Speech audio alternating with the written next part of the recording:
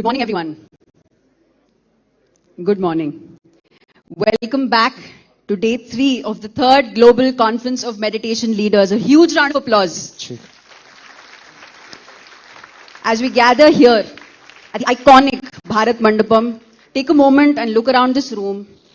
We are a collective of researchers, doctors, spiritual masters, and practitioners of many decades. Yesterday was extraordinary. We explored the science and the why behind our practice. We saw brain scans showing the tangible impact of meditation and heard how it is the most advanced technology we have for human transformation. If day 1 gave us the why, today gives us the what now. We will spend this morning asking how the stillness we find here can travel back to our offices, our schools, our villages. While we await the arrival of our chief guest, let us reflect on the vision that has brought us together. Buddha CEO Quantum Foundation. It is a global non-profit dedicated to building spiritual governance and leadership.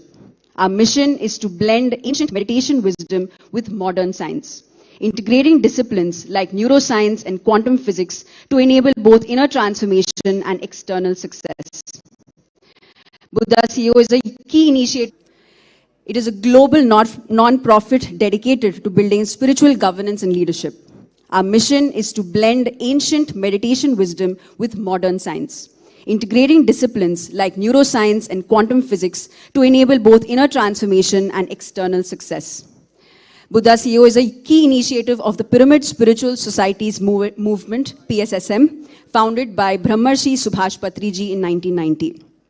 PSSM is a non-religious, secular movement committed to the science of breath mindfulness, pyramid energy, and spiritual science. We are guided by Patriji's profound principle and what he lives truly. Yoga karmasu kaushalam. Yoga is meditation. Karma is action. Kaushalam is efficiency. This is the foundation of our work here in PSSM, ensuring that meditation is not just a retreat, but a pathway to excellence in every action we take. We are just minutes away from the arrival of the Honorable Vice President of India. A final reminder of the protocol for this morning's special plenary. Please ensure your mobile phones are completely switched off. Please. As per the security guidelines, please remain in your seats. No photography or movement will be permitted once the Vice President enters the hall. We will begin with the national song, followed by the national anthem. And as and when, I will invite you to rise at the appropriate moment. So shall we do. Thank you for your presence and your practice and being a part of the celebration together. This is truly a celebration of meditation. And we're all believers that this will take and bring huge transformations in the world. Let us sit in a moment of silence together as we prepare to begin. We're grateful for every single individual who has been crucial to making this happen, making this huge event happen. And we all want to together work with each one of you to make this dream a reality. Let us wait, and as we wait for a few minutes, we'll watch a few messages and few information that we want all of you to see.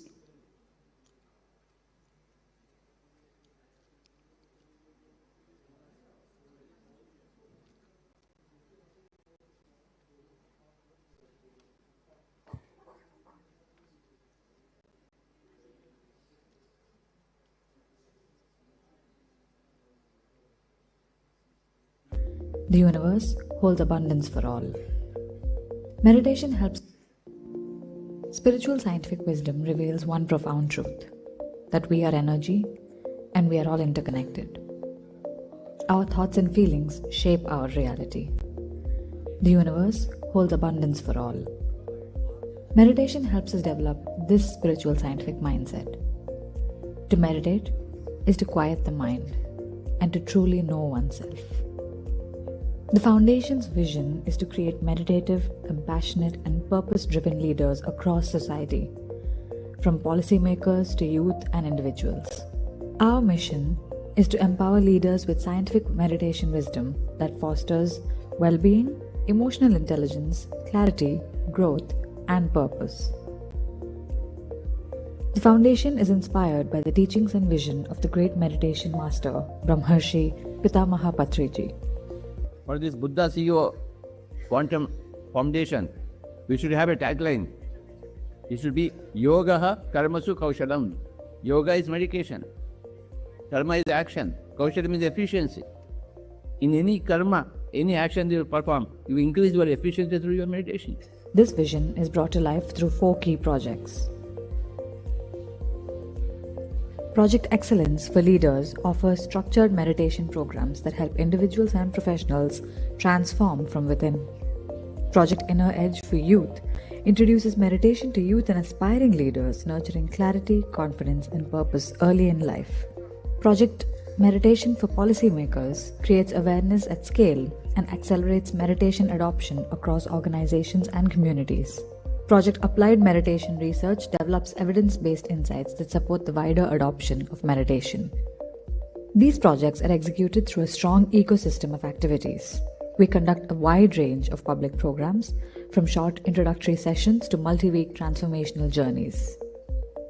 We also offer on-demand programs for institutions, organizations, the government, and NGOs, both in person and online. To expand awareness and assist in policy, we host regional and global conferences, bringing together policymakers and leaders. This wisdom continues to reach seekers across the world through books, magazines, YouTube channels, and digital learning platforms. Across regions, local chapters are growing, supported by hundreds of committed volunteers. Technology plays a key role in expanding access. Through the Buddha CEO app and other digital platforms, meditation becomes accessible anytime, everywhere. To scale this mission further, certified scientific meditation coach programs are offered, training teachers who multiply this impact within their communities and organizations. Case studies, frameworks, and research initiatives are being developed so that meditation can be integrated systematically into institutions and leadership ecosystems.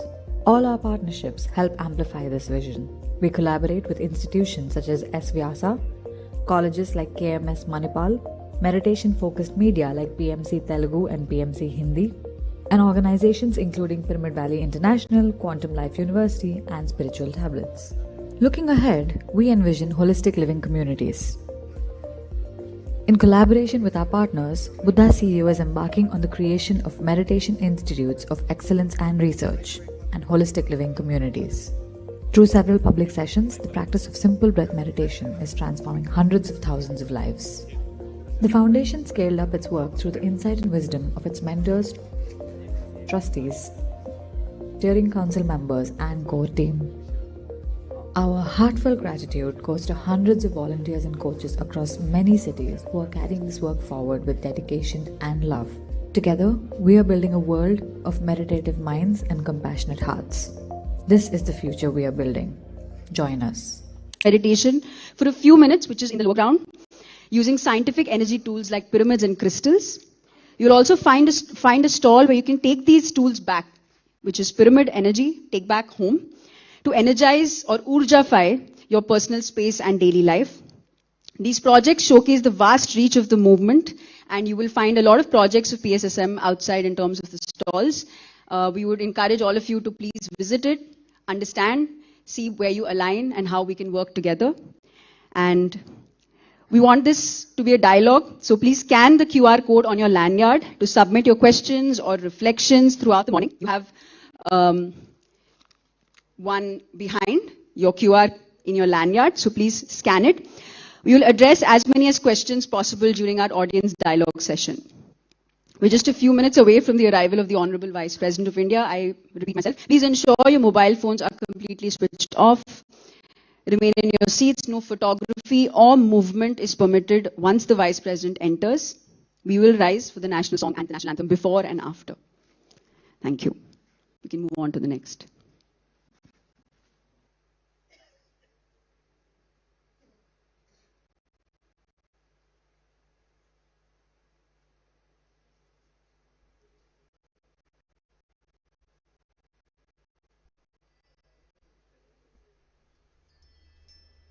Welcome to the realm of immense possibilities with Life Foundation, where great visions are crystallized for the benefit of every individual seeking to comprehend and live the universal truths. Life Foundation was started as Life Research Academy in the year 2000 and had birthed Quantum Life University, QLU, in the year 2007 in 150 acres land along the lines of ancient Takshashila and Nalanda universities. Dr. Newton is the founder and chairman of Life Foundation. Dr. Lakshmi is the co-founder, and Rajshekhar and Sridevi are the founding trustees.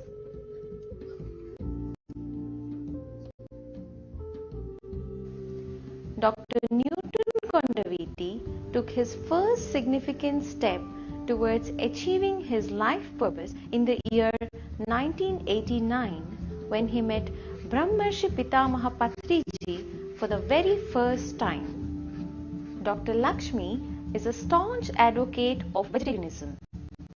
Together, they traveled to more than 120 countries and touched the lives of hundreds of thousands of people by teaching meditation, conducting self-empowerment workshops, training facilitators in comprehensive holistic therapeutic processes, and promoting vegetarianism.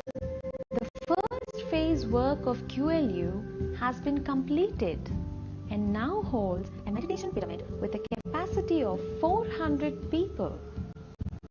Bodhistan, Maitri Conference Hall, Kaivalya dormitories, dining facilities, a labyrinth, and a Goshala. Extensive plantation is being taken up to spread greenery all over. And spiritual agriculture has begun on 5 acres of land. To aid inner speculation, the beautiful Saraswati Lake lies nestled in the midst of lush greenery.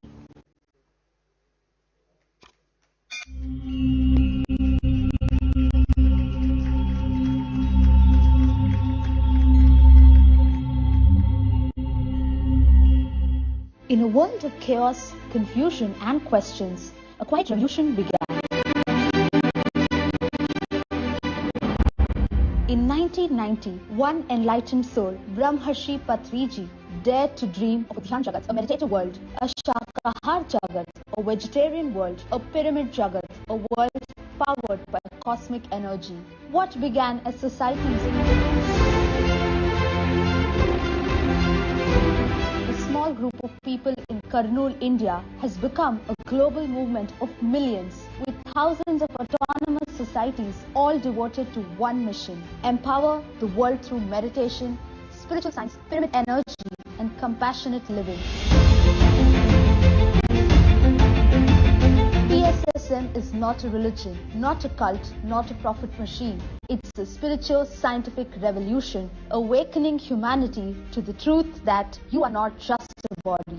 You are consciousness, a divine creator, a master of your own reality. Of millions, with thousands of autonomous societies all devoted to one mission: empower the world through meditation, spiritual science, pyramid energy, and compassionate living.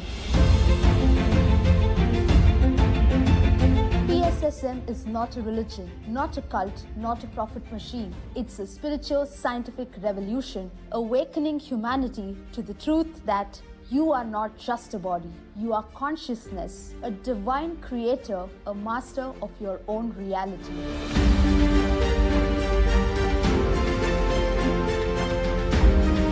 Today, PSSM has a presence in over 60 countries and continues to grow. From Beam Meditation in Germany to Meditation Magic in Texas. From PSSM USA, UK, Australia, Nepal, Malaysia to our international coordination hub, PSSM Global, we are reaching the hearts of seekers in every corner of Earth. For the kids and youth, Paima. For healing, spiritual tablets, The health wing prescribing meditation, reading, and plant-based living. For literature, over 400 plus books translated into 22 plus languages. A strong voice for animals and Mother Earth, SWAG by Parinita Patri. For governments and corporates, Buddha CEO Quantum Foundation. For academia, Pyramid Spiritual Science Academy, creating courses for schools and more by Dr. B. Sivaramappa. Pyramid Spiritual Science Global Academy by Pari Patri, certifying spiritual seekers globally. Every day, we hold thousands of free meditation workshops. We build pyramids on rooftops, in backyards, and city centers. We host giant gatherings like Mahadhyan Kumbh in Rishikesh, Patriji Dhyan Mahayagam in Kartal, Hyderabad, and Mega Meditation Summit in the USA, uniting tens of thousands for planetary healing. This is not a belief, this is direct experience. Through Anapanasati, breath awareness meditation, and pyramid energy, you awaken the divine power within you. Patriji didn't build followers, he created masters. He taught us, your breath is your guru, be your own master. And now, you are part of this global awakening. If you're ready to reclaim your truth, your voice, your part, join us. This is the movement, this is the mission, this is PSSM.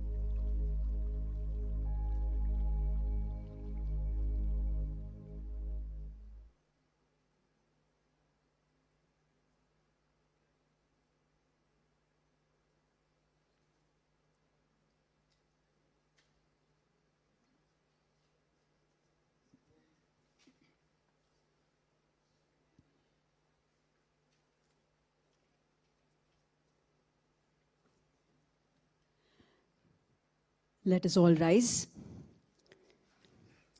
Ladies and gentlemen, the Honorable Vice President of India, Shri C.P. Radhakrishnan ji, has arrived.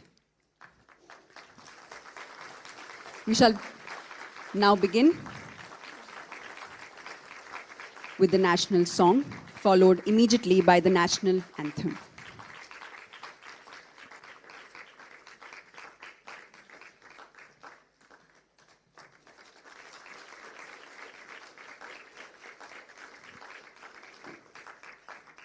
We shall now begin with the national song, followed immediately by the national anthem.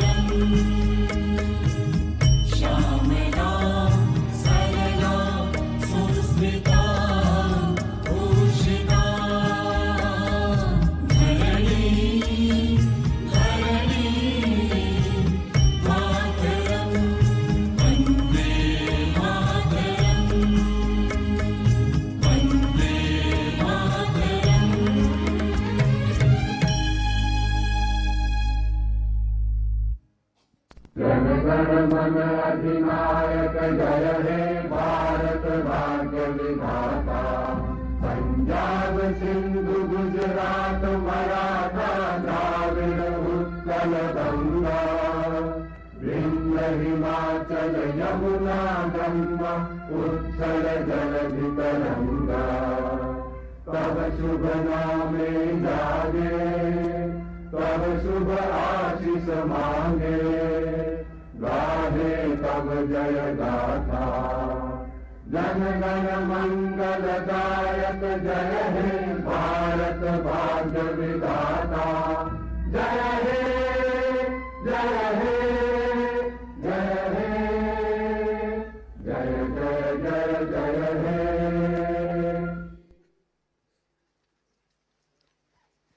Let us all please be seated. Welcome to day 2 of the 3rd Global Conference of Meditation Leaders. To formally open this session, I invite Padma Shri Dr. Karthikeyan ji, former director of CBI and CRPF and chairman of Global Conference of Meditation Leaders, for the welcome speech.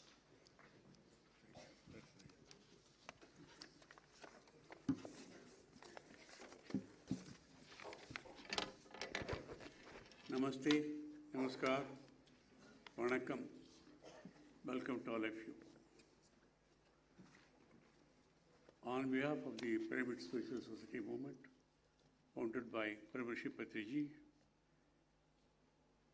and Buddha CEO Quantum Foundation, founded by Chandra Paramahansa, and all the spiritual organizations whose representatives are here, I cordially and most respectfully welcome our chief guest, Honorable Sri C.P.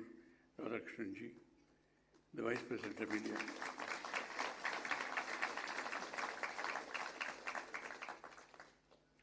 He was born in the world-renowned textile town of Tirupur in Coimbatore district in a traditional farming family on 4th May 1957. Hailing from rural farming family, always interested in promoting welfare of farmers and rural development. He was elected twice to the Lok Sabha from Coimbatore constituency, served with distinction as the governor of various states including Jharkhand, Telangana, Puducherry and Maharashtra. He was part of a parliamentary delegation in the United Nations, addressed the 58th session of the United Nations General Assembly on 20th October 2003, widely traveled all over the world, including USA, China and Europe, took a Ratha Yatra for 93 days, advocating the linkage of Indian rivers, eradicating untouchability and campaigning against terrorism in India. He covered all the parliamentary constituencies in Tamil Nadu during that journey. An avid spokesperson, Sri Radhakrishnan ji was a college champion in table tennis and a long-distance runner. Also enjoyed cricket and volleyball. A pious person devoted to spirituality, yoga and meditation. Known for his simplicity, humility and courtesies, a rare personality in public life of today with no controversies or enemies in his long, active political life. When I invited him for this global conference promoting meditation, he graciously and readily agreed. Sir, on behalf of myself, PSSM, Buddha CEO Quantum Foundation, and also on behalf of all spiritual-minded persons seeking peace and harmony in individuals, families, and all over the world, I once again extend my hearty welcome to your good self to graciously bless this conference for the good of the world by promoting meditation by everyone, everywhere.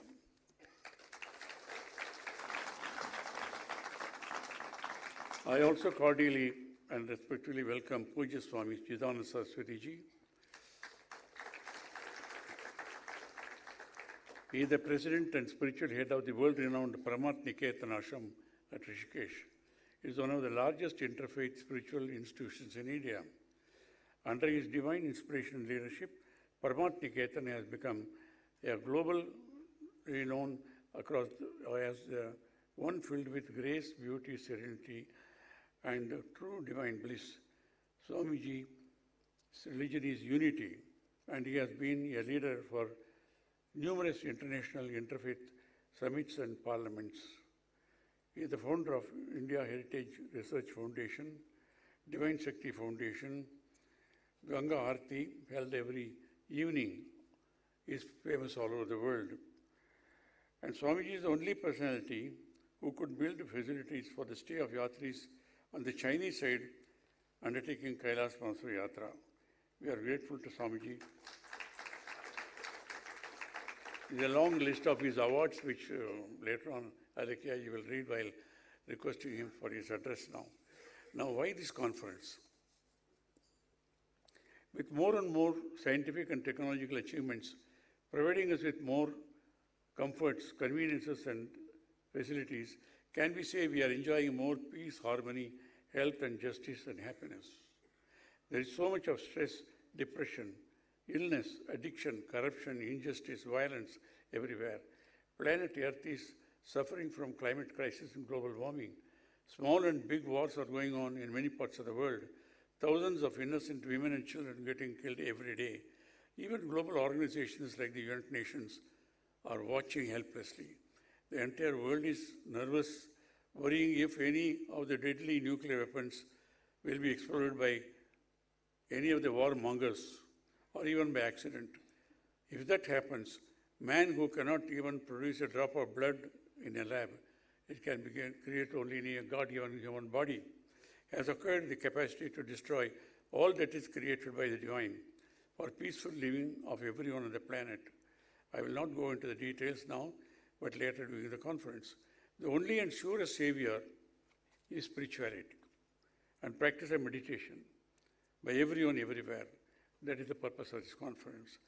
While the United Nations declared 21st June as International Day of Yoga, readily accepting the proposal of our Honorable Prime Minister, Sri Narendra Modi ji, on 11th December 2014, in the worsening crisis and imminent threat to global peace, we, along with other spiritual organizations, have been demanding to declare a day dedicated for meditation.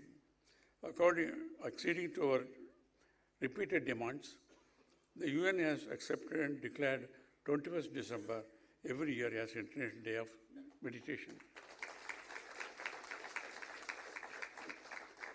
For paucity of time, I will not go into the details.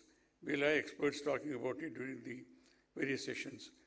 But what is more important now is to ensure meditation is practiced by everyone, everywhere, every day. Hence this global conference again. The proceedings of this important conference are being watched live all over the world through many channels. I cordially welcome all the delegates, speakers, and lovers of peace and meditation in the auditorium, and also the several thousands watching the live proceedings all over the world. Dhanyavad. Namaste. Namaskar.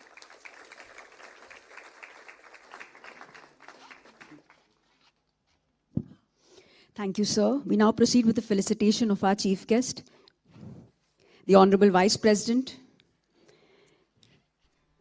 Shri C.P. Radhakrishnan ji.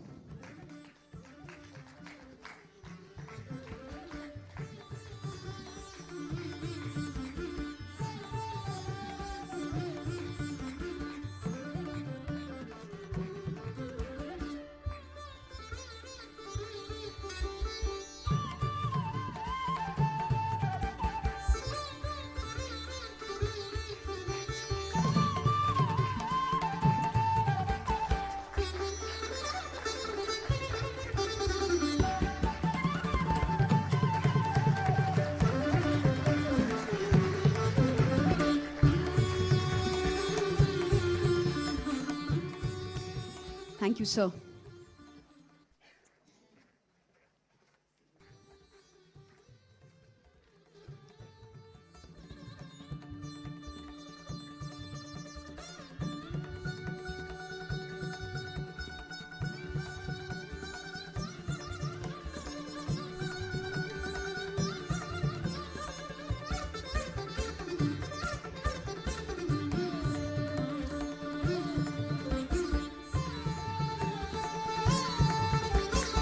Thank you, sir.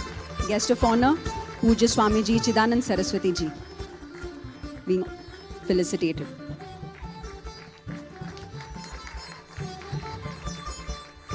Thank you. Thank you, sir.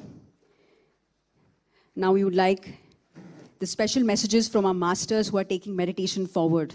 Please turn your attention to the screens for special video messages from Sadguru Jaggi Vasudev ji, Gurudev Sri Sri Ravi Shankar ji, and our very own master, Brahmarshi Pitamaha Patri ji.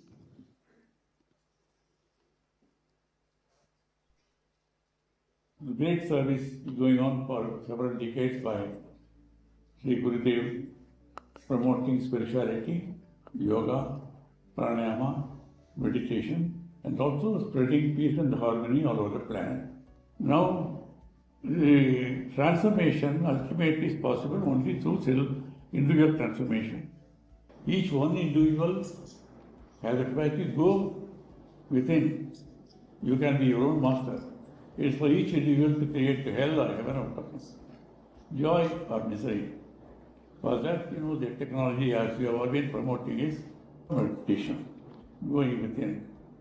Now, we want to please, say, Gurudev, how to promote this global conference on meditation, which we are planning to have it on 4th and 5th of April at Bharat Mandapam, New Delhi.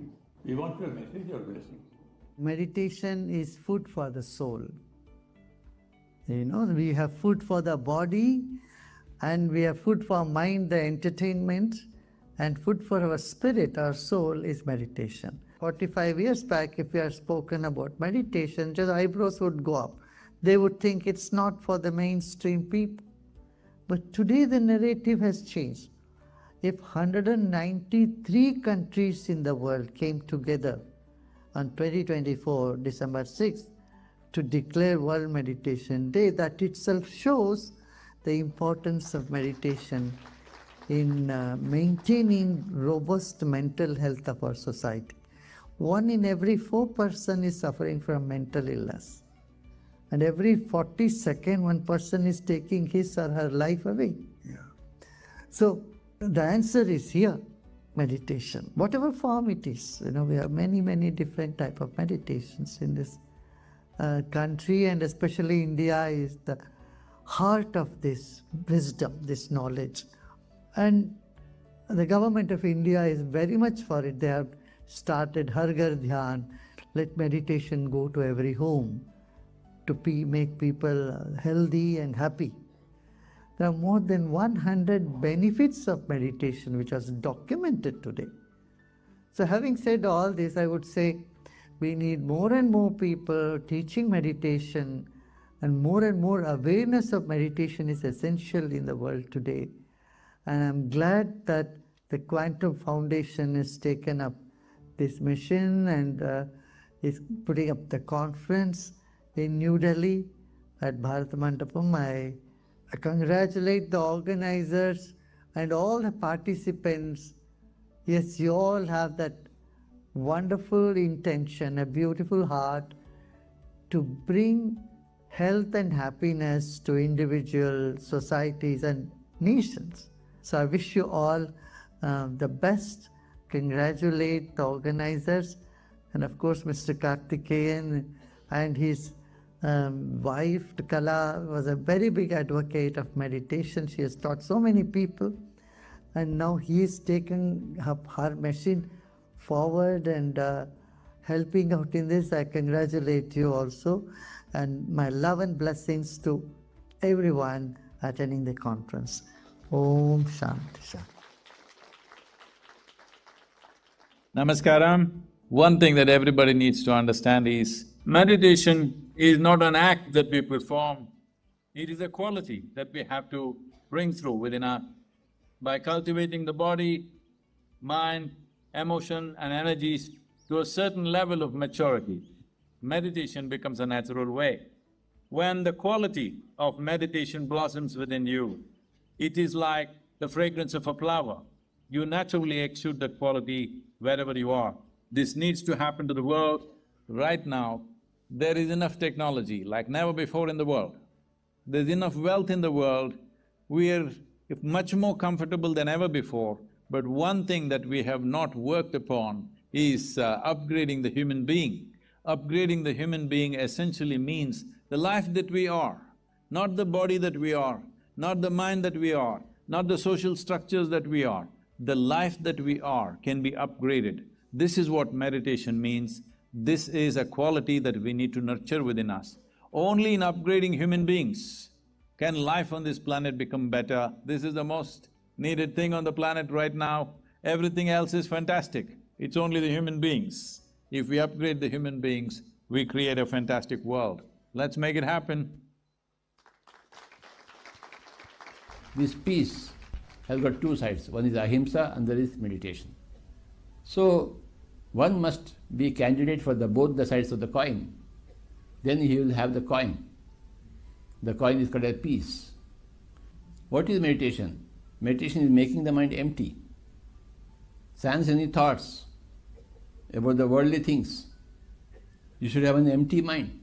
When you cease to talk, it is called mauna. When you cease to think, it is called dhyana. Out of 24 hours a day, everybody must practice meditation for 1 or 2 hours. When you do meditation, automatically you will become a candidate for ahimsa. From himsa, you will come to ahimsa because of your meditation, because of your changed mind structure. Meditation modifies your mind. If you are given to himsa, killing, violence and interference, the mind will easily turn towards ahimsa, that is non-killing, non-violence and non-interference. Meditation is the base. The first thing and the offshoot of meditation is ahimsa. And coupled with these two, that is what gives us peace. We had independence of India because of ahimsa of Mahatma Gandhiji. Mahatma Gandhiji always held the book of Bhagavad Gita in his hand. And the message of Bhagavad Gita is, do meditation. The Bhagavad Gita says, tapasvibhyodiko yogi, jnanibhyo bhi matvodikaha, karmyabhyashad ko yogi, tasmad yogi bhavati. Become a yogi, my dear. Become a meditator. That is the essential message of Bhagavad Gita. And we are all the children of the father of the nation, Mahatma Gandhiji. We have to follow similar principles. And we are very, very happy to have a great Prime Minister among us, Sri Narendra Modi ji, who comes from the same Gujarat and follows the same principles of ahimsa and dhyana, and is showing the great part to the whole of India and the whole of the world. Under his great leadership, India will again regain its ancient glory and will be the leader among all the nations, showing the way to all the nations. We hope in another 10 years, the whole 7.5 billion people of this earth planet will become peaceful warriors. My pranams to everybody who is working for peace. Thank you so much for this powerful message. To share the vision behind this gathering, I first invite Sri Vijay Bhaskar Reddy ji, Chairman of Pyramid Spiritual Trust, Hyderabad.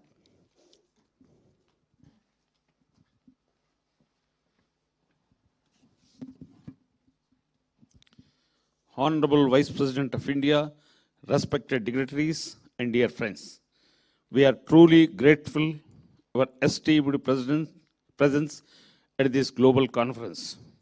Your being here is not just support for an event, it is support for a deeper human transformation. At the heart of our journey is the Pyramid Spiritual Society's movement, a secular, not-for-profit, spiritual, scientific initiative. Founded in 1990 by Brahma Shri Pitama Patriji, it began with a simple vision to make meditation accessible to every individual. Patriji guided us with a unique approach. He would say, do not believe. Experience meditation for him was not a philosophy, but a personal science. Over time, this simple idea has touched millions of lives. What makes this journey is special is its grassroots reach.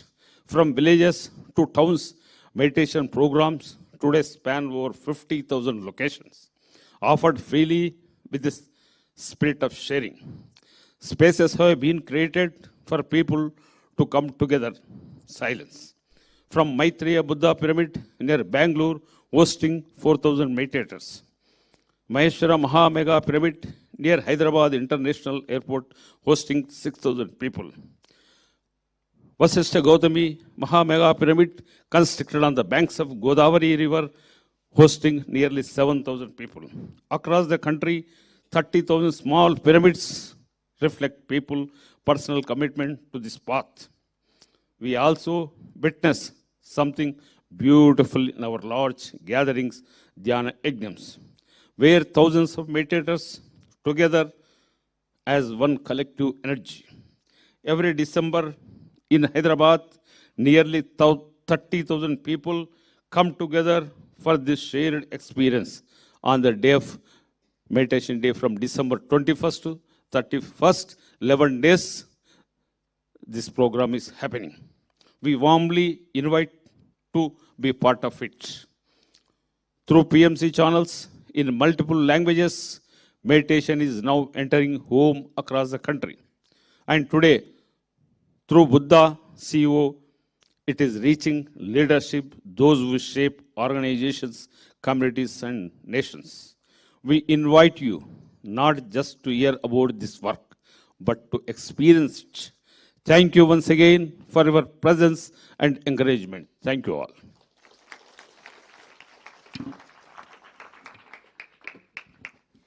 Thank you, sir.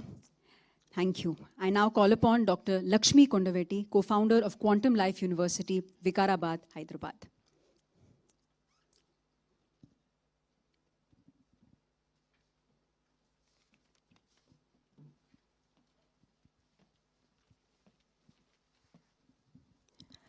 My pranams to Honorable Vice President Sri Radha Krishnanji, Sri D.R. Karthikeyanji, and Pujya Swamiji, Chidananda Saraswati ji, and all the other dignitaries.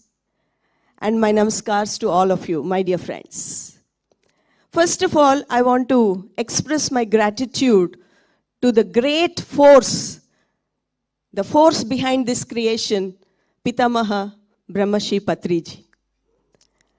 I want to thank Chandra Garu, Vani Garu, and Buddha CEO for inviting us to be a part of this great moment. My dear friends, every human being on this planet Earth, they want to be happy. They want to experience peace. But we are looking for happiness and peace outside of us, and it is impossible to find peace and happiness outside. I just want to share a short incident that touched my heart. A conversation between a father and son. And the father was a CEO of a big company, and he was so busy with his work, and he couldn't find time to spend his time with his son. So one day the son asked, "Dad, why are you so busy? Why are you working so hard? You never spend time with me." And then the father said, "I'm working so hard so that, I can give you the best possible education. I can send you to the best possible universities so that you can be successful in your life." Now the son asked, "Dad, what will happen if I become the best person in this world, if I become successful?" Then the father said, "You can earn lots of money. And what will happen after I earn lots of money? We can all be happy." And then immediately the son answered, "Dad, why do we need to do all that? Why can't we be happy now in this present moment?" What a wise answer from this little son. So wise persons know that meditation is a solution for all problems. Meditation gives answers to all our questions. And Bharat is the land of this spiritual wisdom. Bharat is land of the Sanatana Dharma. I strongly feel that under leadership of our beloved Prime Minister Modi ji, very soon Bharat will be the world's spiritual leader, and it will play a very important role in manifesting peace on this planet Earth. My dear friends, let us all come together. Let us connect to our roots. Let us join our hands to be part of this great moment to manifest peace on this planet Earth. Let there be peace on this planet Earth. Sarve Jana Sukhino Bhavantu. Jai Hind. Thank you. Thank you so much, ma'am. Now we may hear from Dr. Chandra Pulamarasetti, founder and chief meditation mentor of Buddha CEO Quantum Foundation.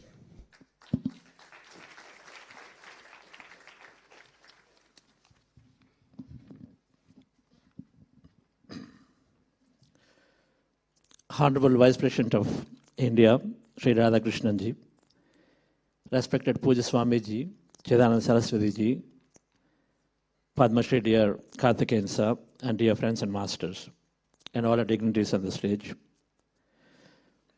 Our deepest gratitude to our master Brahma Shri Patriji, who has inspired us greatly it's a great moment and honor for us to be celebrating and then talking about the cause of meditation here in Bharat Mandapam. Leadership today comes with immense resources, people, technology, influence, and capital. But the true question is, how consciously are we using them? Conscious leadership is about using the resources with awareness, responsibility, and for a purpose, creating not just success, but lasting values for the society. Meditation, as we recognize and understand as a personal experience, is a powerful path to nurture such leadership. We are ever grateful to Padma Shri Karthikeyan Sir for his great support and constant mentorship in doing this work and bringing these conferences and then many symposiums around the world. In the year 1999, I was a busy executive, and I met Brahmarshi Patriji. At that time, I believed meditation was only for elderly, for those facing difficulties in life. By the gentle encouragement from my family and from Patriji, I began a simple 40-day practice and just 1 hour a day. What followed was transformative. A chronic health condition healed. My workplace relationship improved. The stress I carried disappeared and replaced by clarity and calm, even during long working hours. More importantly, my outlook changed. I began to see that suffering often comes from within, that the body can heal, that our thoughts shape our reality. The inner shift helped me to achieve professional goals and inspired me to bring meditation into the organizations. Serving at Pyramid Valley International in Bangalore deepened this journey, allowing me to witness transformation at scale. Today, even science echoes what our ancient wisdom has always said, that we are interconnected, that we are energetic beings, and we have immense infinite potential. This understanding led to the Buddha's initiative, bringing inner awareness to the leadership that Patriji dearly wished in the 2015. We envision a world where leaders across sectors come together, not only for progress, but inner growth. Because when a leader transforms, the impact multiplies. Not just trickle-down economies, but trickle-down consciousnesses. A leader's clarity and compassion can uplift entire ecosystem. This is the vision we share today, and your presence here today strengthens this vision and gives a thrust to this cause. As Swami Vivekananda ji said, arise, awake, and stop not till the goal is reached.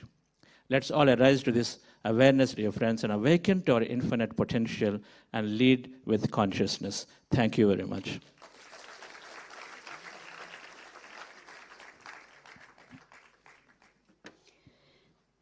Thank you so much. Thank you so much for this wonderful message.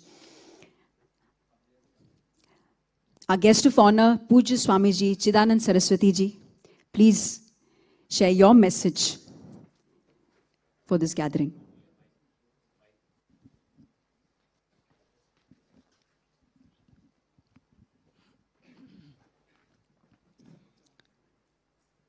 Mangalam Bhagavan Vishnu Mangalam Garudadhvaja Mangalam Pundarikaksho Mangalayatano Harihi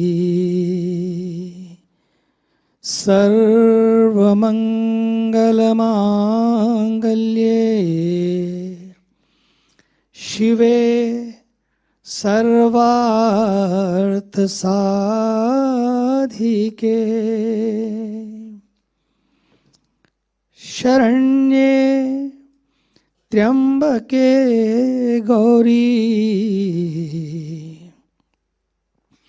Narayani Namostute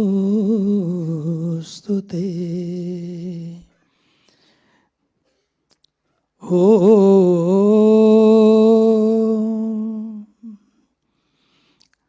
Asatoma Sadgamaya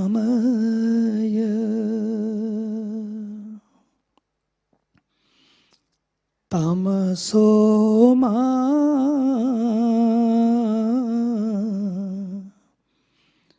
Jyotir Gamaya Mrityorma Amritam Gamaya Om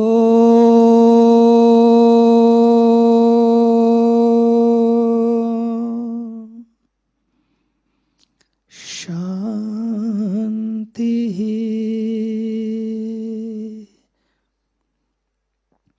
Shanti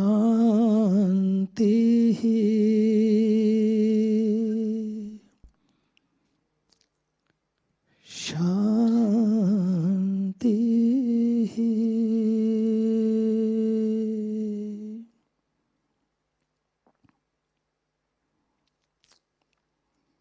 Most respected, our Honorable Vice President of India, our very dedicated and beautiful soul, Shri Kartikeyanji, all the meditation leaders on the stage, up the stage, my sisters and brothers. It's so beautiful to be here today. That's what the world needs. We don't need Yuddha CEOs. That's what is happening. Everybody is being expert how to fight the war. We need the Buddha CEOs.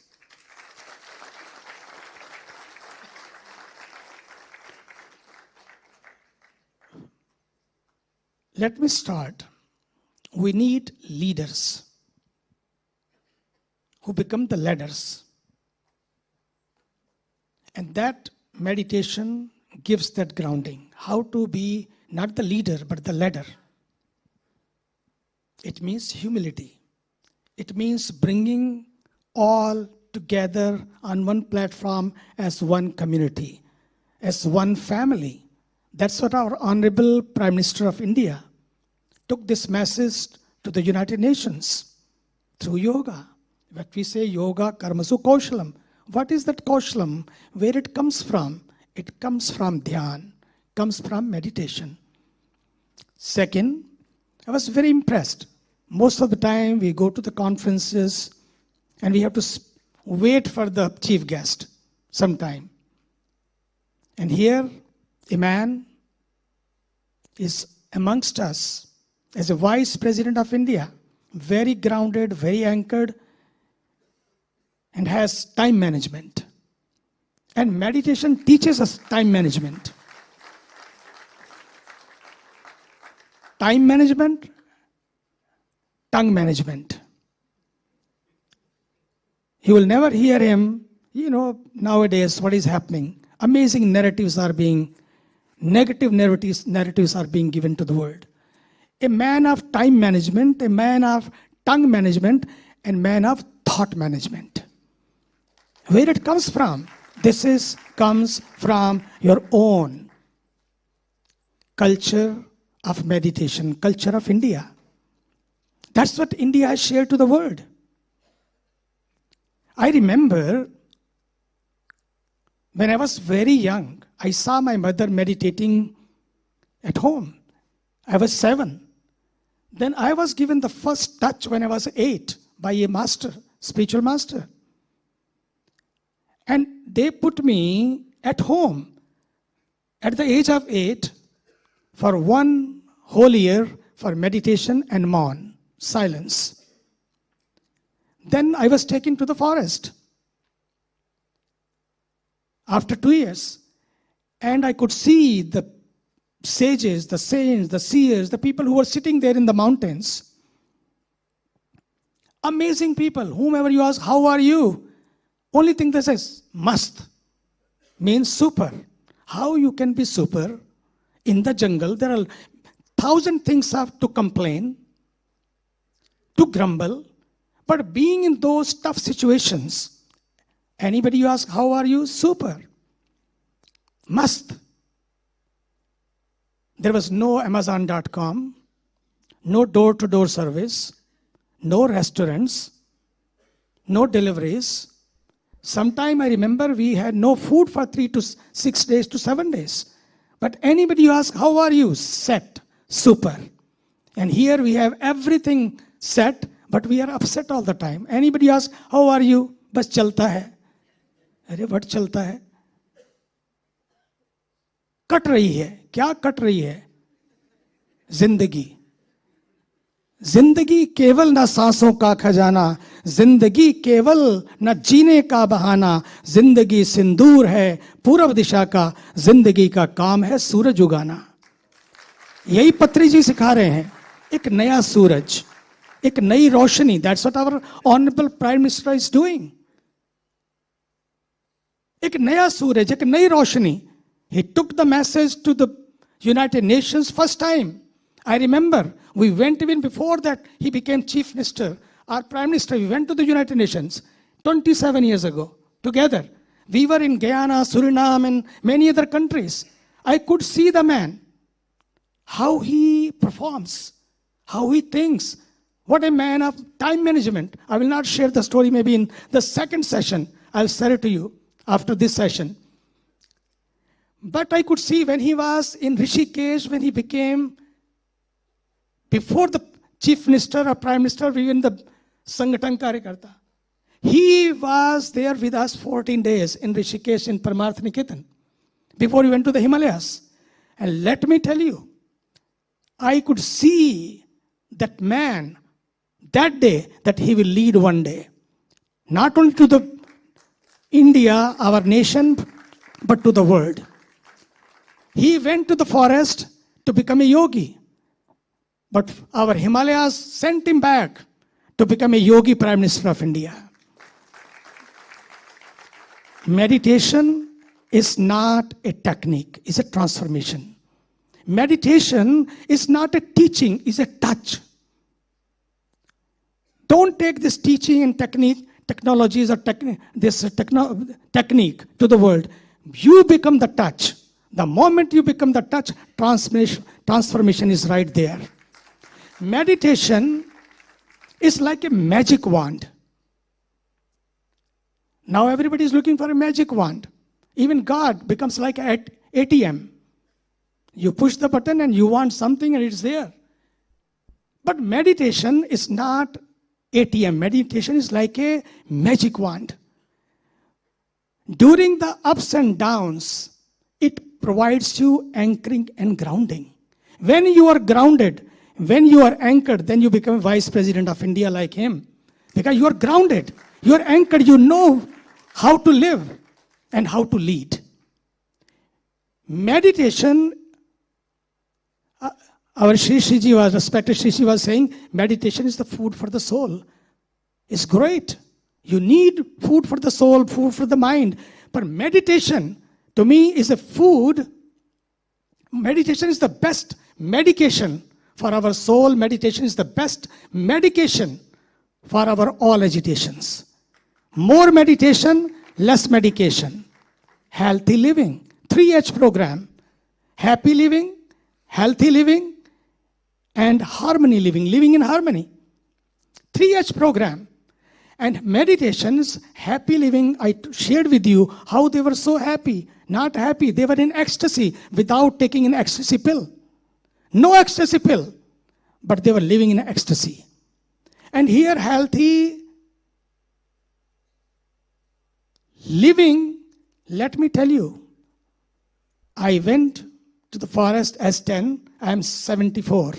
No pills, no medicines, and you can live a healthy life. That's what meditation does to you. It changes you, it repairs you from the past, and it prepares you for the future. Prepares you for the future. That's why today in our world, when we are living with weapons, wars, violence, I think India can export meditation. India can export meditation. That is India's USP. And that works. I have seen it. I have seen the children who come to our ashram. And right now, we had a international yoga festival. People come from more than 100 countries. And this time, people were there from more than 80 countries, and at the same time, 18 countries' ambassadors, culture ministers, the high commissioners were there. Those people who came, who are leading their nation in our country, as ambassador or as a high commissioner. One of them said, you know what, I came for a day, this is the 6th day, I am not going back to Delhi. And he shared his thought when Honorable Governor and Chief Minister were there. He said, people come to Switzerland, and look, Switzerland is spiritual land. Right here. Why is that? What is there? Thousands and thousands of sages and the saints have done meditation there. This is charged land. This is the land when Patriji came, I remember, when he was there first time. He was in Paramarth Niketan. And what a man. What a rishi. Very calm, very grounded, very anchored. So, last but not the least, 3 things. Number 1, meditation every day, no matter what. Start your day with meditation. And meditation is not doing. Meditation is not a verb. Meditation is a noun. How, I don't know, human being became human doing. This is a journey from doing to being. This is a journey from noise to nectar. This is a journey from this hustle and bustle, how to be happy and healthy. And it can happen right here. It's not that you have to go to the mountains. Wherever you are, you can create your own mountain right there. This is your choice. You want to be in peace or in pieces. Look at what is happening around the world. You want to peace or in pieces. This is your choice. And if you are not in peace, you cannot share peace. You cannot exude peace. You cannot manifest peace. If you are in peace, you only can share peace, manifest peace, and create peace and share peace. And if you are in pieces, what you will share. And that's what is happening in the world. In the war also, people are looking for benefits and profits. In the war also, people are looking for their own sakes. And life is not only for me. Life is what through me. That's what our Honorable Prime Minister, through this practice of meditation, through the practice of yoga, he's teaching to the world. Life is not what for me. If not for me, then why me? Who bothers? Who cares? That's what is happening. The message to the youth and the people of the world is, life is what through me. It means life is not only to have more, life is to be more. And being more is sharing more, giving more, caring more. And that's what meditation teaches us. Money can maybe brings you palaces, but meditation will bring you peace. Look at the child. The story was shared. Why you are earning? I will have more money. Why you have more money? Then I will be happy. Why not to be happy now? That I will share in the next session, because I know the time constraint is there, but I'm very happy that you all have committed your life to share the peace to the world. World needs that. Otherwise, if we don't do meditation, believe me, for our own personal life also, small thing triggers and we become tiger. Even the meditator sometime, small thing trigger and we become tiger. Meditation makes you a better person. And unfortunately, we are becoming bitter and bitter and bitter every day. That's why I need more meditation to become better and better. If we are better, our family will be in peace. Our world will be in peace. Thank you. Thank you. Thank you so much, Swamiji. You had visited Mahayog Dhyan Kumbh PSSM's annual event, Mahayog Dhyan Kumbh, and it's a true honor And now, it is now our distinct honor to invite our chief guest, the Honorable Vice President of India, Shri C.P. Radhakrishnan ji, to address this global gathering.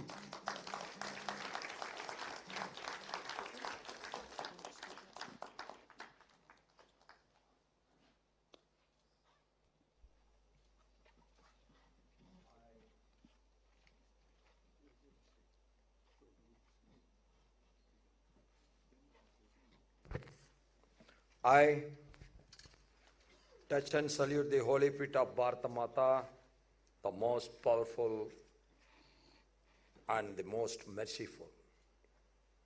When you are most powerful, you have to be more merciful. That is where the world and the humanity can live in peace. On the inauguration of the third global conference of meditation leaders at Bharat Mandapam, New Delhi, the dignitaries who are sharing the dais with me, our former director of CBI and CRPF, the man of consciousness, a man of duty conscious throughout his career. Whatever the assignment he has taken, he has done his best, and he is being prized for that. Sriman D.R. Kartikeyanji, the President and Spiritual Head, Parmarth Niketan Ashram Rishikesh, Bhujiya Swami Siddhanand Saraswati ji, was given a very wonderful speech today. Chairman, Quantum Life University, Dr. Newton ji, Founder, Chief Meditation Mentor, Buddha CEO, Quantum Foundation, Sriman Chandra Plamar Sethi ji, Co-Founder, Quantum Life University, Dr. Lakshmi Newton ji, Chairman of Pyramid Spiritual Trust, Hyderabad, Sriman Vijay Bhaskar Reddy Garu, meditation leaders, policy makers, scholars, and my dear sisters and brothers, Sabko Namaskar. I congratulate the Buddha CEO Quantum Foundation, Pyramid Spiritual Societies Movement, PMC Hindi, S. Vyasa University, and all others for organizing this third global conference on the theme, Meditation for Holistic Living and Peaceful World. As it was mentioned by our Swamiji, the war is there everywhere. The war is not only between Ukraine and Russia. It is not between Israel, America, and Iran. It's not between Israel and Hamas. The war is there within our own houses also. That is where we are losing our mental peace. For what we are fighting, after 10 minutes, 15 minutes, 20 minutes, 30 minutes, if you think, we are fighting for nothing. Because our ego goes up. What I say is right. That is the feeling, that is the root cause for most of the fights within the houses. We have to start listening to others.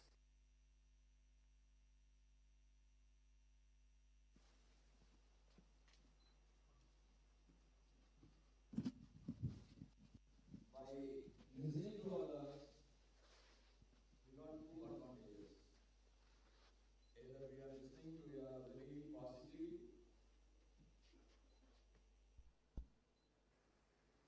opinions or fruitful speeches of others, or you are coming to another conclusion. It is not worth to listen it. But even then, you should listen to others. That is where the peace of mind starts. But whatever may be, every coin got its own two sides. Even the worst speaker also can give you one very special message. That is where our consciousness, in reshaping ourselves, introspecting our own inside, all these things can happen. And meditation is one instrument that enlightens everybody. Yesterday I was there in Champaran of Bihar, where Gandhiji got his enlightenment. His enlightenment is political enlightenment. He first visited there. He see the problems of the people, and that was his first time in his life. He disobeyed to the administration for a noble cause. That is how his momentum for independence started. The same land in Gaya, Lord Buddha got his enlightenment, spiritual enlightenment. So I am always saying, when you got married, you have to be attached. You have to be attached to your parents. You have to take care of your parents. You have to take care of your family. You have to take care of your sons and daughters. So how then we can develop an unattachment? We have to live with an attachment. At the same time, you have to develop an unattachment attachment. That is where your mind will be always in the floating status. We should keep the mind in floating status all the time, so it will be very fresh to observe the most positive things of the world. So Gandhi took the non-violence to fight against the colonial rule. That time the whole world was under, almost the whole world was under the British rule. They used to say, sun never sets in our empire. When he started that, everybody was laughing at him. This non-violence will work against that mighty empire, British Empire.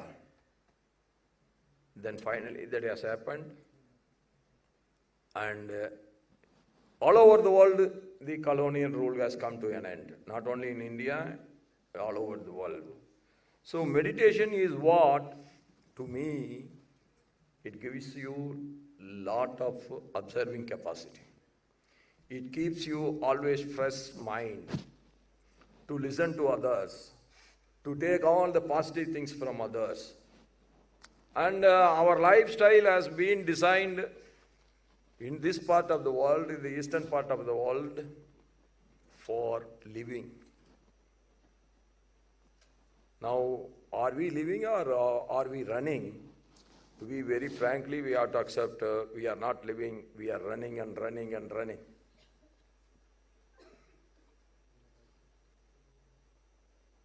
So if you don't have the attachment, then you will not work. If you don't marry, then no need. If you marry, you have to do your duties, you have to have attachment. But that attachment should be always with a detachment. Sometimes it may be confusing, but it is not confusing. It is the way that every individual can develop their own soul to a next stage level.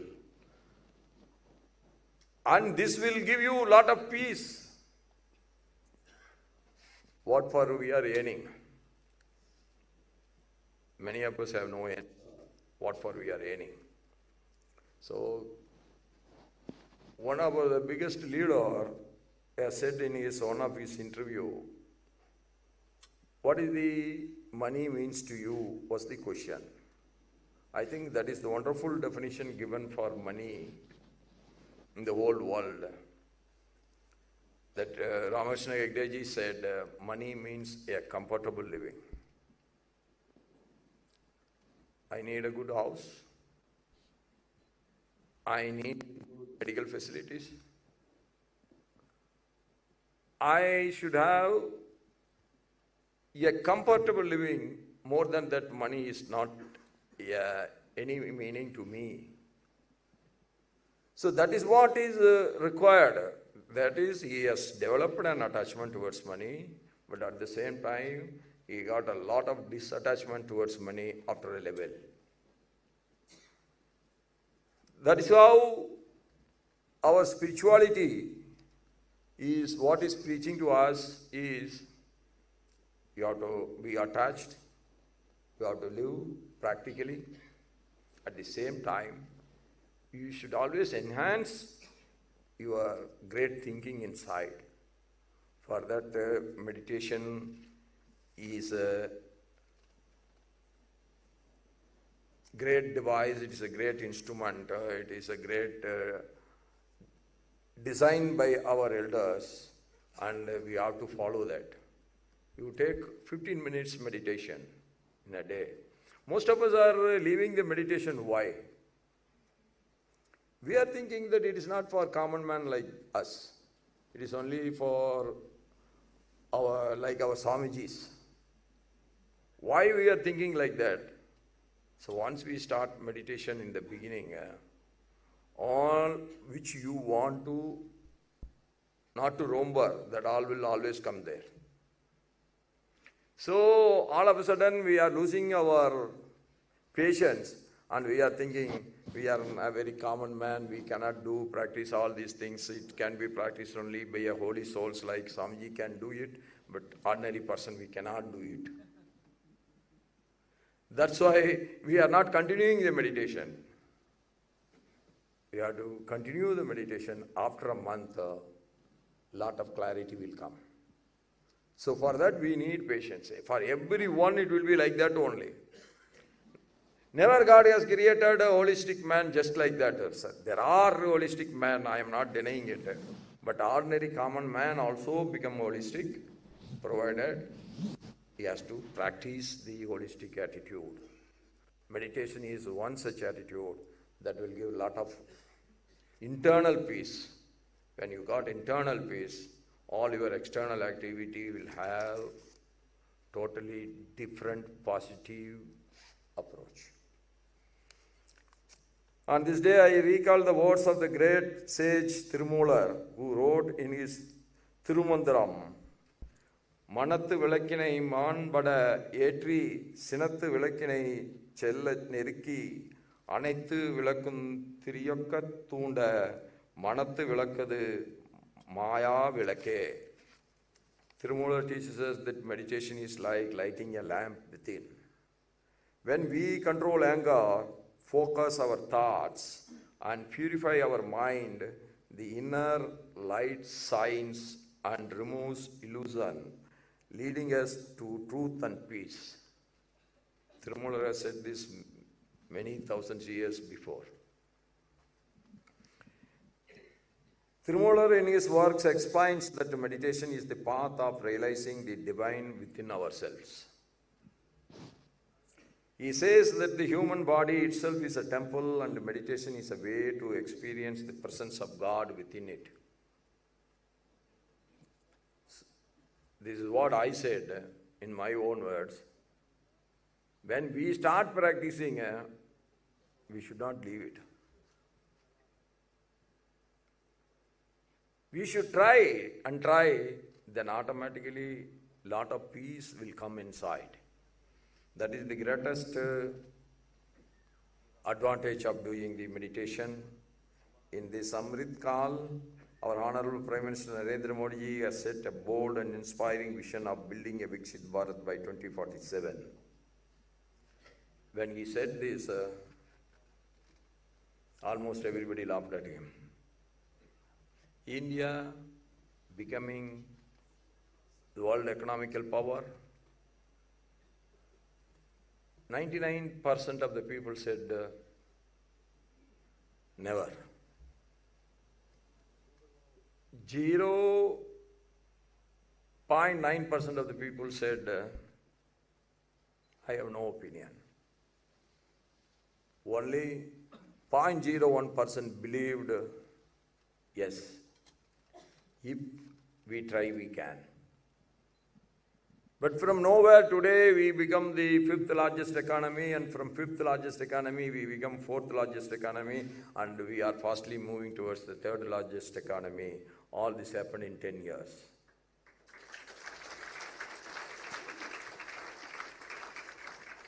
So it is the belief what we have inside that has to get strengthened. That belief should be accompanied by the full confidence that is possible when we are concentrating our mind. The body and the soul must work together. The correlation of working together should be very high. They are the most successful people. When Swamiji was telling that we have to wait for the VIP, but this VIP has come in time. I always go in time for the first function. The rest is not in my hands sometimes. So, this is the big problem for many of the VIPs. So that's why some are coming late. I am not defending.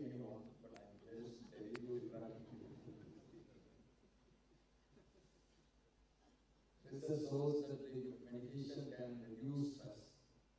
Why we are getting stress? Either we are overworking or overthinking. We want to achieve everything overnight. Everything got its own time frame. I will tell you one thing. Most of us are always thinking that I am controlling everything. Whatever the good news is coming, it is because of my effort, my sincerity, my hard work. Your hard work is required. Your sincerity is required. Your thinking and planning is required. But never think that all the things happen in your life is all because of you. Never. You have to do something. The good result may come on that day or may not be. But one thing is sure, that's what I understand in my life. You do your work sincerely all the time. If not you are getting the reward on that day or on that year or on that decade, it will come to you one day. Even God wants to prevent it. God cannot do it. This is my day.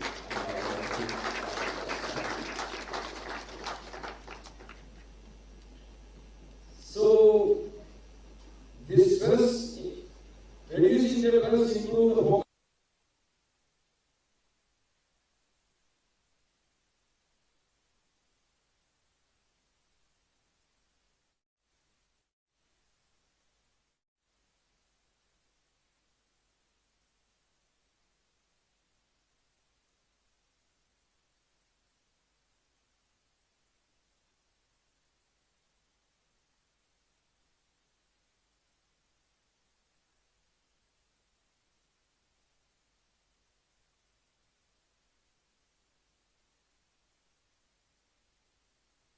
Yes, 90. 5 points program. In that 5 points, he has said about linking of rivers, common civil code for everyone. Never get confused with common civil code. Common civil code is not Hindu civil code. Common civil code is for everyone, every Indian.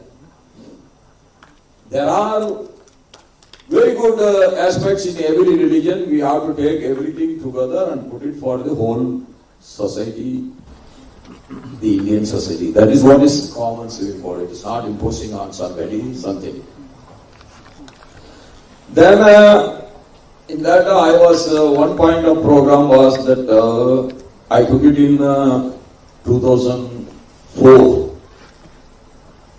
So in that I said eradication of narcotic drugs. I felt that is one of the dangers coming up that time. But unfortunately, now it has spread many over. But our foundations like this, meditations, programs like this, meditation training camps like this, can eradicate narcotic drugs. The mind should be controlled by yourself only. The mind should not be controlled by anything else. If somebody is taking the drugs, then their mind is not controlled by them, but the mind of them is controlled by the drugs. That's why we have to take that drug addiction a very serious disease of the society that has to be stopped at all levels, where the meditation is a great tool and it's a great invention that will help every youngsters to have their full control over their mind. Today I recall the words of the famous philosopher J. Krishnamurti, who once said, the ability to observe without evaluating is the highest form of intelligence. In a world which is quick to judge, react and divide, the wisdom is more relevant than ever. Today's world is like that everybody wants to take quick decisions like fast food. They want the results also to be so fast. If they work for 3 days, they are expecting 3 years benefit should come to them. Not everybody will get the first prize in the lottery. So many people are contributing, one man is getting the first prize. We should not always try to be the winner of the first prize. But when we work continuously, we will earn more than the first prize at the end. That should be our attitude for common man, to keep himself very calm, quiet and happy. Meditation gives us the power to pause, to observe our thoughts and emotions without being controlled by them. And when this transformation begins within, individuals become wiser, communities become more harmonious, leaders become more compassionate, institutions become more humane and effective. Friends, today let us carry this message to the world. If we wish to build a better world, we must begin with a better mind. Without a perfect mind, building a good society, building a prospective, calm, happy world is never possible. And if we seek a better mind, the journey begins with meditation. That's why I'm sure this third global conference of meditation leaders will send a positive message to the entire world that we human beings must live in peace first. For that, peace of mind for every individual is a must. With these words, I wish this conference to achieve a great glory in its efforts. Om Shanti, Jai Hind, long live Baba. Thank you everyone.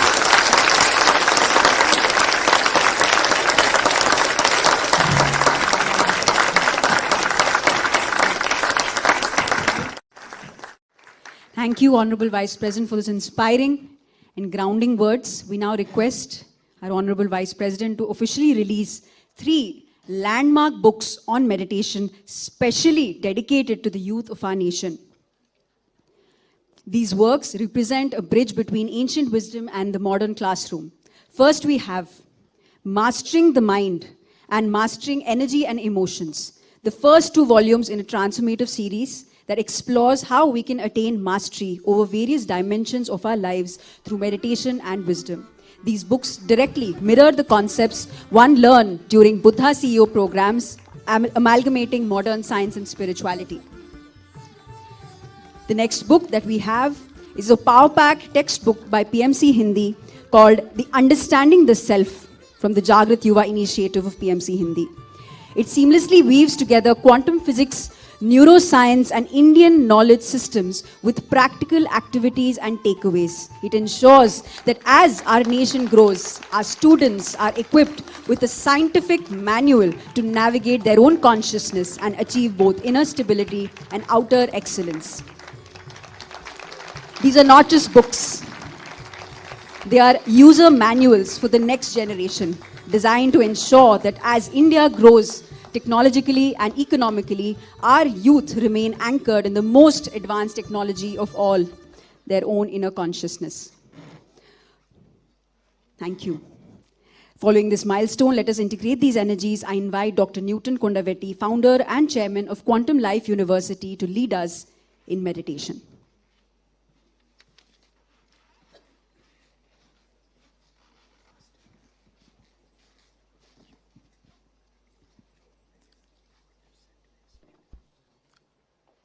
Wonderful, my dear friends.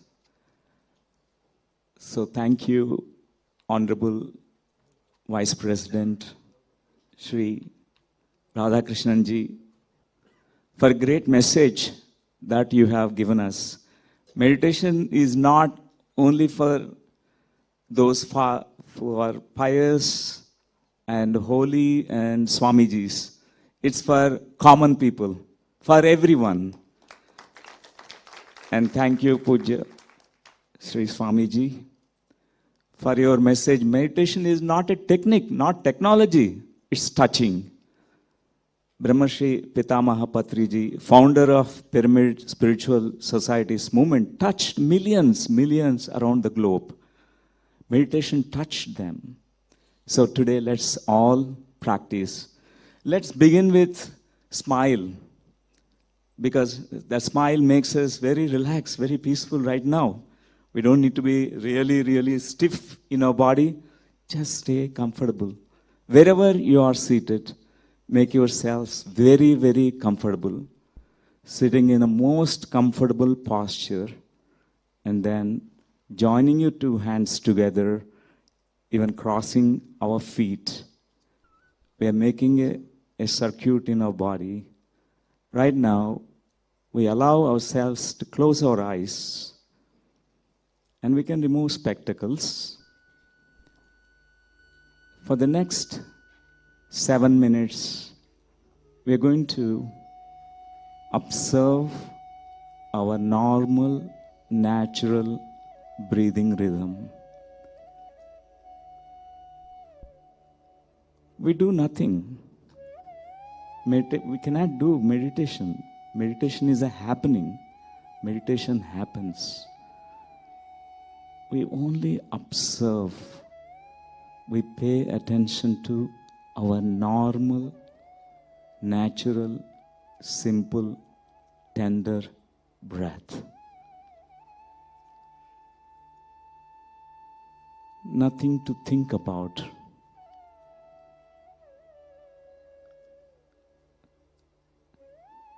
No need to take deep breaths, or no need to control your breath. No need to change your breathing rhythm. Just pay attention to the breath which is entering through your nostrils, going inside your lungs, and the breath which is coming out through your nostrils. Just be with the simplicity of this experience.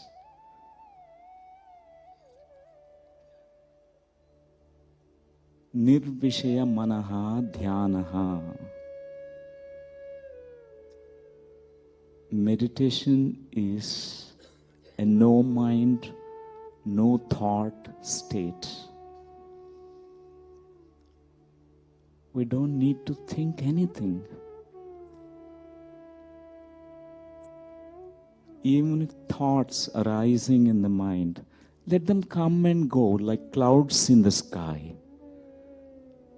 Return to your breath.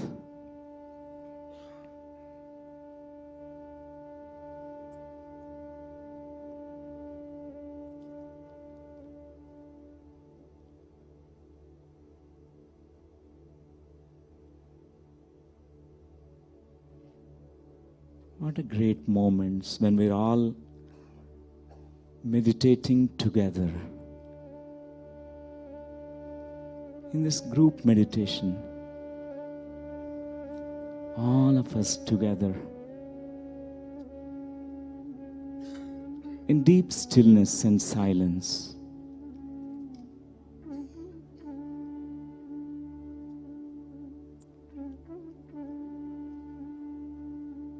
We're transcending all the limitations, all the barriers in our mind.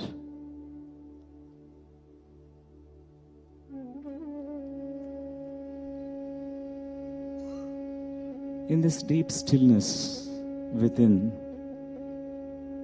going to a place deep within ourselves, where there's pure emptiness, pure awareness.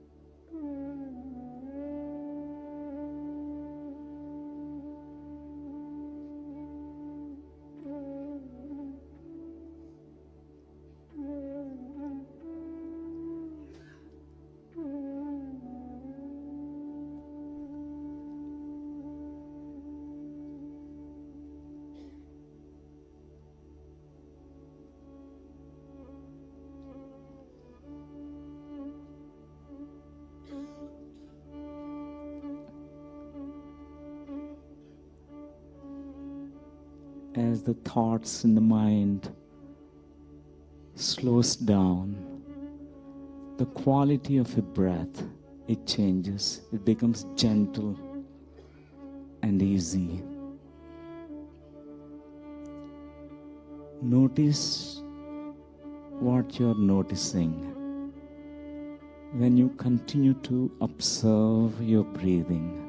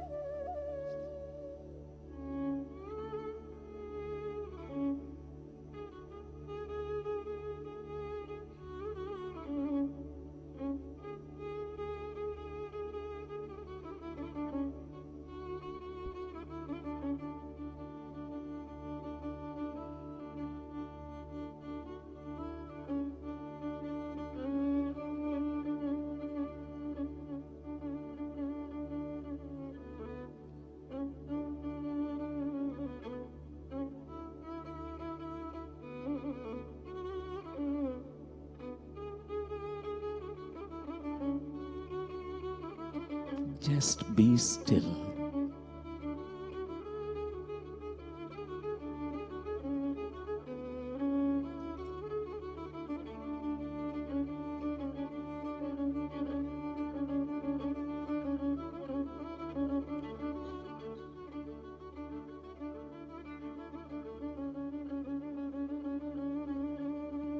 Meditation is a beautiful journey from the outer to the inner, from the superficial to the depths of our being.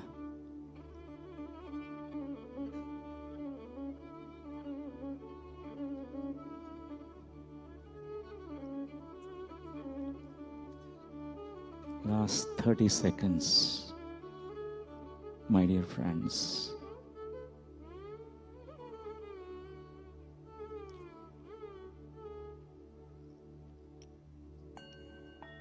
What a joy to meditate.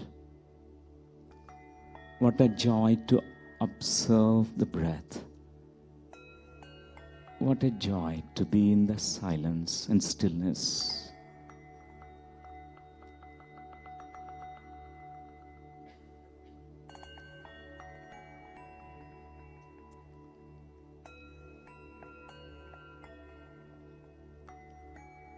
Fifteen seconds. 10,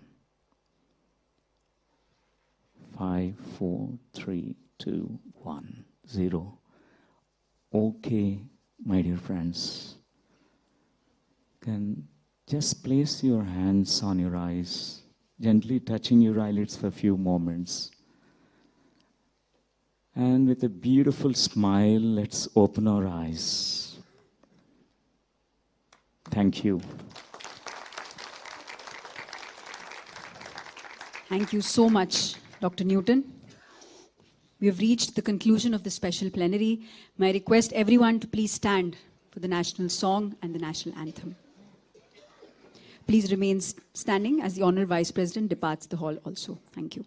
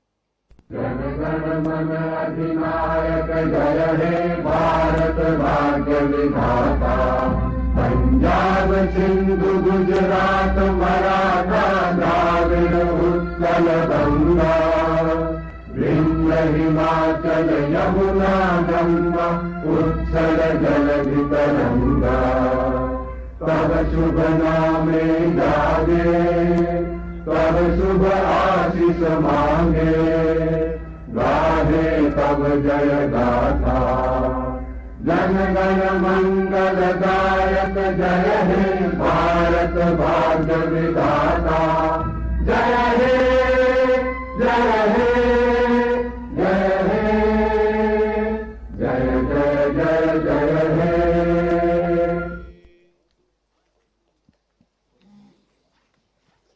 Please remain standing as the Honorable Vice President departs the hall. We thank you for your presence, sir.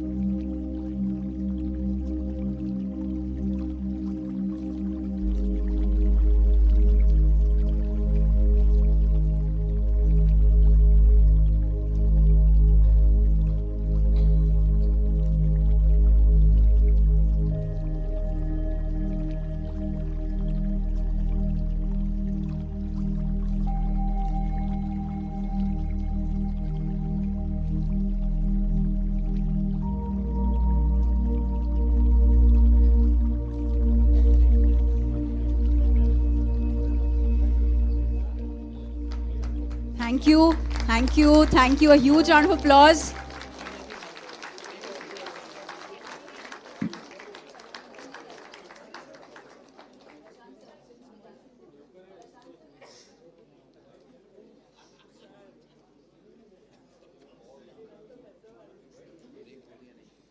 We're deeply grateful these words from the highest offices of our republic are not just ceremonial, they are a signal.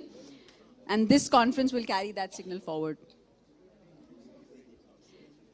So just a few minutes, we will have a 15-minute tea break until our guest of honor leaves. And then we can have 15 minutes tea break, and then we must gather back for Swami Chidanand Saraswati Ji's speech.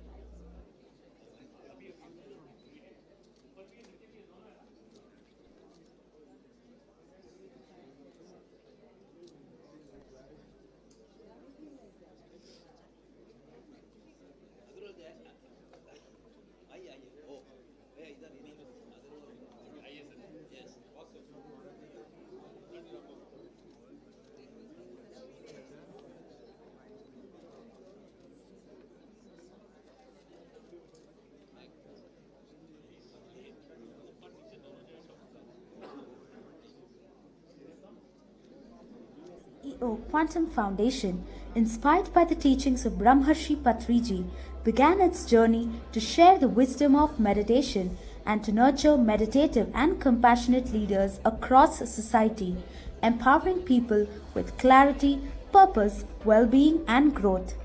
Today, this journey has evolved into a global movement.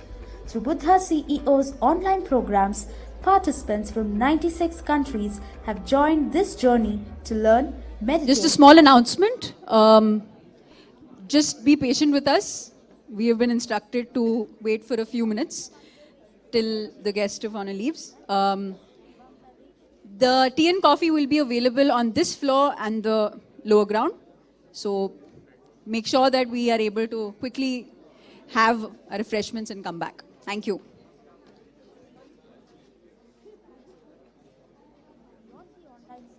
Buddha CEO also conducts in-person programs in India and several other countries. We have hosted a wide range of programs including regional conferences of meditation leaders, advanced meditation retreats, one-day transformational programs, satsangs, corporate sessions and community gatherings across the globe. Through our local chapters in these regions, regular satsangs, meditation gatherings and community sessions continue to strengthen and sustain this growing movement. Across cultures and countries, people are coming together with a shared intention to grow in awareness, compassion, and conscious living. Buddha CEO continues to expand across the world, building a global community of meditators, conscious leaders, and holistic individuals, shaping a more aware, compassionate, and conscious world.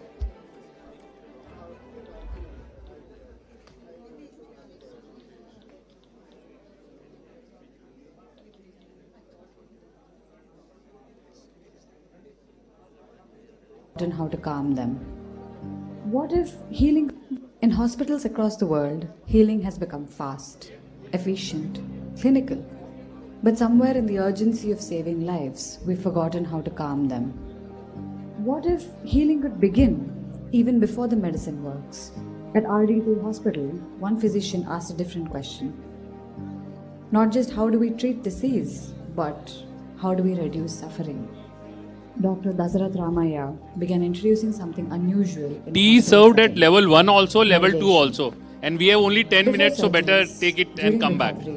Both levels the tea is served. Patients are guided into simple...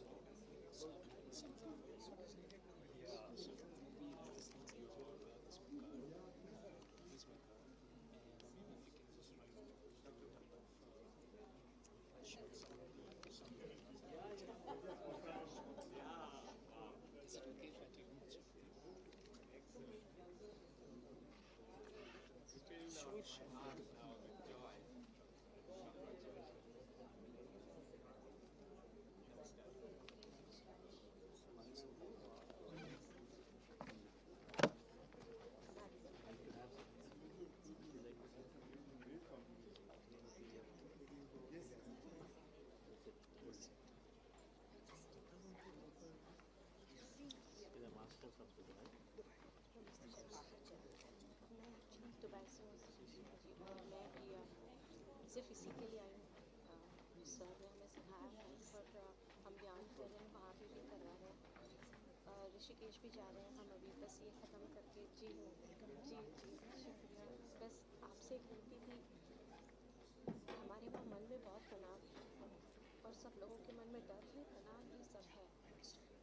तो बस आपसे ये विनती थी कि हम जैसे यहाँ पे ये सब कर रहे हैं सर की गाइडेंस और छत्रछाया में, बस आप भी अपनी तरफ से यज्ञ और जो भी करना है ताकि ये सब जल्दी शांत हो जाए और हम जैसे हमारे जीवन चल रहे हैं वहाँ पे वैसे शांति से सबके जीवन हो, क्योंकि बहुत उद्वेग है सबके मन में वहाँ पे और बहुत तकलीफ है। लोग वैसे सब कुछ अच्छा दिखता है और हमारे वहाँ जो राजा हमारे हैं वो बहुत ध्यान रख रहे हैं, हमारी व्यवस्था बहुत अच्छी है, लेकिन फिर भी जब आप आवाज़ सुनते हो वो जो मिसाइल जा रहे हैं वगैरह तो उससे बहुत रातों को नींद नहीं आती। सब लोग बहुत छोटी सी जगह है, बहुत बड़ी नहीं है दुबई, लेकिन हाँ मन में उद्वेग बहुत है। तो बस आप अगर यज्ञ या कुछ भी आप कर लें हम 13 तारीख को आ रहे हैं, सर के साथ आ रहे हैं हम।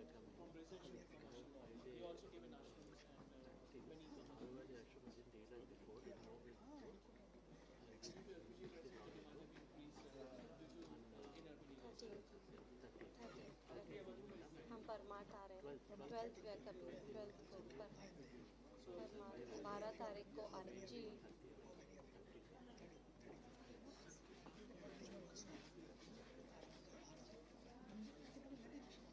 Yes, sir. जी Whatever जी that जी afternoon, whole afternoon, that come to your whatever meeting.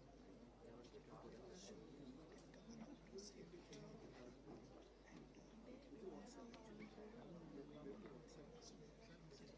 बहुत शुक्रिया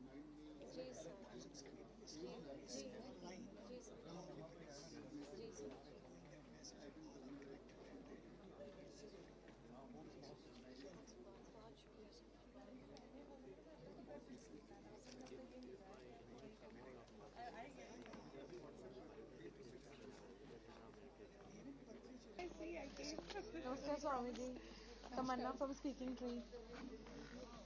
We would like to invite you.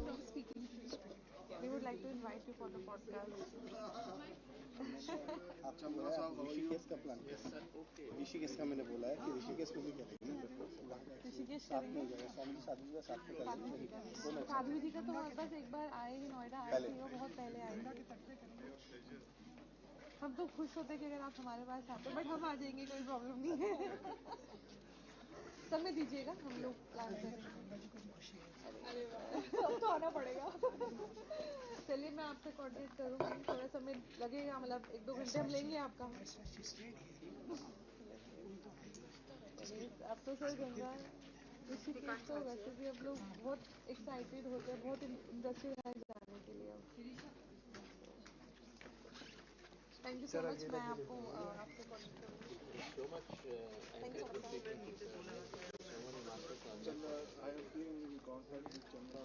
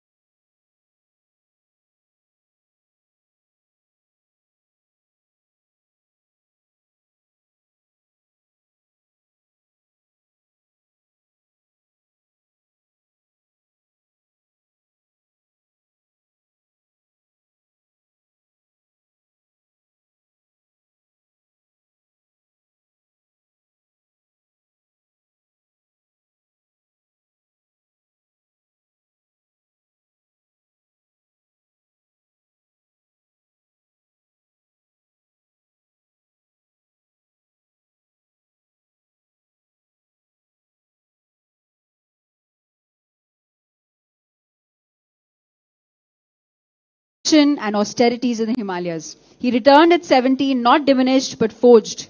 He went on to earn master's degree in Sanskrit and philosophy. He has stood before the United Nations as the spiritual head of Parmarth Niketan and as the co-president of Religions for Peace. He carries one message that has never changed. Non-violence is not weakness. Ahimsa is the most courageous act a human being can perform. Pujya Swamiji, Chidanand Saraswati ji, speaks on Ahimsa, the cornerstone for world peace. Let us give a huge round of applause for Swamiji as he leads us through his message. If you have any emergency talk, it happens sometime that I don't want to leave you in middle of the sentence or dialogue. If you have any emergency talk, please finish in 20 seconds and then I can be with you.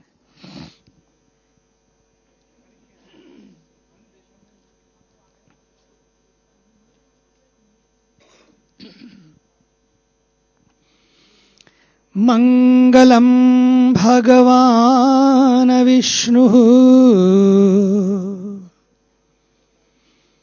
Mangalam Garudadhvaja Mangalam Pundarikaksho Mangalayatano Harihi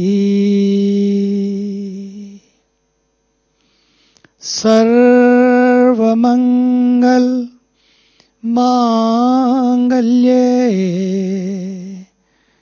Shive Sarvarth Sadhike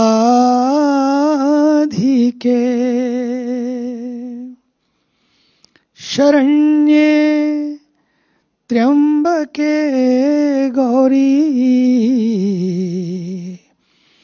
Narayani Namostute Narayani Namostute Narayani Namostute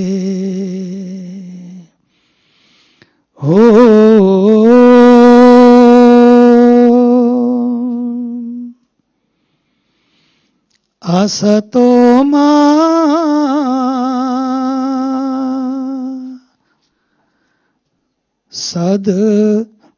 Sadgamaya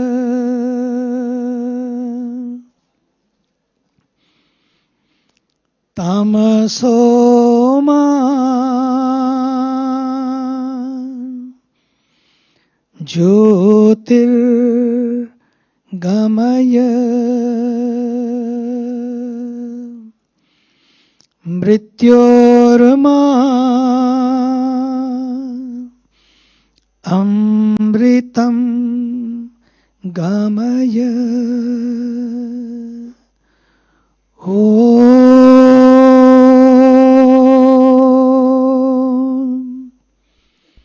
Shanti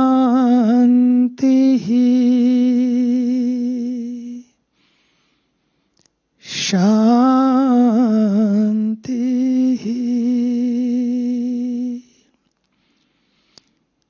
Shanti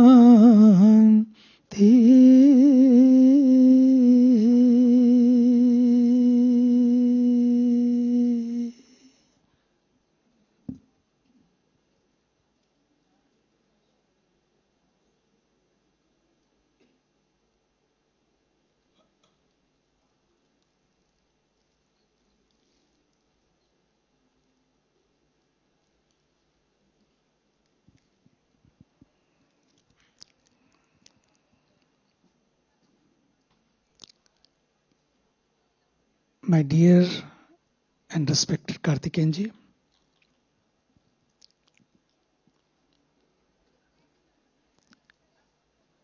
and all the Buddha CEOs,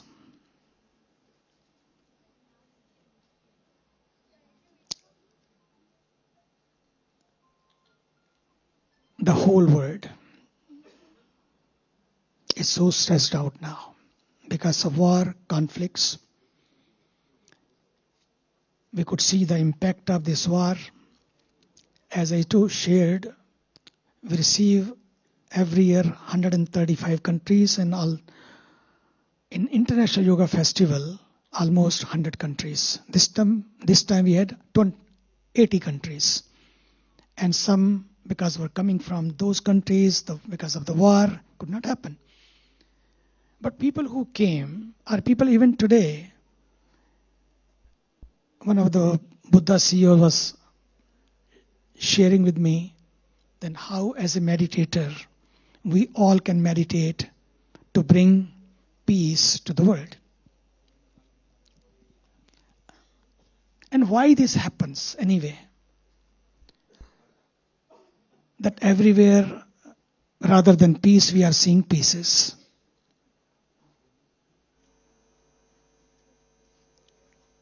I remember when I went to America 46 years ago, it happened that I was taken to Hollywood. I was staying in Malibu. And the next day they took me to the Hollywood areas, Universal Studio and many other areas, Beverly Hills. And when I was going through those streets, I noticed one thing. There was a sign. Many places, there was a beautiful sign, stress management course. I was very unaware of that term, stress. I was very young when I went to the forest, coming all the way from holy woods of India and was taken to Hollywood. Hollywood. From holy woods to Hollywood. And I was really not aware of this term. तो मैंने उनसे पूछा ये stress क्या है? ये stress management course क्या होता है? What is this? They said यहाँ तो सबको स्ट्रेस है और थोड़ा भी नहीं, $500, $300 कोर्स के हैं. तो बोलो क्यों? वहां स्ट्रेस नहीं होता है क्या? मैंने कहा होता होगा, लेकिन I am not aware of it. हम तो we were taught when we were in the jungle, then we came back from the jungle, that there is a self-management course. Self-management. How to manage the self.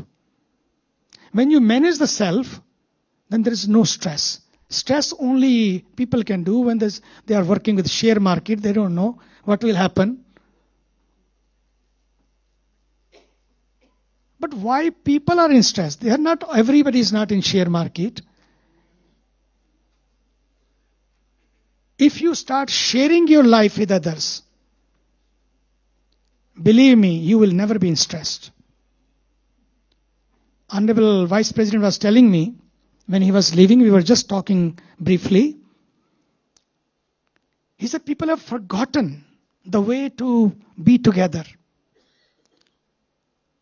That's why our rishis, being in the caves in California, in the caves, कंदराओं में बैठकर message क्या है? करुणा का, compassion का. Being in the caves,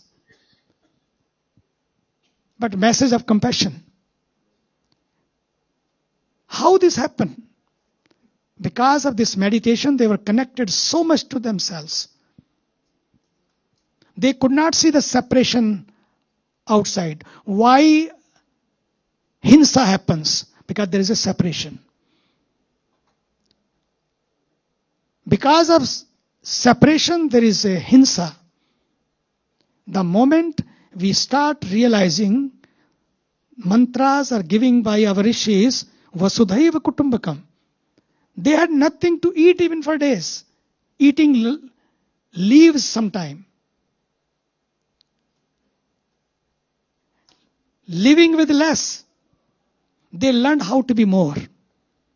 And here we are having more, but living in less. Living less and less every day. Why this happened? What was that kimia and the gift they had it? To me, what I learned from them, in that young age, the technique of meditation, the touch of meditation. If you also want to be juicy, in your everybody, किसी को पूछो कैसे हैं, बस जी रहे, मैं भी बोला था, लाइफ में मजा ही नहीं है लोगों को, मस्ती नहीं है, जबरदस्ती है, नहीं, बड़ी बड़ी हस्ती भी हंस नहीं सकती हैं, सच्ची है ये बात, बड़ी बड़ी हस्ती भी, पैसा है, पैसा can change your lifestyle, money can change your lifestyle, but meditation can change your life. Style can be changed. अच्छे कपड़े, अच्छी कार, ऑनरेबल वाइस प्रेसिडेंट कह रहे थे, क्यों पैसा चाहिए, क्यों मनी चाहिए? इसलिए चाहिए क्योंकि लोगों के जीवन में कंफर्ट चाहिए, कार चाहिए, पैलेस चाहिए. Yes, money can provide you this, can provide you palace, provide you mansion, give you the style. But if you want the life, that can be given only by meditation. If you see in people's life, why there is domestic life, especially in Corona, we had so many complaints. First time people were living together at one home. They were living together. But morning you are out, she is out, everybody is out. In evening you come, you are tired, cook and sleep. Just watch TV and go to sleep. First time there was a chance people were living 24/7 together. And the cases were reported. The report are out. Doctors know. More violence, more domestic violence. Why this happen? छोटी छोटी बात पे लोग लड़ने लगते. So much reaction. Even sentence is not complete and you are ready to react. मुझे क्या कहना है? What I have to respond. What I have to say. Rather than reacting, meditation teaches us don't react but reflect. That anchoring grounding has given to you that on that platform you sit and reflect. Then rather than fighting, the small thing trigger and you start becoming tiger, rather than fighting, you stay calm, you stay connected. And that calm only happens when you are connected. You are composed. Otherwise, you will see fight all the time in your relationship with your spouses, with your children, with your neighbors and workplace, everywhere. All the time, you are agitated, irritated. Small things make you upset.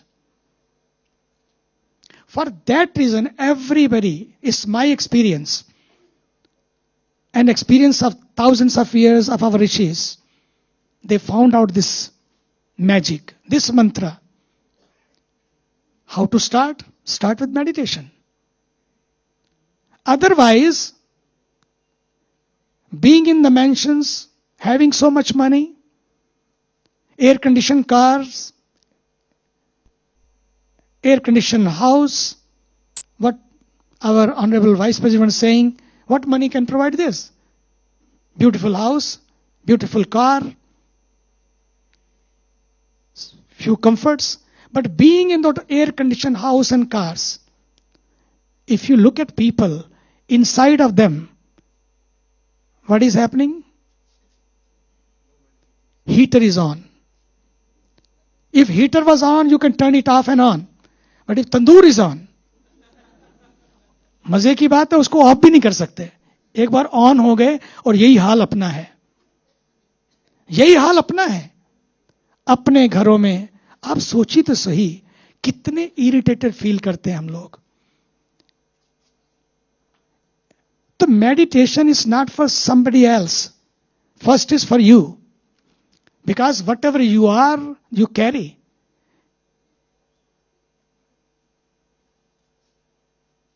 Meditation is what you do. Meditation is what you are.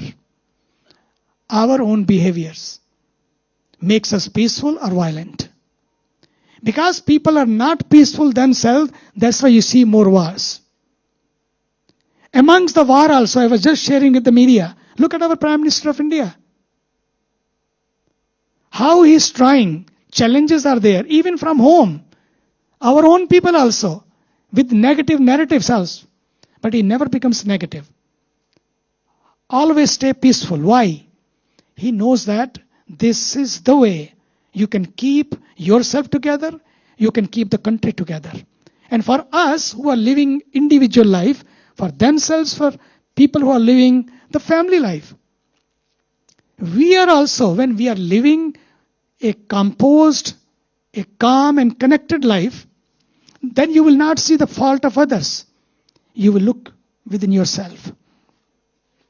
You will not feel irritated or agitated. You will not create negative narratives because you are not connected and calm. In India, there is a tablet. I came to know, I was in Chicago, I think. I was in Chicago, some lady were visiting her sister. And we were sitting there, having a beautiful discussion. And she said, can I ask one question? I said, sure, go ahead. She said, I know what happened to me.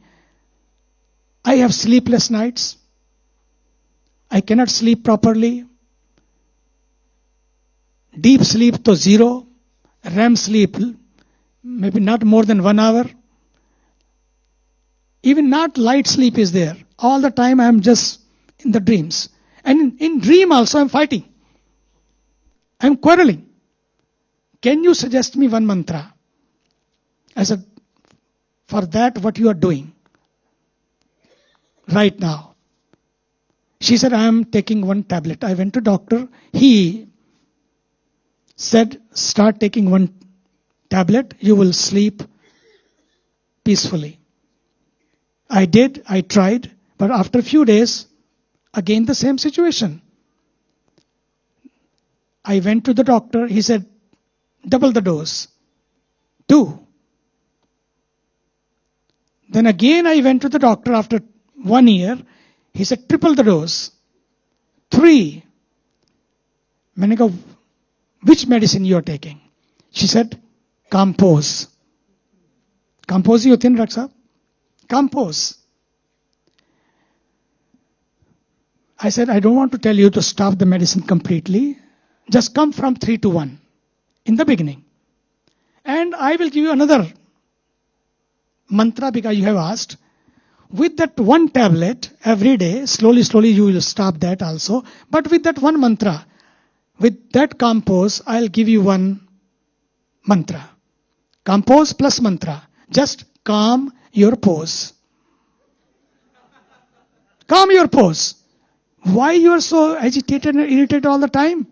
Calm your pose. And that's what meditation does. That you can calm your pose. And it teaches you how to pause. We are angry. We are violent. This is hinsa. Ahimsa we are talking about for one. First let us talk about hinsa. Then I'll come to ahimsa also. What is the real ahimsa today is needed. If you are not calm, composed, you cannot bring peace in your life, in your other's life. So calm your pose. After 6 months, she comes to me because she was back to India. She came to know there that I am in Parmarth Niketan on the banks of Ganga. She came there and she said, you know, even the first tablet I took, then second, the third, 2 you stopped, now 1 I stopped. I am not taking any medicine now. But the advice you gave, calm your pose. The problem was not there. The chaos was not there. I became chaotic in that situation, in those conditions. And it was not them, it was me who created this chaotic situation. Meditation brings you back to yourself. सिखाता है meditation आपको कैसे अपने से जुड़ना है. हम पूरे वर्ल्ड से जुड़े हुए हैं लेकिन अपने से कट गए हैं. Young children. Some girl came to me in Rishikesh. She said, "Can you tell me give me some advice, give me some mantra." I said, "What happened to you?" She said, "I am so stressed out." I said, "How old are you, Dr. Saab?" She said, 11. 11-year-old children, they are stressed out. हमको तो stress की भाषा भी नहीं पता थी. Stressed out. That's what is happening. Parents also expect from them so much. You become like this, you become like this. They burden them so much. And because of that, our children, they don't know what to do, where to go, and they are committing suicide also. Or going a bad habit of this mobile. मुझे तो लगता है कि और कोई उपवास करें कि ना करें, लेकिन मोबाइल फास्टिंग शुरू कर दें हम लोग. Mobile fasting. We should start teaching with meditation. Start with music. Go on with meditation. At the end, mobile fasting. ये 3 संकल्प होने चाहिए. 3M program. Mobile fasting. Our children, average time nowadays is 5 to 7 hours. In the bathroom, the first thing they happen, the moment they are awake, what do they do? Mobile. What is there? मुझे लगता है सोने से पहले meditate, not go on mobile. I'm not telling you don't go online. Go online, but there should be a time. Whole day you are going online, and in the evening and in the morning at least be aligned to yourself. That alignment is needed. That alignment is lost. That's why there is a violence in the families. इसलिए less mobile, more meditation. इसको शुरू करें. Last, because we are sitting in Delhi, it really hurts me when I see pollution. Whether it's air pollution, water pollution, we are talking about the soul. Meditation is great for the soul. What about the soil? The people who are meditator, they should not only work for their souls, they should work for the soil also. Time has come, the soul and the soils go together. We are working for so many years for water, sanitation and hygiene. I remember in 2012, when I turned 60, we were in the UN and we formed a organization.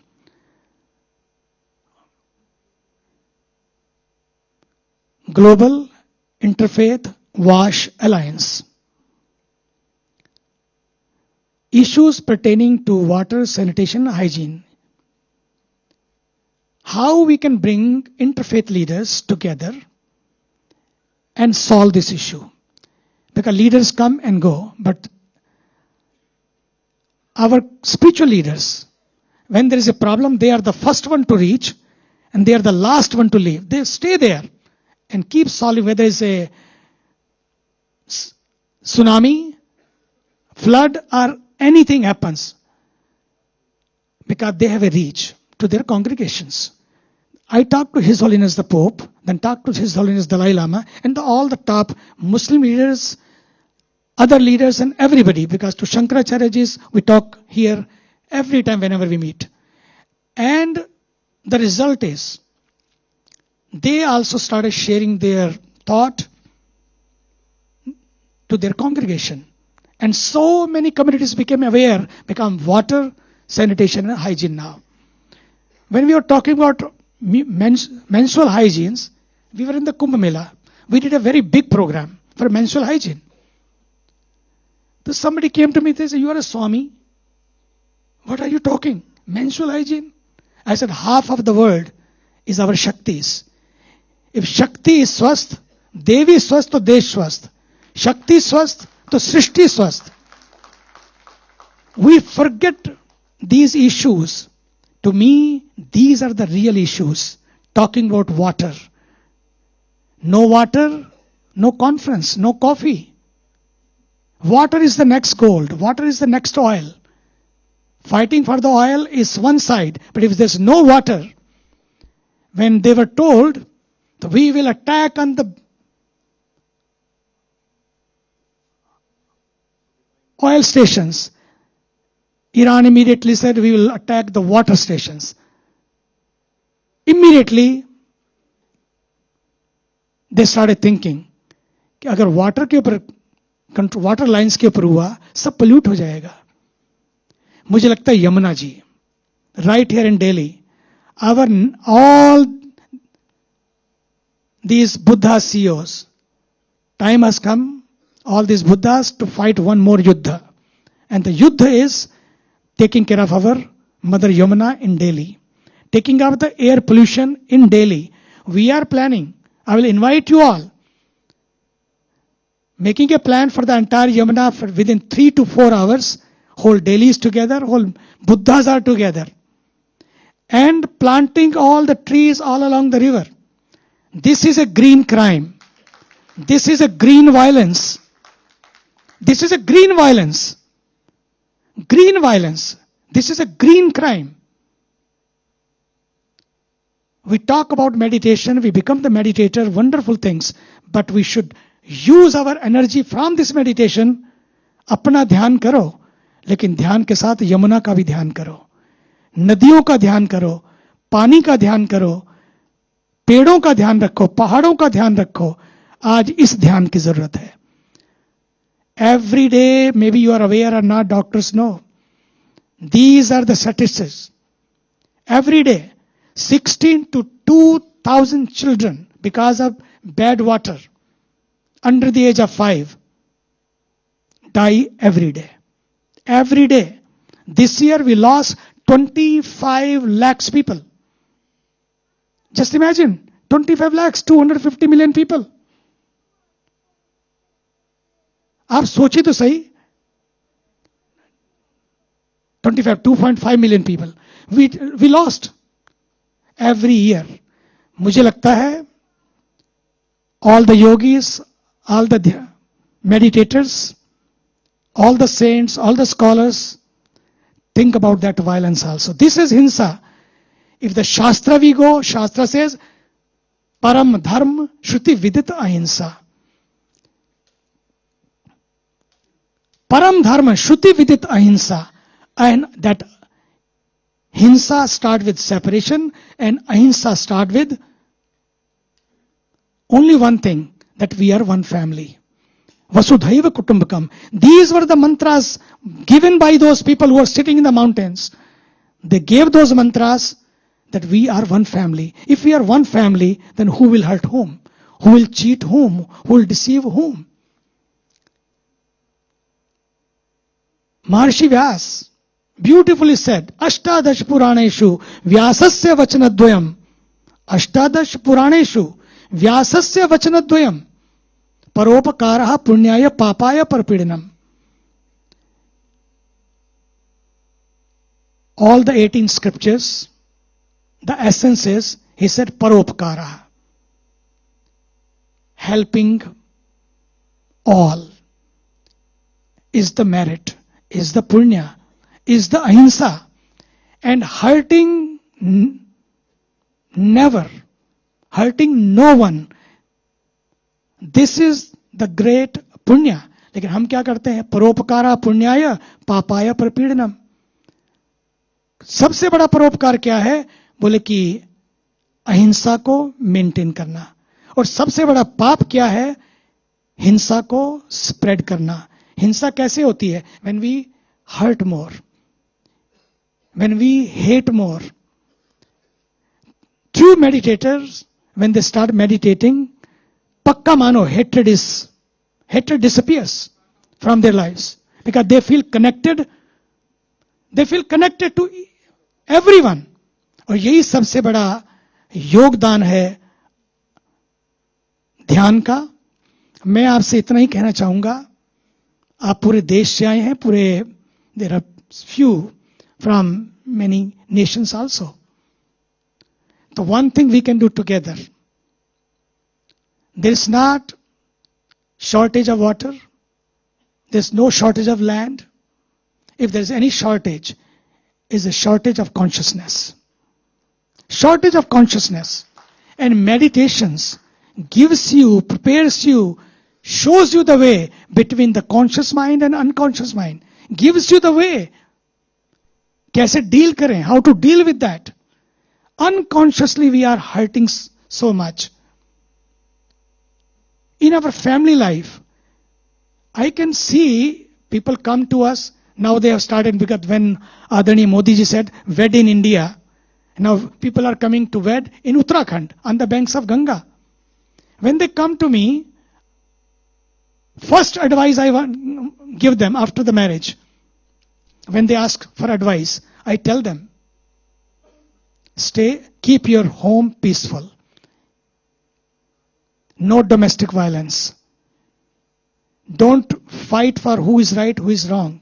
Anyway, in wedding life or married life, either you can be married or you can be right. You cannot be both. It's true. You cannot be both. If you try to be right, there will be violence. सबसे बढ़िया मंत्र है okay Honey. मैं सच्ची कह रहा हूं, ये ट्रायल है. बिना मतलब झगड़ा करना. पैसे ठीक है बाबा, जैसे तुमने कहा वही सही है. और ये सच भी यही है. आप शक्तियों को सामान दो कि ना दो, उनका सम्मान करो. उनका सम्मान करो. आपका घर भी पीसफुल होगा, आपका जीवन भी पीसफुल होगा, और हमारा विश्व भी पीसफुल होगा. जीवन को अहिंसक बनाने का ये सबसे बड़ा रास्ता है. पहला मेडिटेशन, दूसरा नो रिएक्शन, तीसरा introspection, making your own balance sheet before you sleep.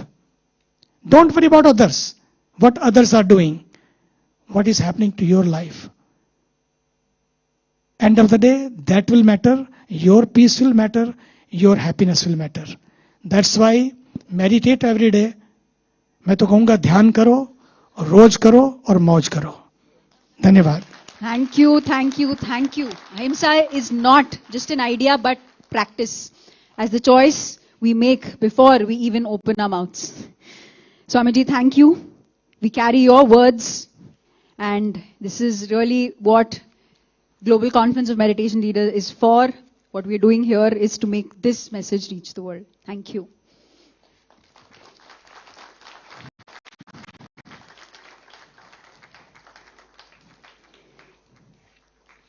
Power and promise of meditation for a healthy heart.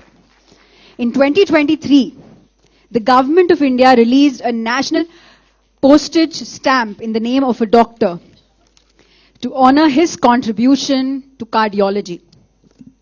That doctor is here with us today. Dr. H.K. Chopra has spent 44 years at the frontier of clinical cardiology and preventive medicine. He has authored 14 focused textbooks of cardiology, earning global recognition. He has published over 2,200 articles and has been cited by thousands of institutions worldwide. He served as country head of the American Heart Association in India and president of the World Heart Academy. And through all of this, he has arrived at a truth that ancient wisdom always knew. The heart does not just pump blood. It responds to peace. Please welcome Dr. H.K. Chopra.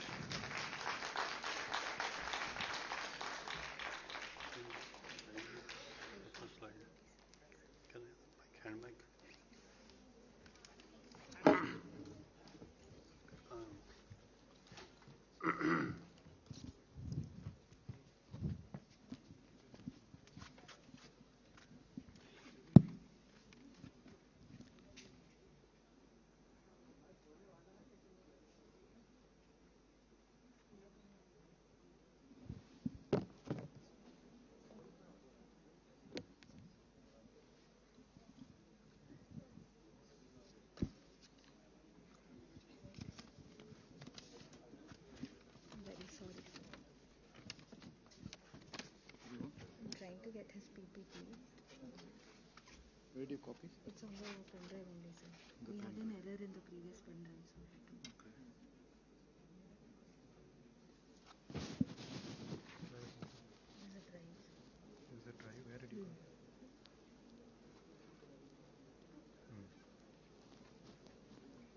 No, click करो MP4 video. ये चाहिए?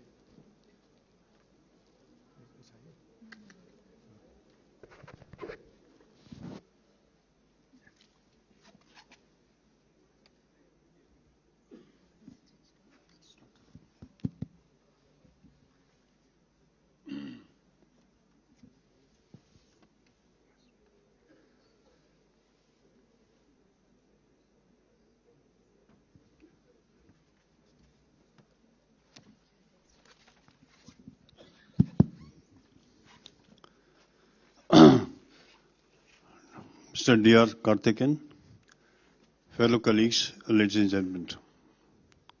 It's really a great pleasure and honor indeed for me to be here today on a very, very special day, Global Meditation Leaders Conference.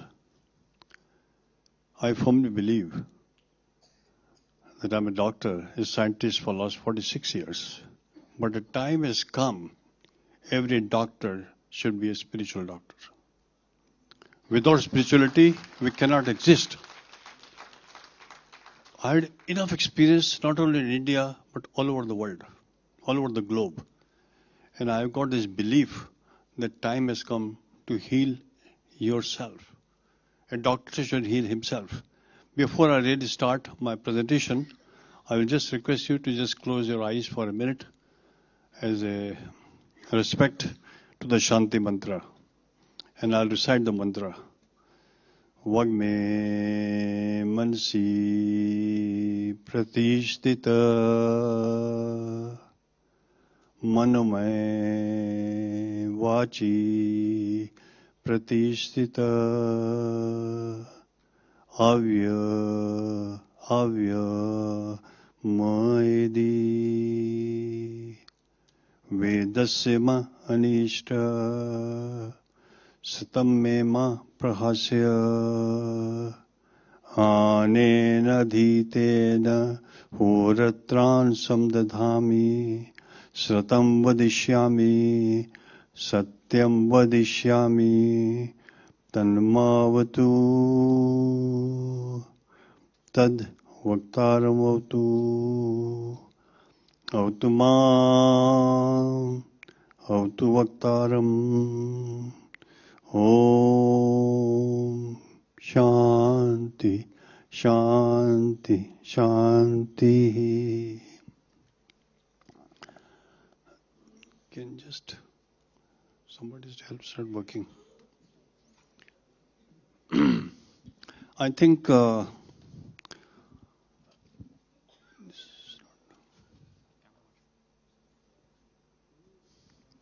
I start with the opening message from Gita in just 90 seconds. 18 chapters.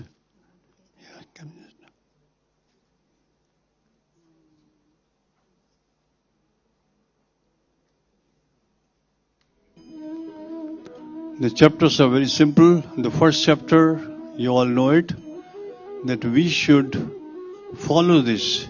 Wrong thinking is the only problem in life. Right knowledge is the ultimate solution to all our problems. Selflessness is the only way to progress and prosperity. Every act can be an act of prayer. Renounce the ego of individuality and rejoice in the bliss of divinity. Divinity is supreme. Connect to Supreme every day. As a doctor, I firmly believe it. Live what you learn. Never give up on yourself. Value your blessings inside you and outside you. See divinity all around. Have enough surrender to see the truth as it is. Absorb your mind and heart in the Supreme Lord all the time. detached from the Maya and attached to divinity. Live a life so that matches your vision. 15th chapter, give priority to divinity and become divine. Being good is reward in itself. Choosing the right over the pleasant is a sign of power. Let's go and let's move to union with the God. Ladies and gentlemen, just to show that the historical perspective of meditation originated from India.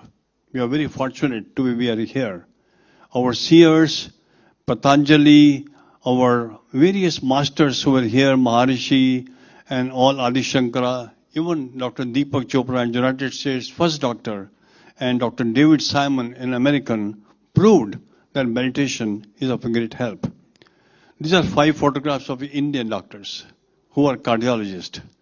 Dr. Dean Ornish from USA, and Dr. Leon from South Africa, Dr. Satish Gupta from Brahma Kumaris, Dr. Manchandra, and myself were very actively involved and published the data along with my other colleagues.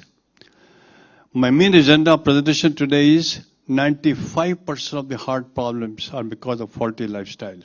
Genetics do play a role, but very little role.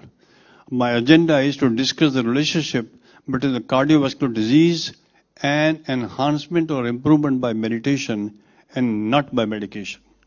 I firmly believe that sympathetic and parasympathetic mode stabilization by building our resilience. Ladies and gentlemen, always remain calm if you want to have a healthy heart. That is the best message which I learned from Swamiji, and we should practice it. We are all spiritual beings with the human experience. We should know it, and not human beings with your spiritual experience. If we understand this, then life is very beautiful and worth living. Prevalence of CVD is very well known to all of you, rising steeply. Even this morning when I was coming in the car, I got a message from one of my own cardiologists who is working in the cath lab, suffered from lymphoma. Working in a cath lab in radiation itself causing a stress-induced lymphoma, very painful. Risk factors, this is the first paper I published in 2007 in Indian Heart Journal. There was a lot of criticism. And I mentioned that altered behavior of mind may give rise to central obesity. And central obesity and hypertension have got their origin in the sympathetic mode of life. This is what is happening today. The shape of things is happening here. Obesity is all faulty thinking and faulty lifestyle. We can see the inter-heart data published in 2004 by Yusuf. He mentioned very rightly, psychological factors are very important. To be an Indian itself is a risk factor for CAD. Disease is premature, young heart attacks in 30s or 40s, which is very, very painful because of emerging risk factors. Meditation, mindfulness, and medication is the only way. What is the heart, ladies and gentlemen? It's not only anatomical heart. It is not only physiological heart. It is psychological and emotional heart. We should talk of a broken heart and we should talk of a kind heart. Spiritual heart. All the sutras of spiritual heart should be known to all of us. Love, compassion, sympathy, and peace are the sutras of spiritual heart. Same is the heart chakra. I'll deal with this in detail because I practice this every day for the last 40 years. And I'm meditation, 4 components. I'll talk to you, and quantum heart. Heart is beating all the time, 1 lakh times a day. Doesn't stop even for a second. With 4 chambers, 4 valves, 2 coronary arteries, and create a havoc in the whole world. And see the data here. Healthy heart is a state of physical, mental, social, spiritual, psychological, and spiritual well-being. Ladies and gentlemen, when I was a student, nobody taught me about the spirituality. It was a myth. The reality is an optimal integration of mind, body, soul, and spirit and environment, which I believe today, after 40 years of my experience. It is also an expression of our own perception, our own thoughts, interpretations, experiences, and choices. Ladies and gentlemen, we have 60 trillion cells and 6 trillion chemical reactions occurring every second right now in you and me. And these cells are terminals of the cosmic computer. Mind is a programmer and consciousness is the cosmic computer. We are all the holograms of the universe, and the universe is our hologram. Ladies and gentlemen, healthy heart is a hologram of the universe, and the universe is our hologram. A very nice expression in Vedas: as is the atom, so is the universe. As is the microcosm, so is the macrocosm. As is the universal body, so is the cosmic body. And as the universal mind, so is the cosmic mind. In Sanskrit we call it Yatha Pinde Tatha Brahmande. Vasudev Kutumbakam, you're hearing this morning, Aham Brahmasmi Tattvamasi. This is the reality of life. Healthy heart and meditation are synonymous. Mystically, mythically, etymologically, alchemically, archetypally, biochemically, protonically, neutronically, electronically, and bosonically. What else you want? That's the life. I think this is what we have to understand. The quantum mechanical body. Unfortunately, we as a doctor are taking care of only organs as a heart, physical body. In fact, we are physical body with matter and energy, transformation body, mind, intellect, and ego, and causal body, what we call soul and spirit. This is the pyramid which we all should know and understand it. That's what the life is all about. This is all the history of quantum mechanics. Everything in you and me originates from a small particle, what you call as a quantum. And this is what same in everybody. Whether in India or America is same, there is no difference. When a pair of photon or electron become entangled, they remain connected, even we are separated by meditation. You think of somebody in New York, you are connected at the photonic level, at the electronic level, at the protonic level. And this is known as a quantum entanglement. If you really want to have a healthy heart, please follow these laws of spirituality or law of pure potentiality, law of giving.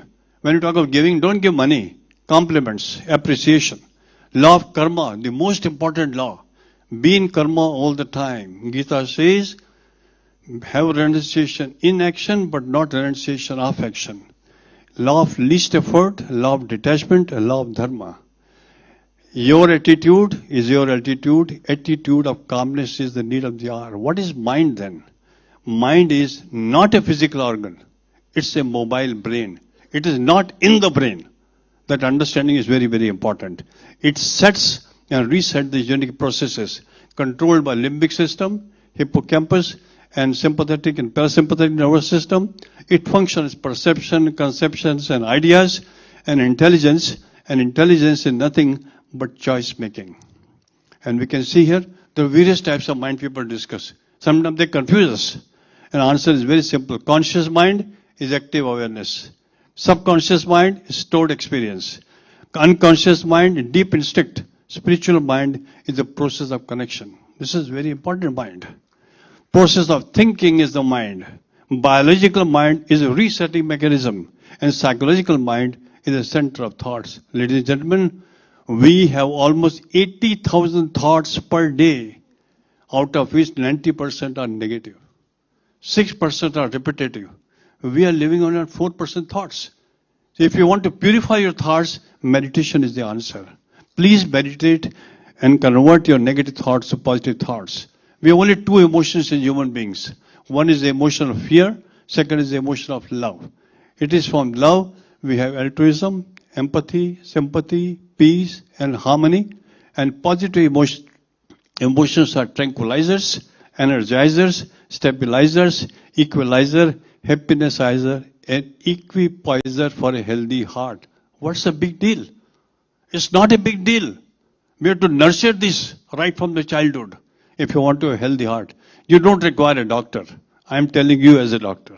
Very important. Negative emotions of fear. It is the fear which cause jealousy, hatredness, anger, vengeance, frustration, suppression, repression, and depression, and cause massive heart attack. Toxic emotions, toxic behavior, toxic relationship, toxic consumption make you a toxic being. What is consciousness then? Consciousness is impulses of intelligence which are received, emitted, and transmitted every day, every second in you and me. Now, if we define consciousness, it is a field of silence. which is within you and outside you. Calmness, every time it was expressed, it's not a big deal to be calm. There's a calmness outside you and inside you. What is consciousness is nothing but a thinker of thought. Where does the thought originate? When a thinker of thought is there, which is a consciousness, and the field of purity, truthfulness and happiness, what you call is Sat, Chit and Anand. Sat is truth, Chit is consciousness, and Anand is happiness. Field of omnipotent, the same thing, Vasudeva Kutumbakam, Brahmasmi, everything is within you. Happiness is not in outside you. I remember I was seeing a patient, a lady gave me a book. Sir, how to remain happy, this is for you. I was surprised whether she saw something in me that I'm an unhappy man. And she wanted the book next day. And I reviewed the book and I gave it to her. She told, sir, what is your observation? I said, I'm a happy man. How much did it cost? 100 rupees in South Extension. Can it give you happiness? It's a myth. Happiness within you, not in a book of 100 rupees. It is just to excite you, to provoke you, but you must meditate if you really want to be happy. And this is what I believe 100%, that consciousness is a cosmic computer, mind is a programmer, and cells are terminals of the cosmic computer. And environment is very important, repeatedly expressed. Environment within you is microcosm, and environment outside you is macrocosm. Consciousness is a state of awareness about oneself and self of the self. Self of the self is the universe, and only self is the soul. Self is Atman and cosmos is Brahman. This is very important, the states of consciousness. This also we have to understand. Waking stage, sleeping stage, dreaming stage, Turiya, cosmic consciousness, divine consciousness, and unified consciousness. I can take 3 hours lecture on this, but time doesn't permit me. So meditation is very important. We can quit smoking, we can quit drinking and laughing and become a very happy man. Ladies and gentlemen, as a doctor, I believe in 3M, mindfulness, meditation and medication after the age of 50. Below 50, only mindfulness and meditation. A new mantra for a healthy heart. Unfortunately, most of us are busy in earning money and losing health of the heart. And then we are busy in losing that money and trying to earn the health of the heart. It's gone. So I think heart meditation is very, very important. What is meditation? You have to understand. Understand the self and self of the self, which I am repeating. Awareness of the present moment, right now, and quieten your mind. Experience of silence, experience of calmness in meditation. I'm speaking, I'm in a meditation mode.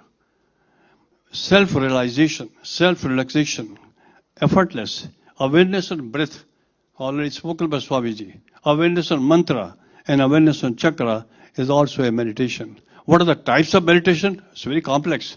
I took 15 days to prepare the slides because I don't understand it much and I'm trying to understand myself. I'm in the learning phase. Mindfulness is the present moment awareness.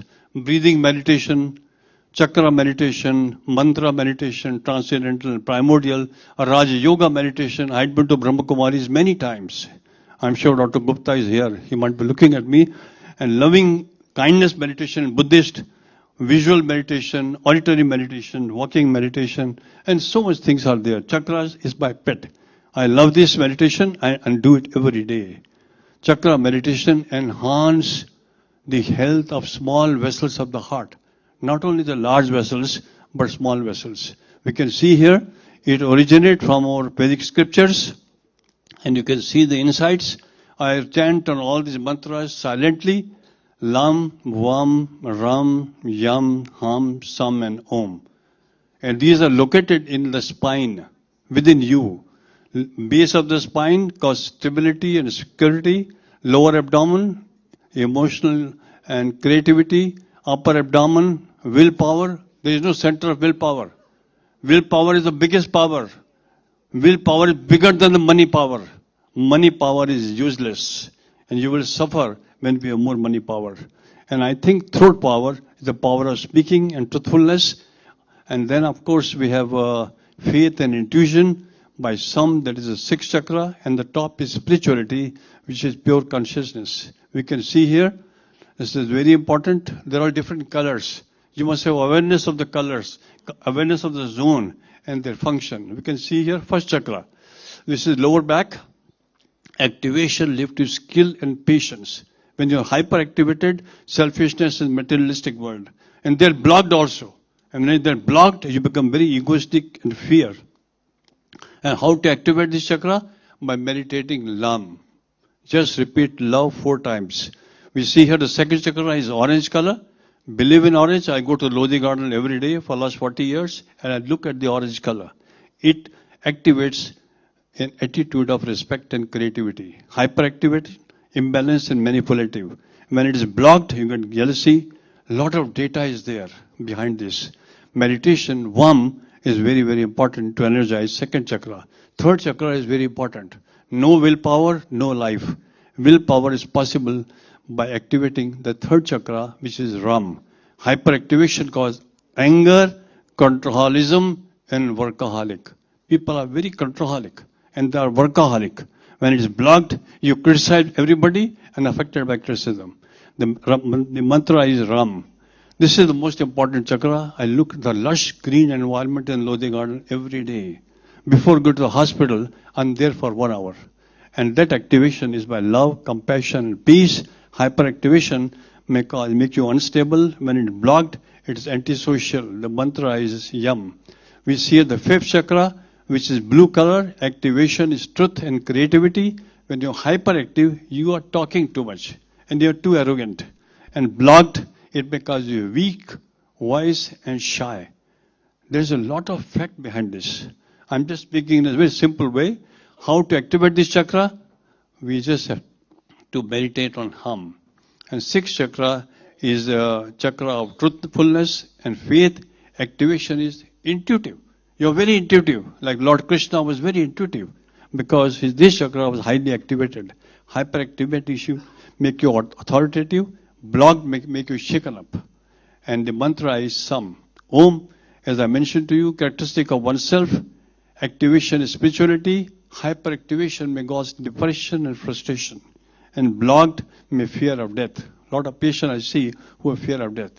This is what you see. I was doing for the last 30 years. I was very young those days, meditating on a flower, sitting in a park along with many people, walking meditation, talking meditation, everywhere meditation. And we can see here, this was the most beautiful time of my young age. And I used to enjoy with children, with birds, with flowers, and the sounds produced by the birds. And all the 8 limbs of yoga should be practiced: yama, niyama, asana, pranayam, pratyahara, dharana, dhyana, and samadhi. You have to understand do's and don'ts, self-discipline, postures and exercise, breathing exercise, contemplation and concentration for healthy heart. Ladies and gentlemen, you just heard our mode should be calmness. And when you're not calm, you're aggressive, anger, agitated, anxious, ego, cynical, competitive, jealousy, hatred, grief, and vengeance and vindictiveness. What will happen? You increase your blood pressure. You increase your heart rate and cause a narrowing of the arteries, oxidize LDL, and get a massive heart attack and sudden cardiac death. This is what's happening in the youth today. Competitiveness. They want to have Mercedes. They want to have a big farmhouse. Somebody asked me in a Rotary meeting, "Sir, are you rich?" I said, "I'm a middle-class doctor." Then they asked me, "Do you have a farmhouse?" I said, "Yes, I have a bigger farmhouse." How big it is? I told 21 acres. Where is that? It's a Lodi Garden. I own it. The people have farmhouse, but they don't go to the farmhouse. They never visited. It is the caretakers who own the farmhouse. A pseudo-ego which is existing within us. We should be a parasympathetic mode. There is a mode of calmness by mindfulness, meditation, exercise, eating right food at the right time, at the right place, in the right manner, in the right dose, in the right environment. If you want to be healthy, please learn these techniques of being healthy. This is a very complex topic given to me. It's a global scientific evidence, but I'll show you in one slide, not to confuse you. This is what I reviewed 1975 to 2026. And what is the gist? Control the blood pressure, control the heart rate variability, event rate, heart attacks, is possible if you meditate right from childhood. You will not have a heart attack till the age of 90. I promise you as a cardiologist. This is the Dean Ornish formula. A lifestyle optimization and meditation, a regression of lesion in 1 year and even over 5 years. This is the autonomic modulation is possible by meditation, expressed very well here.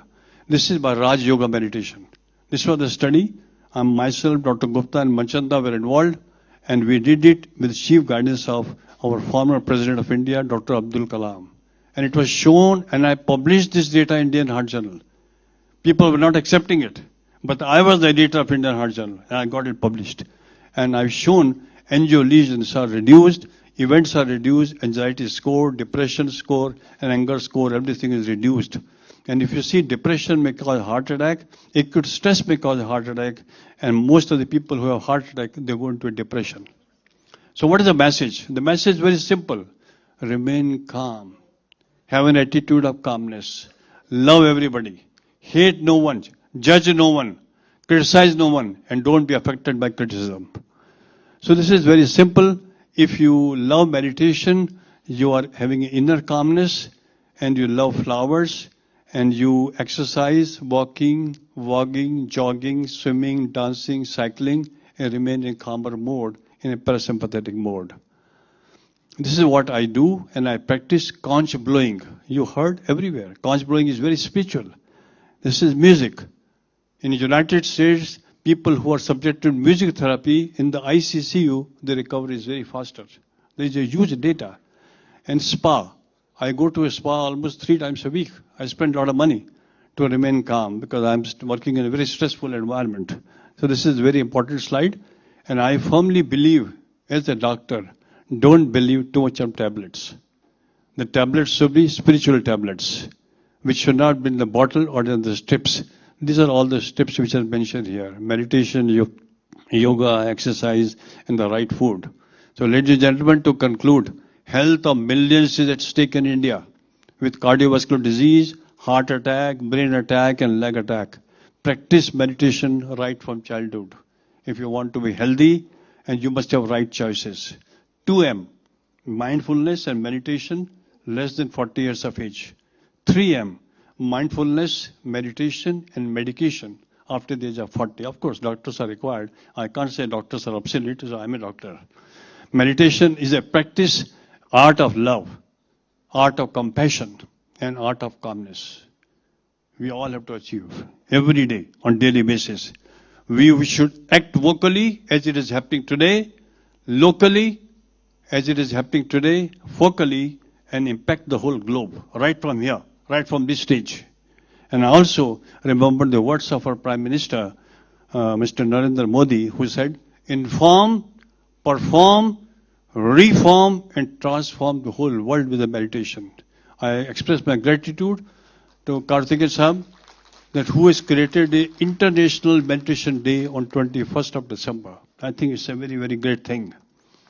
And Upanishad says, kindness in words create confidence. Kindness in thinking creates profoundness. Kindness in giving creates love. And kindness in loving creates happiness and healthy heart. Tranquility is truth. Truth is beauty. Beauty is bliss, and bliss is divine. Ladies and gentlemen, this is my own integration of science and spirituality. As is the quantum soup, so is the quartz. As is the quartz, so is the boson. As is the boson, so is the proton, neutron, and electron. And as are the proton, neutron, and electron, so are the perception, thoughts, interpretations, experiences, and choices. And so is the mind. As is the mind, so is the body. As are the mind and body, so is the health of the heart. And as is the health of the heart, so is the world around you. The thoughts that I think, the yoga and meditation that I do, the words that I speak, the water that I drink, the air that I breathe, the emotion that I experience, and the sleep that I have, the stress that I face, get metabolized by 60 trillion cells and 6 trillion chemical reaction with 20 billion capillaries and 80 billion neurons and become you and me. Please try to understand what I'm talking. This is very important. This is our Guru, who was the great stimulus for me in my life, who used to call me after 8:30 in the President House. And I learned a lot, and I owe my gratitude to him. This is a very important slide. Meditation is 1,000 times superior to medication. As a doctor, as a cardiologist, I'm saying. Meditation is a game changer for healthy heart, total vascular health, and world peace. Swasth Dil, Swasth Bharat. Dhyan Abhyas is Viksit Bharat. This pledge we should take today if you want to make a Viksit Bharat. We can see here in the last a very important message by quantum mechanics, quantum leap, and Lord Krishna. Can we just help me out here? Play this.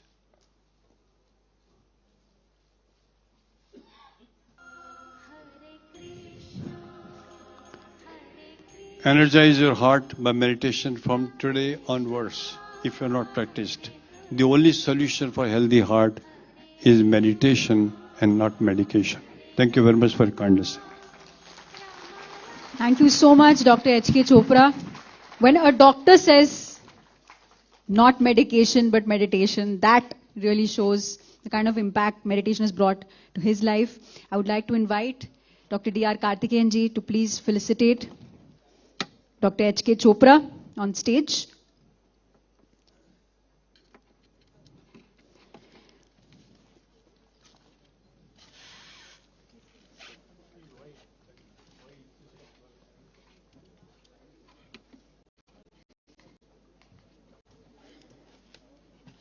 The surname Chopra itself has brought so much impact.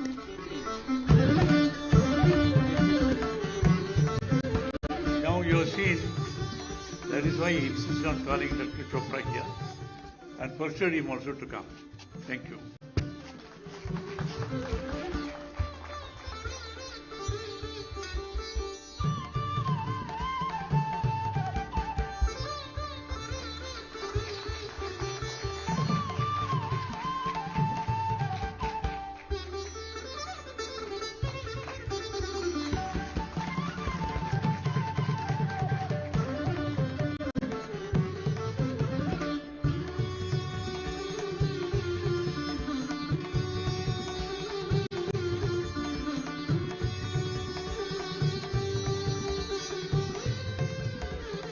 Thank you so much, sir.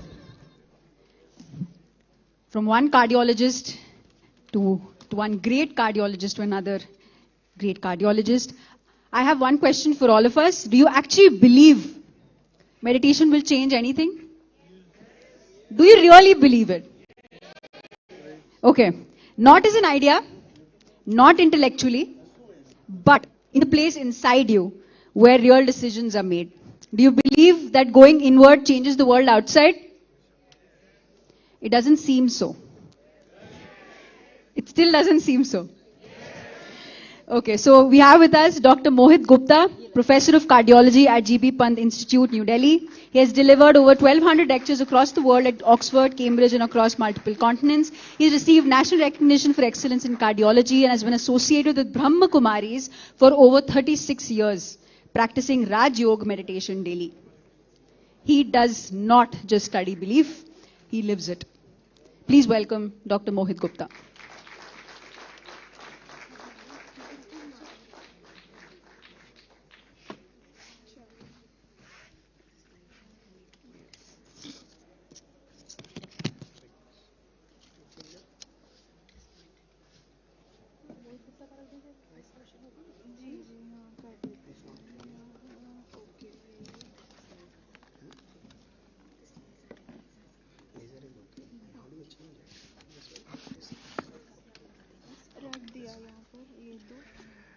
Okay, very good afternoon to all of you. Thank you so much for this wonderful and terrific opportunity. It's always a privilege to be back to Buddha CEO, lovely meditation conclave.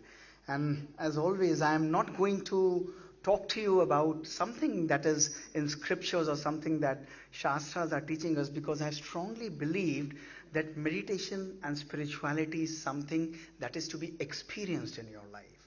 You know, your mind is a beautiful servant, but it's a dangerous master.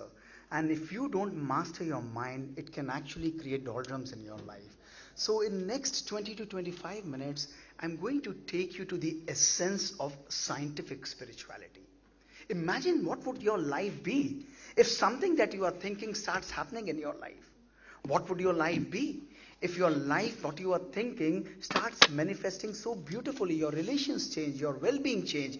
Everything in your life is completely a consequence of what you are thinking. In fact, every single thought is creating your future. And today I'm going to narrate 5 beautiful stories that I have nurtured and experienced in my life, that have changed my life, that have made me experience what true religion, what true spirituality, what meditation is all about. So get along with me for next 20 minutes, because this is going to be one of the most revealing journey of your life, my dear friends. How would you feel if you know that the doctor who is speaking to you does not have a major portion of the right side of the brain? How would you feel if you know that the person who is speaking to you has lost his 80% hearing, works with only 25% of the hearing for last 25 years using the devices? And how would you feel if you know that the person who is speaking to you has 4 screws drilled in his spine, he has difficulty in walking and standing every day in his life, still he starts his day 3:30 a.m. in the morning with meditation, globally traveling, operating more than 60 cases throughout the day, involved in the research, sleeping for only 4.5, 5 hours for last 25 years. That's the power of meditation. That's the power of thinking. That's the power of spirituality, my dear friends. This is my story. My first story taught me about the power of meditation and power of healing. My dear friends, I was just like you, running for my success, achieving everything, becoming a good cardiologist, one of the youngest cardiologists of the country. I could attract success so normally. Money, position, power was no problem, and it was a beautiful spiritual life with my lovely parents and my sister. Everything going on fine, but one day changed my life forever. You know, it was 20th March 2003. 5:30 p.m. in the evening, I came back after operating for 1.5 days. I was so tired and exhausted, having severe headache, unusual headache, and my mother offered me food I didn't have. After 2 hours, she offered me a cup of ice cream. I gladly took over, and within 15 seconds, I collapsed on the floor of my house, throwing massive seizures. My whole world changed. That one day changed the way I looked at things. I had money, I had position, I had power, but nothing mattered in my life. I was lifted by my parents and my sister back to my hospital, rushed to my hospital, whole night doctors were working on me, controlling my seizures, and next day when I regained my consciousness, this is what I had in my life. Where was the spirituality? Where was everything gone? Where was all the shastras that I had left had gone? I was left hanging between life and death, fighting for my life, and my brain used to ache so much. I wanted a knife, and I just wanted to cut off my right brain and throw it off. That was the level of pain I was experiencing. 19 drugs available at that time. I was resistant to 18 of them. My day used to start with 16 tablets, 8 in the morning, 8 in the evening, and every day anesthetist would come and inject an injection, amicacin into my left hand, 150 such injections that took away my hearing from me. I never lost hope. I knew if I have to win over the disease, I have to grow bigger than the disease. But one question that was bothering me was why this has happened in my life. Each one of you in this hall, every single person sitting here in the hall, look at this. What question I asked myself was, I had landed myself in pandemic of personal mismanagement. The imbalance, the work and life imbalance. We are running for, so much knowledge, but today we are starving for wisdom. Self-care is a priority, my dear friends, but unfortunately we are just busy amassing more and more wealth, but we are really starving for wisdom in our life. Our life is made by God very simple, but we have made a mess out of it only and only by our own thinking. मोड़ जोड़ और तोड़ तो सारे हमारे मन के अंदर हैं.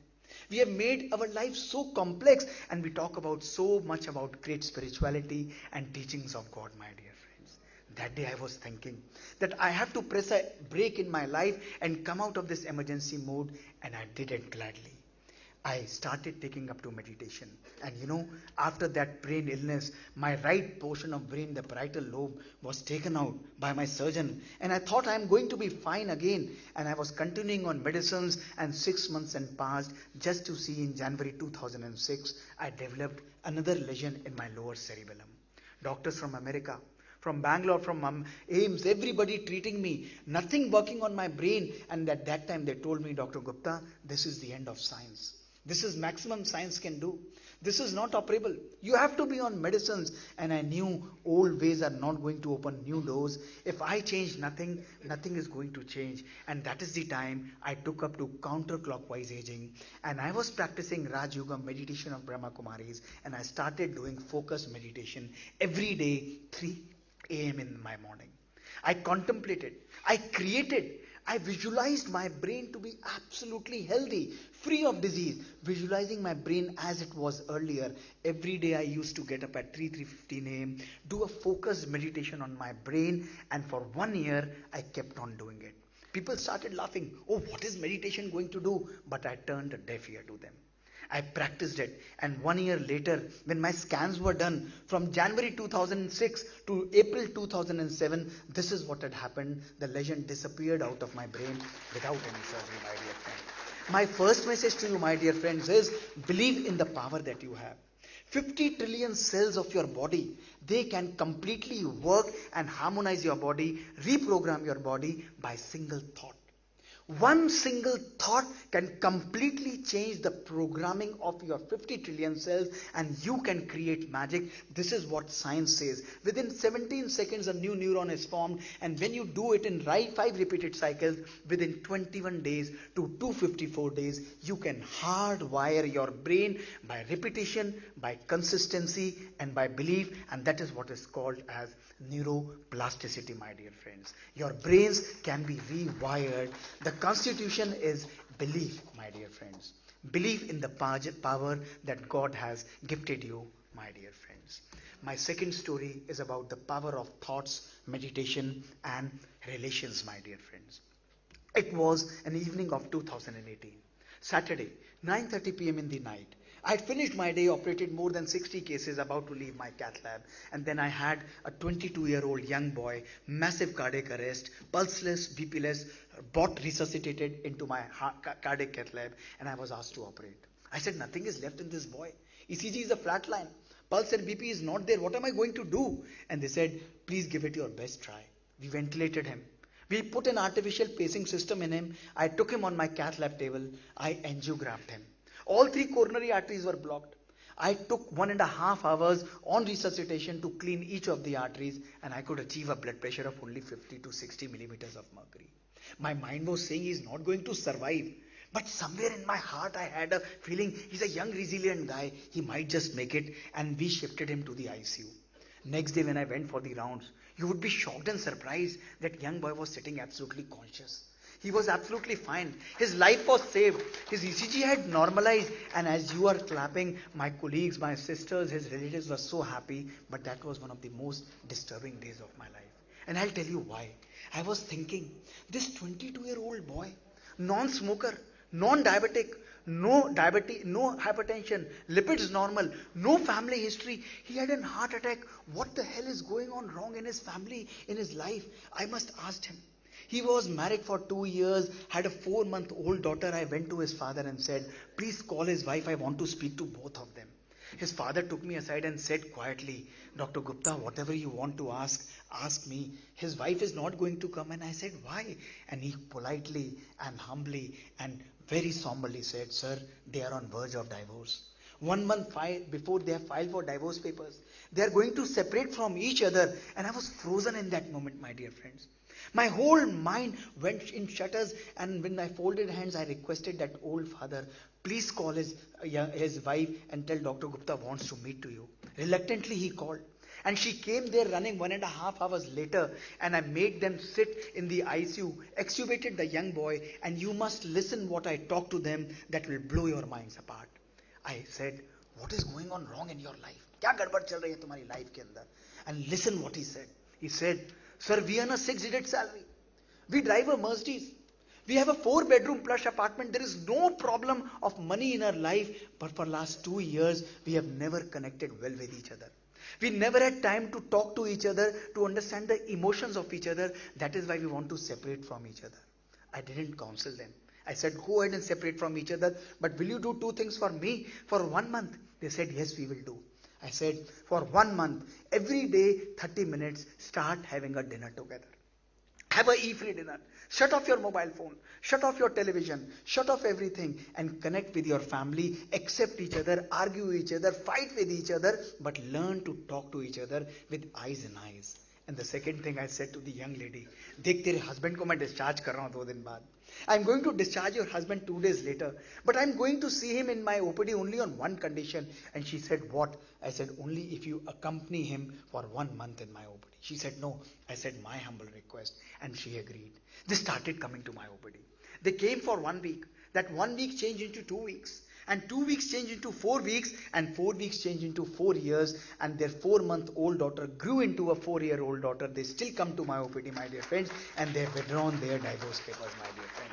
That is the story that taught me what true meditation is. Meditation does not reside in reading books and scriptures and chanting names of God.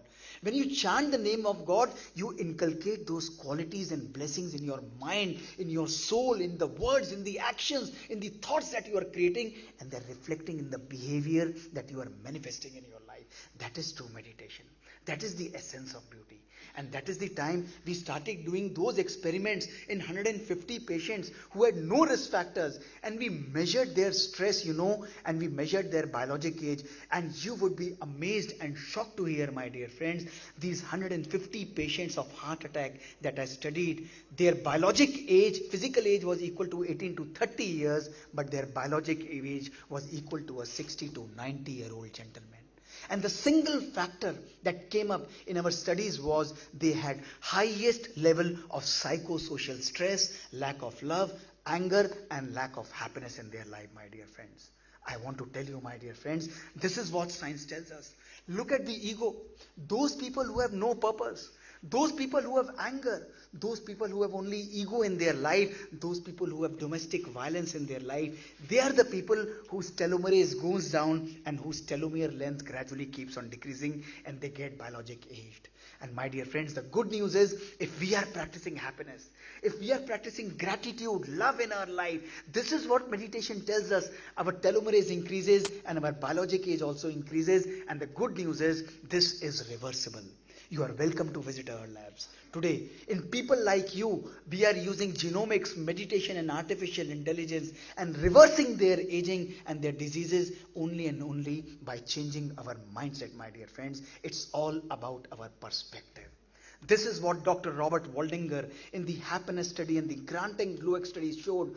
700 people who were followed in Harvard University for 75 years, measured every single aspect of their life. There was only and only one secret to fulfilling and happy life. It was not the money, not the position, not the power, not their achievements, my dear friends. You know what it was? It was only and only good relations in our life, my dear friends. My message, second message is, take care of your thoughts and take care of your genes. Your genes can create magic in your life, my dear friends. My third story is on the power of thoughts and the power of resilience that we have. My dear friends, I was always a great and an avid badminton player at state level. It was 21st March 2013 and I was playing badminton. And suddenly I suffered an injury. My pars interventricularis got fractured and I could not move a millimeter on the court. I was dragged to my home. I was asked my surgeons, my orthopedic and neurosurgeon friends to lie down flat. And every day I used to get up and my vision was only one: I want to play badminton. And they would say, no more badminton, you have to be absolutely straight. They kept on forcing me to take rest. My life was absolutely miserable. It was not comfortable. I used to get up, legs used to have a radiating pain, but my vision was, I have to get back on my sports again. I have to get back on my foot again, absolutely normal. Every single day, I tell you, my vision was, I am fine and I am going to be perfect. Ultimately, they didn't listen. They stopped picking up my phones, and after 8 months, I convinced one of my friends, to operate on my spine. And on 17 January 2014, I got operated. 19th, I was operated, and this is my picture on 20th January 2014, the first day after my spinal surgery. My face was spoiled, but look at the smile on my face, because I knew I'm going to be back on my sports again. And this is my actual picture of spine, where 4 screws were drilled into and my spine was fixed. I took a discharge on the second day. I came back home. I started walking on the third day. Within 5 days, I left support and I was gradually walking. The physiotherapy was going on. Within 1 month, I rejoined my hospital and started operating. Within 1 year, I was able to walk for 4 to 6 kilometers, and today, 12 years down the lane, I'm able to walk for 16 to 20 kilometers every day. I'm back to all my activities, and that's the power of resilience, and that's the power of thinking that we have. My dear friends, my message to you is meditation and yoga is something that gives you a purpose in life. A life without a purpose is like a body without a soul. If you have a why to live in your life, my dear friends, you can bear with almost anyhow. All of us are made of stories, and let me tell you, this is my story. Don't spiral in the problems that life is giving you. My message to you is very simple. Learn to evolve out of those problems as life is giving you challenges. That's the power of meditation. That's the power of yoga. That's the power magic that we can create. My second last story is about the story of manifestation. We all have dreams. We all want to achieve something. And my message is, your success is only and only a thought away. I was in Johns Hopkins. I came back in 2001. And my reason for coming back to India was only twofold. I wanted to be with my parents, and I wanted to do cardiology. That is why I left gastroenterology there. And I came back. And at that time, there were only 5 seats in cardiology in the country, for which I was fighting, and almost 10,000 people used to give exam. My teachers and my seniors were giving exam with me, and I knew with only 5 months left, it was practically impossible for me to clear that exam.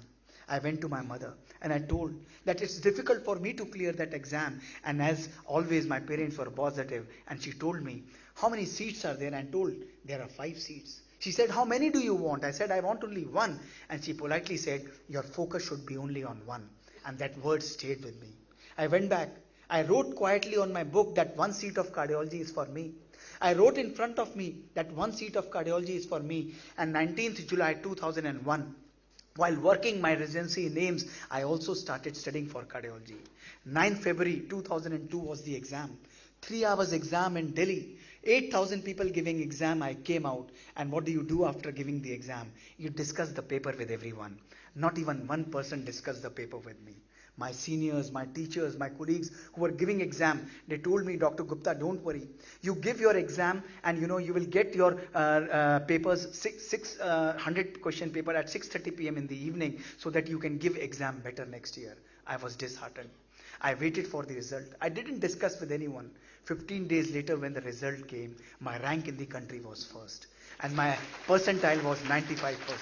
Second, third, fourth, and fifth percentage was 78, 77, 76, and 70%. People called it manifest attraction. I called it manifestation. My message is very simple.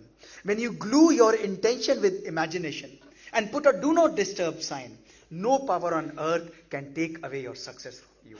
जब आप लक्ष्य और लक्षण को आपस में चिपका लेते हैं और बाहर डू नॉट डिस्टर्ब का बोर्ड लगा देते हैं, तो प्रकृति और परमात्मा भी बाध्य हो जाता है कि वो सफलता आपके चरणों में लाकर रख दे. That's the power of meditation. That's the power of manifestation. My dear friends, what I want to tell you, note it down. Whatever you want to create outside must first be created in your mind. Whatever you want to manifest outside in your life, it's money, it's power, it's success, it's relation, you must create it in your mind. Never have that catastrophic thinking, my dear friend. Never have negative thinking. My message is, संकल्प में भी कभी अपने लिए negative मत सोचिए. Never even think negative about yourself, even in your vitals of the thoughts, my dear friends, because every single thought that you are creating is creating your destiny, my dear friends. My last message to you is about make your mind a sieve and not a sponge. All of us, my dear friends, are talking good. My strong belief in 20 years of life has been language is designed to hide feelings. You know, we can be very polite with words, but vibrations will never lie. Words can often lie.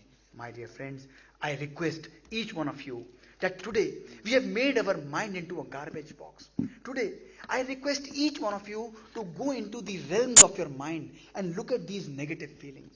Each one of you in this hall who is sitting, take out only 10 seconds to revisit your mind, to look at the anger, look at the irritation, look at the hatred and jealousy that we create, look at the competition and criticism that we create, and look at the complaint and expectations that we have. My dear friends, you may be a Buddhist. You may go to a mandir, masjid, church or gurdwara. You may meditate for 8 hours. You may write articles. You may read scriptures for 20 hours. You may do yajna and you may go to all kind of tirath yatras. But remember my words today, my dear friends, that a mind that is full of anger and a heart that is full of hatred can never be religious, can never be spiritual, and can never heal others and never give happiness to others, my dear friends. True spirituality and true meditation is all about healing yourself and healing your mind. This is what meditation tells you. Clean your mind every day. Inculcate love, acceptance and appreciation in your life. इस मन के अंदर ही राम और रावण है दोस्तों. जिसको पानी देंगे वही बाहर निकलकर आता जाएगा. In the end, I would just like to say, take out moment to practice meditation. You know, we are gifted with 1,440 minutes every day. And that means we are gifted with 1,440 opportunities every day to create a positive impact. And this is like charging your own mind with God's love, God's purity, God's peace and happiness, and God's blessing. And what does meditation do? Look at this. A normal brain is an imbalanced brain. When you meditate only for 15 to 20 minutes, this is what happens to your brain and creates magic in your brain, gives you a more emotionally and a mentally stable system, my dear friends. As a doctor, as a researcher, I want to tell you, don't just work with your left brain. Your left brain is analytical and reasoning, but instead of just doing a karma, you become a karma yogi. You activate your right brain, and your right brain is something which is poetic, which is passionate, and which is living, my dear friends. In the end, before I end, I always want to say that you will always remember this day. You will never forget this day, that one day one person had come and has shaken your minds, had told you that true spirituality is not just about chanting the names of God and chanting mantras. Mantra is something which frees our mind. Mantra is this something that gives freedom to ourselves, our being and our well-being, and it does not just free our own mind, it also frees everybody with whom we are interacting, with whom we are sharing our knowledge, my dear friends. A group of people went to a saint to tell that when do we meditate, and he was very kind enough to say that yes, you don't have time, you are so busy, you should not meditate, you should meditate only one day before you die. And they were very happy. But one of you turned back and politely said, but sir, we don't know when we are going to die. Then he said, you must meditate today, because tomorrow what is going to happen, we don't know. My message to you is only and only one. Please take out your mobile and click this picture. And this picture is going to stay with you as the moment and the message of this conference and this quantum conclave, that today is the first day of rest of your life. It's up to you how you decide to live your life thereafter. Moments will come, conferences will come, lectures will come, speakers will come, orators will come, but remember, the change is your choice. If you change, everything changes in your life. If you don't change anything, nothing is going to stay with you, my dear friends. Before we end, let us sit back in only 10 seconds of silence. Please silence, pin drop. Keep your mobiles aside with your face smiling and absolutely calm. Very peaceful. With a face smiling, visualize yourself as a peaceful oasis of love and joy. See your thoughts of anger, thoughts of irritation. I choose the shower of love, God's purity and God's happiness on all my thoughts. Feel that energy. Let go of all that is negative. Relax. Just embrace this love flowing deep into your cells. Relaxing body, healing relations, manifesting future. I am oasis of peace, bliss, and happiness. I choose to be pure and powerful in my life. This is my first day of rest of my life.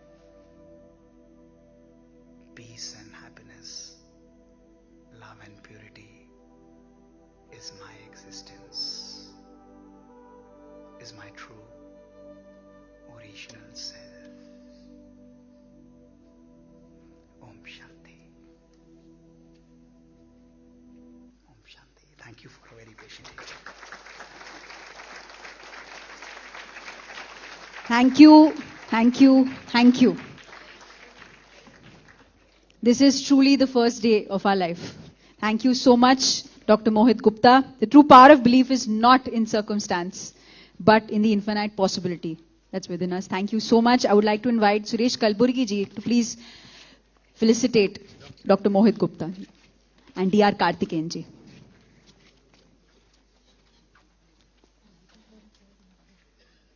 Music, please.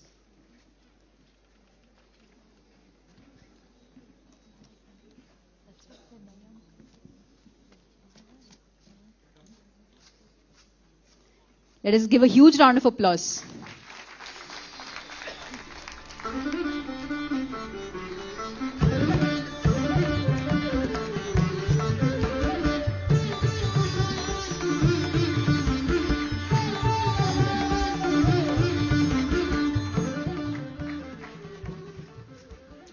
So these two doctors are the first names I recommended to be invited. Unfortunately, they are available. You have seen the impact. Thank you, doctors. Thank you, sir. When doctors say meditation instead of medication, I think that makes us very, very happy. Next, we have a wonderful panel on inner change and community impact. I would like to invite Naya Swami Dr. Aditya Gate, Assistant Spiritual Director of Ananda Sangha, India. He's amidst us. Professor Dr. Rima Dada, Researcher, AIMS, New Delhi, All India Institute of Medical Sciences, New Delhi. And Srimati Radhika Atota, Head of Program and Product Management, Los Angeles, USA.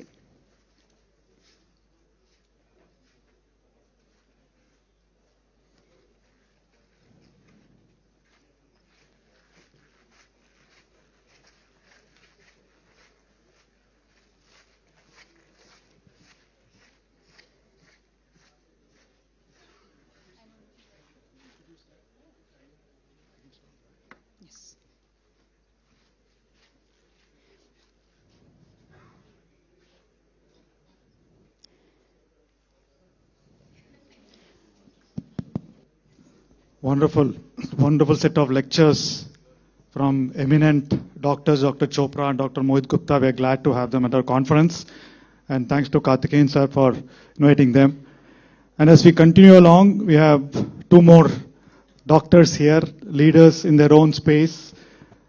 One in the space of research from AIMS, Professor Dr. Rima Dada, and another doctor from the spiritual sector, Dr. Aditya Gate.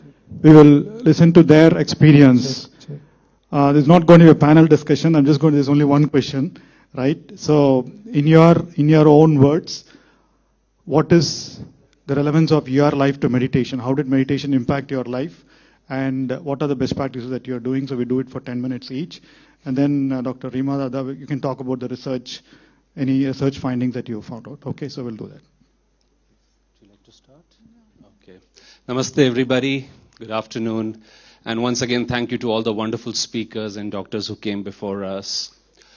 So, since yesterday we've been hearing so many wonderful things, the research about how meditation, what are the things, how does it change us? Our topic is meditation for inner change. So first question, I don't think we need to convince ourselves that it is changing us.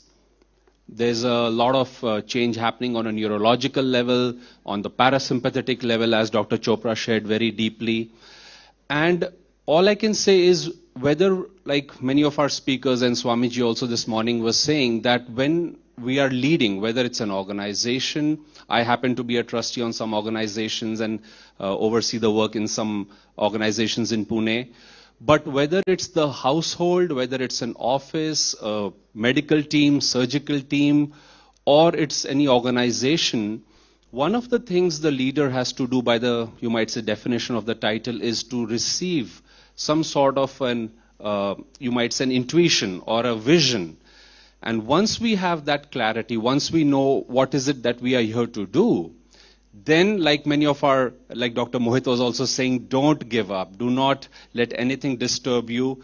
Bring that clarity, bring that perseverance, bring that energy and concentration. And that's the first part, for the leader to, you might say, tune into that reality. And second is to carry people along with you. That what is their reality? How can we inspire them? How can we work with them as they are? And over there, all I'll say is, and Dr. Rima could share much more about the research, but in the last 2 days, we've seen a little bit about the prefrontal lobe, how that changes. In the spiritual parlance, we call it the spiritual eye, or the seat of superconsciousness, seat of enlightenment. That when we are meditating and we bring more neurological activity to the front part of the brain, our behavior, social behavior, qualities like empathy, resilience, creativity, these are expressed over there. So our ability not only to receive that idea, but then also to share it with others, to inspire others and carry them forward comes along. So I have personally found the simple advice that before you make important decisions for yourself, for your team, take some time to meditate, and then how can we communicate it to others? And finally, I'll say, even before I didn't know how to meditate, meditation has you might say, shown me a particular procedure or technique. But even otherwise, if there's an important event in our life, what do? I think most of us would sit in a room. You would tell your friends, please give me a few minutes. I'd like to be quiet. You close your eyes. You mentally perhaps go through the points, or you visualize yourself sharing something. And that brings us clarity. Well, in meditation, like others were saying, we call it pratyahara, interiorization, focusing, bringing the energy over here, and being able to then bring that initial thought that the leader has to fruition. So this is one way in which, in our day-to-day decisions, I think we can bring a meditation practice and carry it forward. Wonderful. Wonderful. Thank you, Dr. Aditya. Yes, Dr. Rima. So my journey with meditation began about 2 decades ago. And when I was doing, after my MD, when I started doing PhD, my topic was genetics of male infertility. And infertility is believed to be a problem of the female. So, but we were working on the male. And so when we started this work and we found that there were changes, especially in men, because the sperm is a cell in crisis and the only cell in the body which can't protect itself by virtue of its anatomy. So we started working if yoga and meditation, and let me just tell you, when I say yoga, meditation is an integral part of yoga. Yoga consists of asanas, pranayama and dhyan. The main aim of asanas is not just for physical fitness as we think of, or to increase your strength, stability and endurance, but the main aim of asanas is so that, you can bring your body in geometry so that you can breathe effectively, that is pranayama. And when you do pranayama, you get automatically into a state of meditation, which is nothing but a state of enhanced awareness.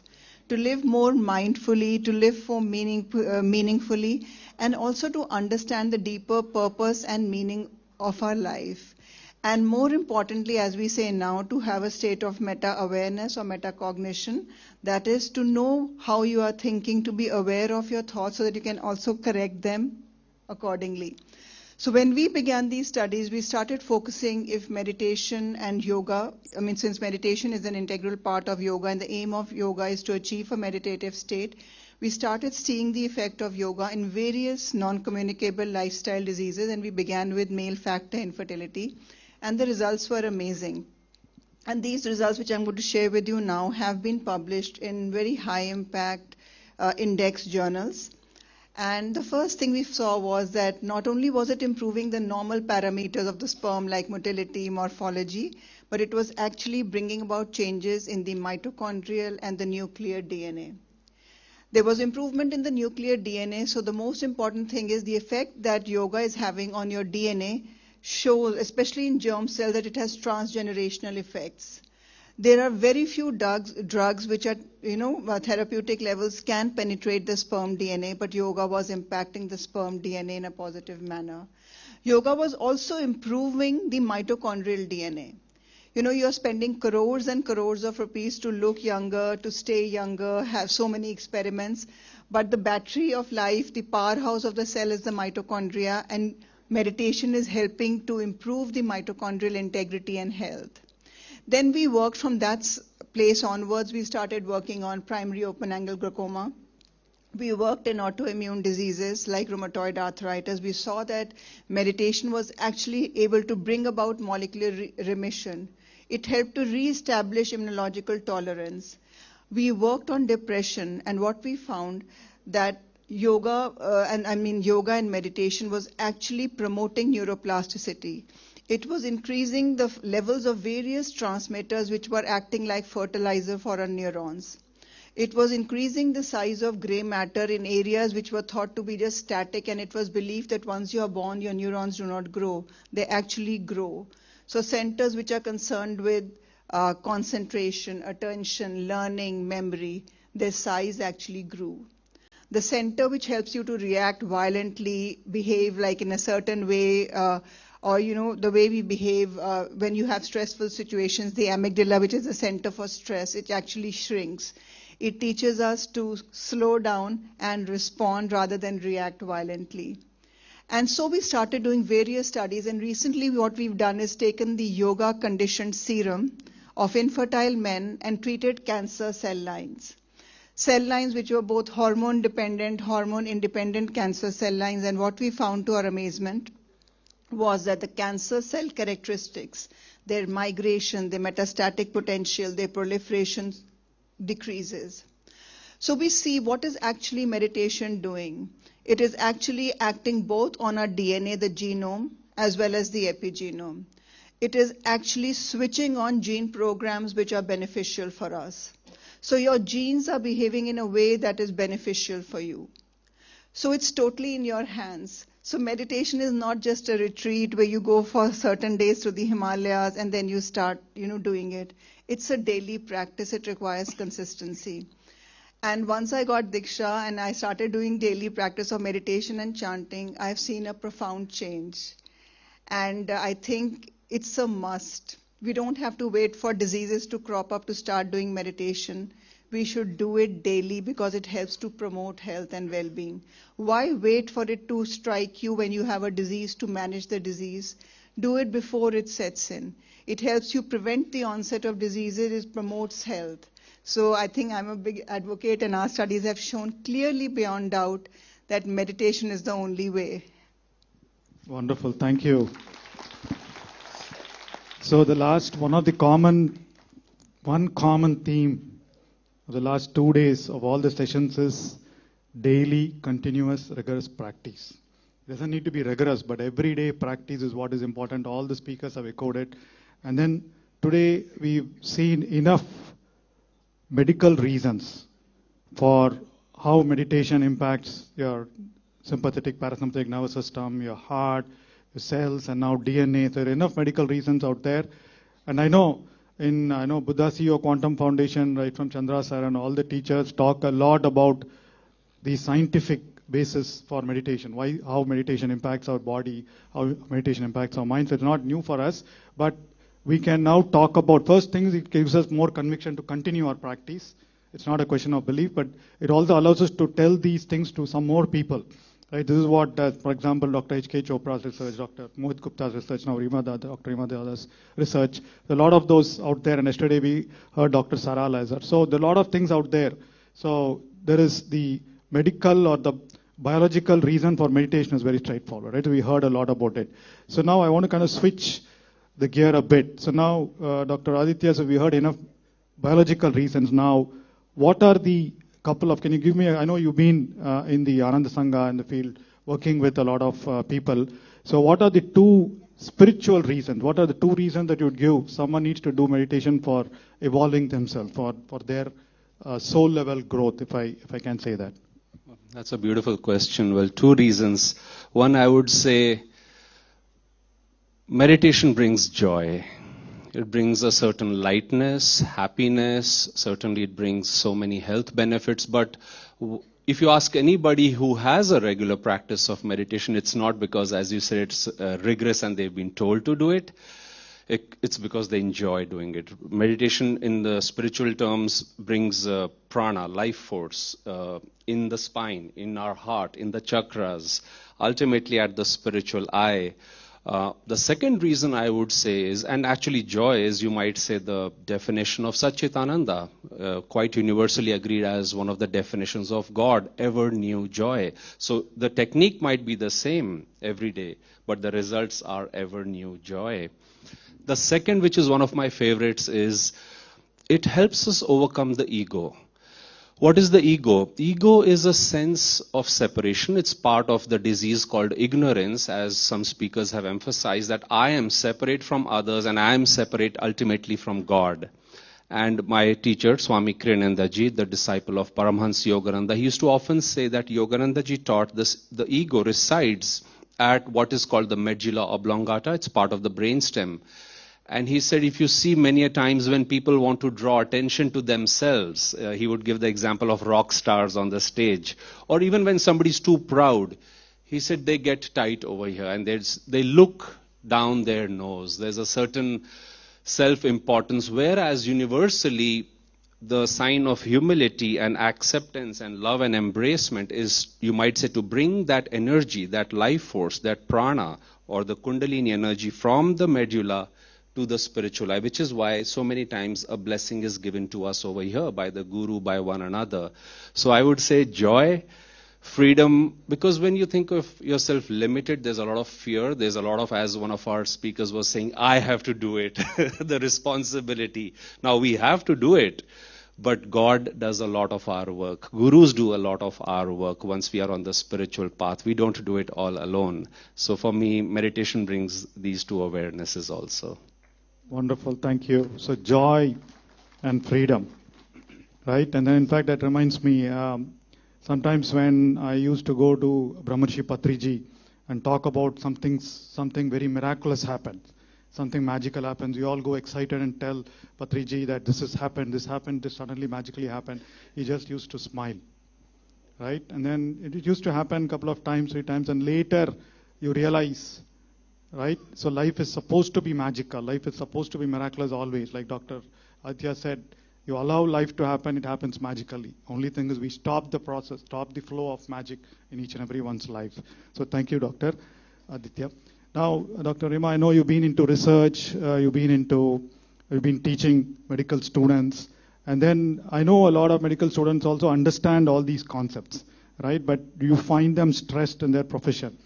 You find them, I know you've seen a lot of cases where they are stressed and then they don't want to do, and I've seen a couple of cases who come to Pyramid Valley for our retreats as well. So, and you know the science bit. So what are a couple of things that you would advise medical students and even other students, right? So that they don't get into this mode of stress, they don't get into all those cardiovascular diseases that they do. They know the science behind it, but there is something that's blocking them to practice things like meditation and yoga. Yeah, that's a really important question, and we are finding more and more students having mental health issues and even things like stroke, cardiovascular diseases striking very early. And we are, as a population, I mean, worldwide, we are aging much faster than we actually should. What we were having at 60, 70 years, now we are having at 20, 30. Even children before 10, 1 in 3 children is having high blood pressure. So with all that, I think it's very, very important. At least AIMS in the last 3 years, they've introduced a lecture on epigenetics, which is to tell the children, because we are brought up with this concept that the genes determine our health and disease state. So if we have any health issue, we blame it on our genes. But now we know clearly beyond doubt that it's our habits, whatever we do on a daily, regular basis, is actually determining our health and disease states. So to increase this, to make them aware that every choice that you make, your health is totally dependent upon your choices. Your DNA is not your blueprint for your diseases. For example, whatever you are going to do daily, for example, if you have chole bhature once in a month, it's okay. But if you are having fast food every day, for example, pick up a packet of chips or have biscuits or have cakes, which are, breads and pasta every day, which is so easily accessible and tasty. Now we don't even need to go and buy it. It comes to our footsteps through Swiggy and Zomato. So we've become such a lazy nation. And also we see that we are not doing physical activity, high levels of stress, smoking, alcohol consumption, doing drugs. So once the students are made aware that it is their choices which is determining their health and disease states, and make them aware that these small changes, even practicing 20 to 30 minutes of yoga daily, that means asanas, pranayam and dhyan, makes such a profound impact on their health.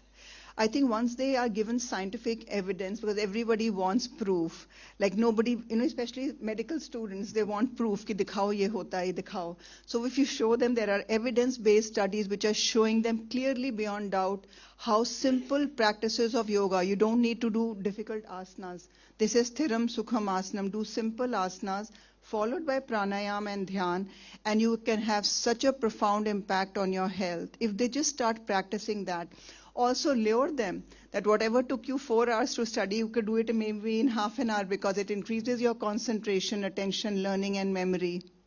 When they know they would be able to do better, they would, adopt it. So I think if you increase their awareness, bring the scientific literature to their, maybe on their phones, and nowadays they're always on the phones.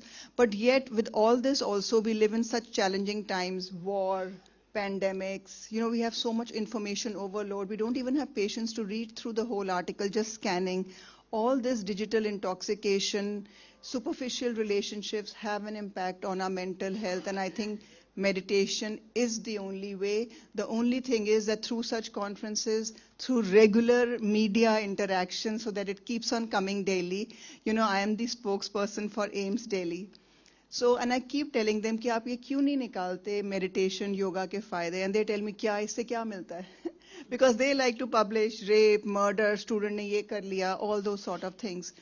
But I think it's our responsibility, each one of us sitting here at home, to tell the children to practice it daily so that the children adopt it. And I think that's most important. It has to start with us. Wonderful, wonderful. Thank you. Prema. Yes, education is important. So somehow, I don't know how we sensationalize it, how we can, I think the only sensation can happen when people talk about success stories, right? I know we talk about a lot of healing stories, but also success stories, stories of magic, miraculous happenings. So thank you very much. Wonderful talking to you both, Dr. Aditya and Dr. Rima. So now we'll get to the felicitation.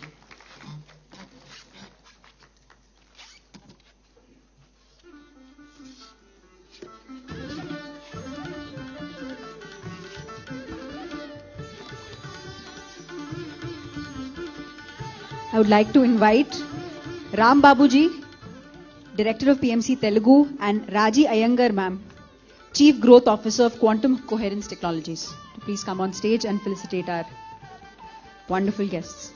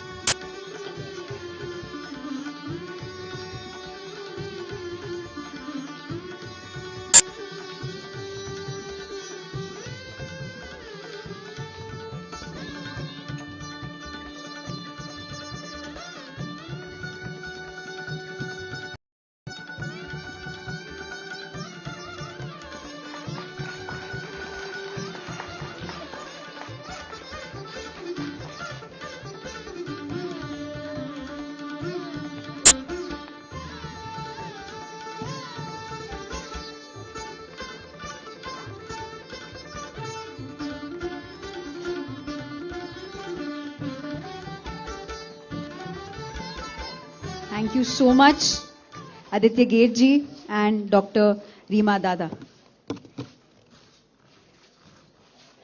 The next session is a power talk on conscious co-creation by Sri Shreyansh Dagaji. Shreyansh Daga is a prominent entrepreneur, global speaker, chairman of Pyramid Valley International, one of the world's largest centers for meditation. He's also the founder of Shreyansh Daga Foundation, and he is a student of Brahma Shri Patriji. He shares wonderful scientific concepts on neuroscience, quantum physics, and epigenetics, and it's truly amazing to have you here, all the way from South Korea, coming here and talking on conscious co-creation. Thank you. Thank you all. Thank you. It was wonderful listening to all the speakers, so much to learn. But one thing I learned from Dr. H.K. Gupta's talk, that if you want to prevent cardiac arrest, then don't get married. That's why I can say this.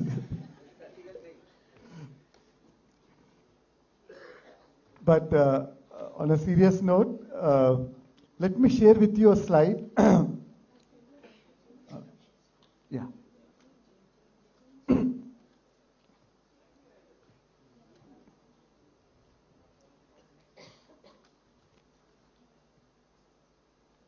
So friends, we see all these people. What is one common thing that we all see in all of them, What is one common thing they owe their success in their life? They're all successful people and in different endeavors, maybe sports, maybe bodybuilding, maybe actor, businessman. Yeah. All of them owe their success to meditation. So we now know that it is not just for spiritual reasons, but even for even materialistic reasons. Because what we see as material is nothing but spiritual. It is spirit turned into matter.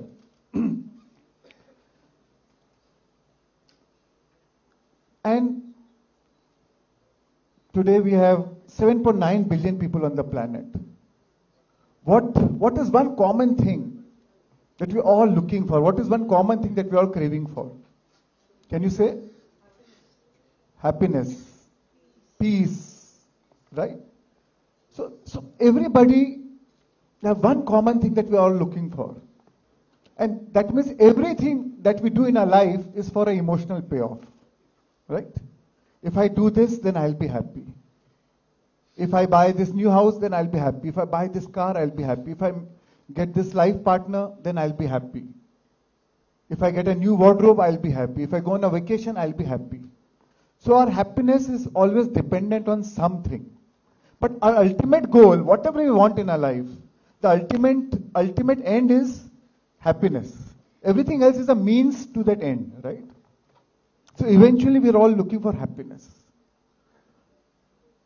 And since our childhood, we've been hypnotized to believe that our happiness lies outside of us. Right?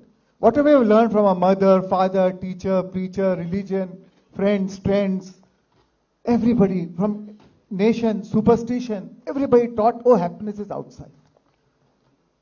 What we first believed it was in a toy, became a car as we grow up, or a relationship moving further. So basically it's all dependent outside.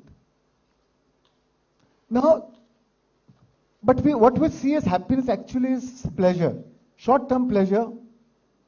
You get what you want, you get your dream car, you get the dopamine rush, you feel the dopamine rush for 2 hours, 2 days, and then the dopamine rush wears off, the emptiness again comes back, and now you want something different, something more now, something new. And now again you say, oh, now if I get this, then I'll be happy. So we're always postponing our happiness. We're always in a waiting room. And it is natural, it is our natural desire to be happy, right? And because we are conditioned to believe that happiness lies outside of us, we keep desiring this world of things. And there's nothing wrong with it. There's nothing wrong with the world of things. But the only challenge is the world of things outside, when we completely depend on happiness outside, is the world of things outside, the very nature of it is impermanence. Right? It is there today, it is not there tomorrow. And even if it is there today, then you have a fear of losing it, because you know you can lose it. So either you are chasing for it, or even if you have it, you are in a fear of losing it. Or achieving more. If you have 1 lakh, you wanted 1 crore. If you get 1 crore, you say, oh, now I need 10 crores. So you're always chasing more and more. Because the dopamine rush wears off after time, and then you want something more.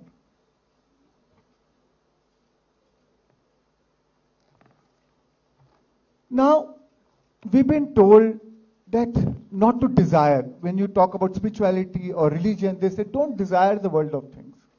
Limit your desires. But how do you limit your desire? If something is giving you happiness, if at least you believe that it is giving you happiness, obviously you want it because it is your need. It is a human need to be happy. And that's why you desire the world of things.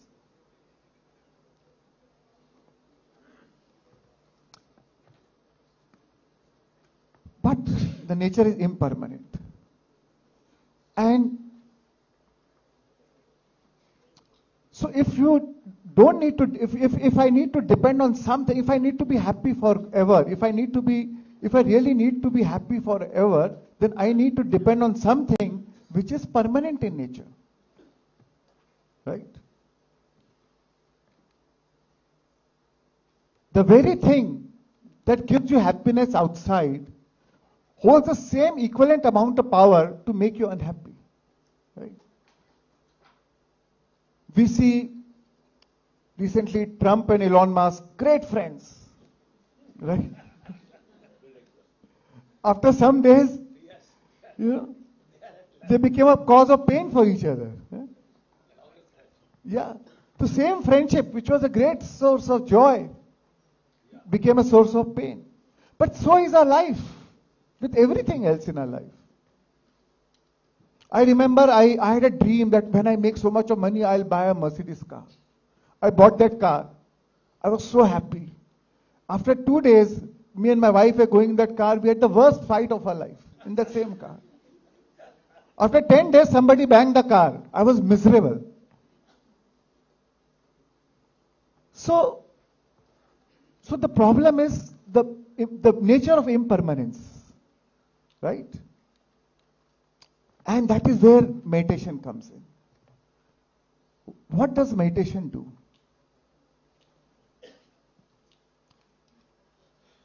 Meditation, so what, before coming to meditation, who is unhappy?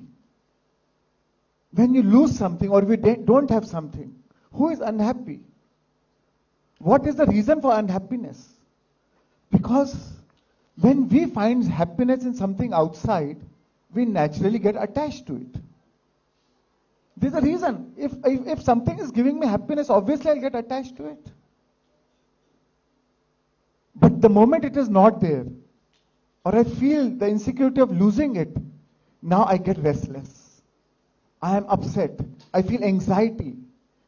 I have fear because that is a cause of my joy. So who get attached to this world of things is my identity, my ego, my personality self, right? No matter what you are, we all wear certain roles in our life, right? Oh, I am a businessman. Oh, I am a spiritual teacher. Oh, I am a mother or a father. Oh, I am a prime minister. Oh, I am a MLA. Or I am the chairman of this company. Or whatever, multiple roles we play, right? And that gives us our identity, our ego. That has become our personality self. Starts from our name given by parents. The moment somebody utters that word, which is your name, you identify yourself. Right?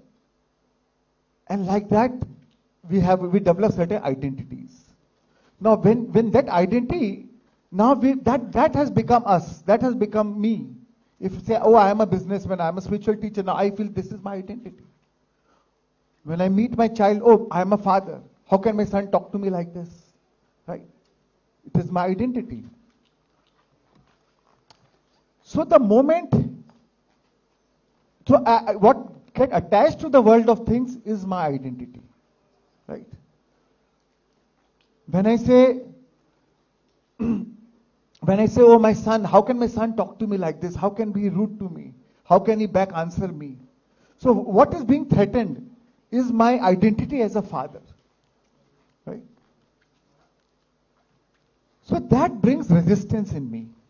That anything which is happening outside is not as per my choice, is not as per my expectation, brings resistance in me in form of some negative emotion. Anger, frustration, resentment, grievance, guilt, shame. All negative emotion is some form of resistance. Some form of resistance to existence. Some form of resistance to what is. Right? And that resistance generates negative emotion. And that's why we are unhappy. And we generate that resistance, we lose our connection to our inner being. We lose our connection to our source. We lose our connection to our consciousness, pure consciousness. That resistance, that is the block. It is not that through meditation you will get happiness. It is not something that you are going to get from outside. It is through meditation you will connect back to your own source. That Aham Brahmasmi, that source whose very nature is Satya Chit Anand, pure love, pure joy, pure happiness. That was our true nature. That was our original state. That unhappiness which we feel as that we term as unhappiness is actually because of our resistance to the world of things, to non-acceptance of the situations. And who is non-acceptance of the world of things? Is our identity, our ego, our personality self.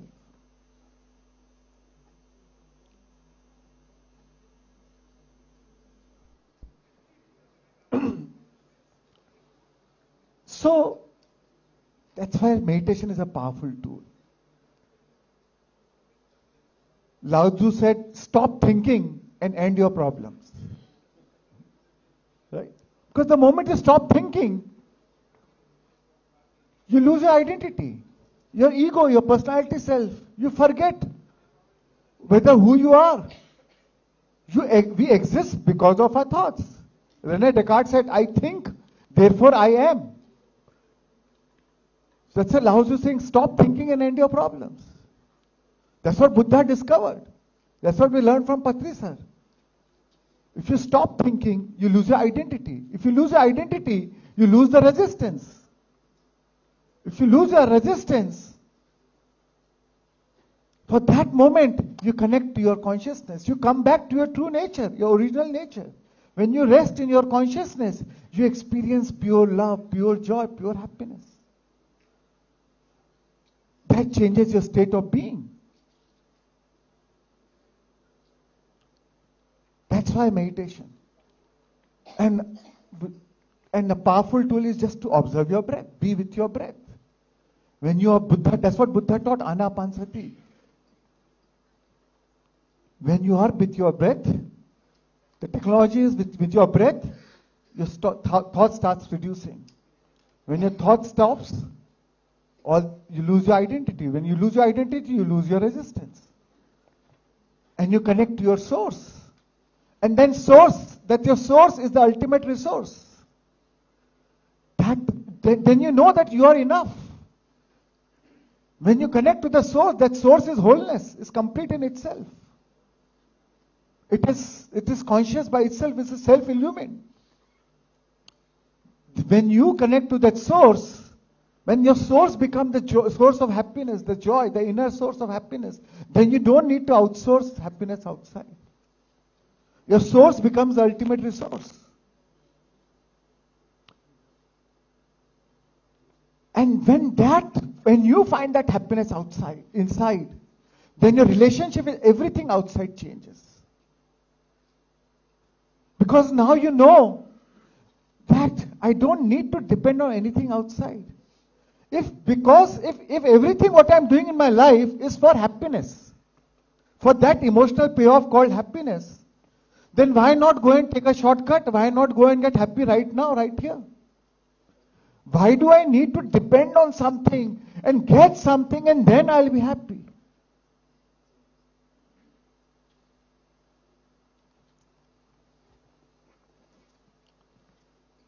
And the beauty is so you just change the equation. Rather than depending on something which is impermanent, why not depend on something which is permanent? Which is my pure consciousness, which is my consciousness, which will be there with me all the time, which has been there with me many lifetimes. So why not depend on something which is permanent? And once you experience that pure consciousness, once you rest in that, once you experience the joy flowing from within, the fountain of joy flowing from within, then everything outside your relationship changes. You are in the world but not of the world. As Swamiji said, detached attachment. Sorry, our Honorable Vice President said detached attachment. You are in the world but not of the world. While you are with your child or a mother or a work environment, you know this is the role you are playing. But you know it's a temporary role. Right? You know that, but ultimately you know you are pure consciousness, which is untainted, which is unaffected. Right? No matter what's going on around the world, that consciousness remains unaffected. That is the beauty. That is what we all have. And we are not making use of that source. Because the world has conditioned us differently. Kabir Das ji said, "Pani mein meen pyasi." It's like that, you know.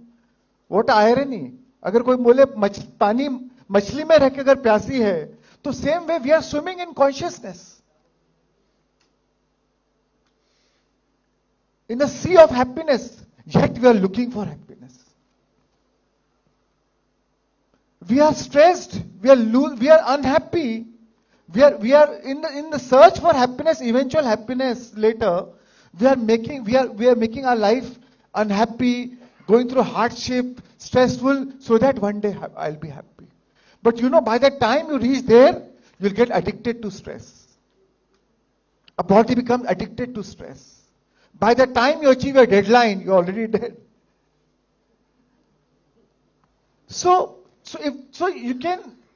But the beauty is when you use meditation as a tool for transformation, meditation as a tool, then for connecting to the source, and then do whatever you're doing, the journey becomes joyful.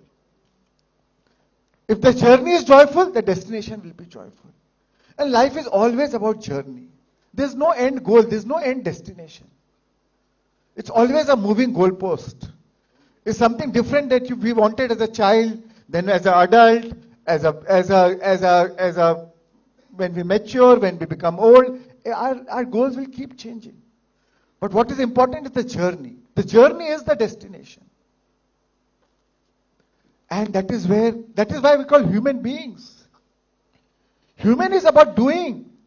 But being is about from what state of being are you doing what you're doing. And that's what meditation does, it changes your state of being. That is how I like to start my day. First, I want to meditate and become very, very, very, very happy.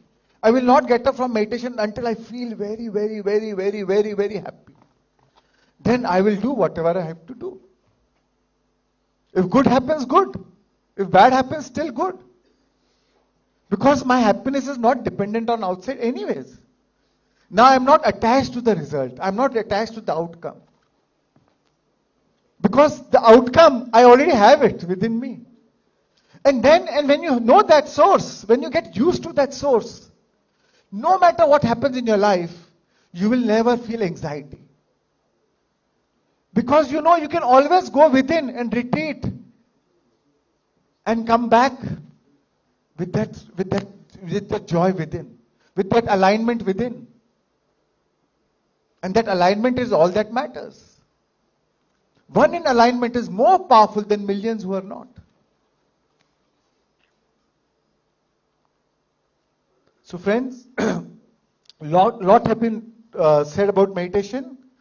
I would like now, I think there's a break for 5 minutes. We are doing some felicitation, and then we'll do a 20 minutes short meditation. Is that okay? Yeah? Because, I mean, you have to do it. How much can you talk on meditation, actually? You know? It's like talking on swimming. How much can you talk on swimming? You have to get into the water and swim. So, yes. So let's do meditation. I was told to talk for 40 minutes. I said better divide into 20-20, you know. Yeah. Good.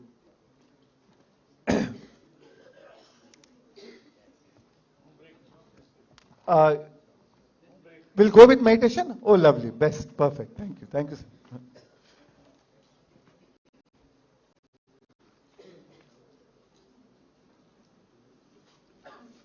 All right, friends. So, I want you all to... Have you distributed a meditation mask? Sorry? But why do you give it?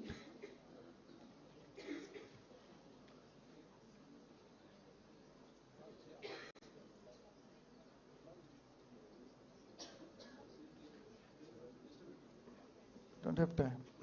In the meantime, I can take some questions. They're distributing meditation mask. In the meantime, anybody has any questions? We can take 1 or 2 questions. A mic? Yeah, here, ma'am, here.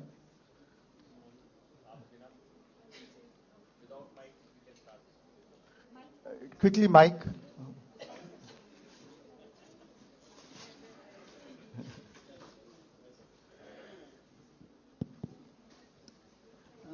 You speak so highly of meditation and with a lot of confidence.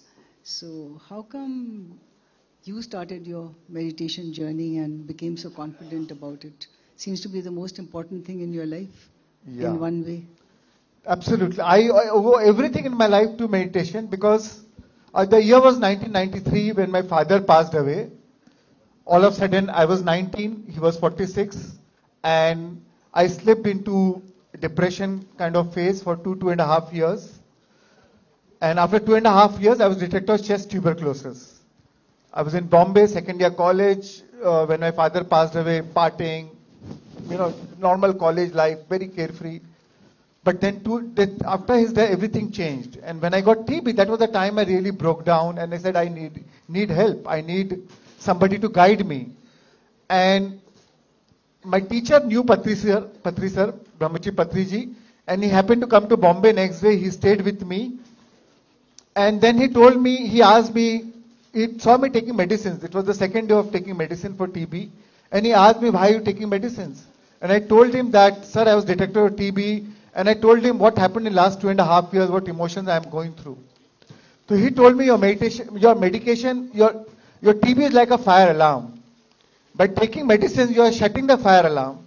But the real fire, which is the emotional cause of grief, anxiety, insecurity, unless you treat that, you're never going to be, your disease is never going to be truly healed. Then something else will come up. I said, I don't know any way better. He said, that's why I'm here today. And first time I meditated with him, I felt very relaxed, very calm. And that intrigued me.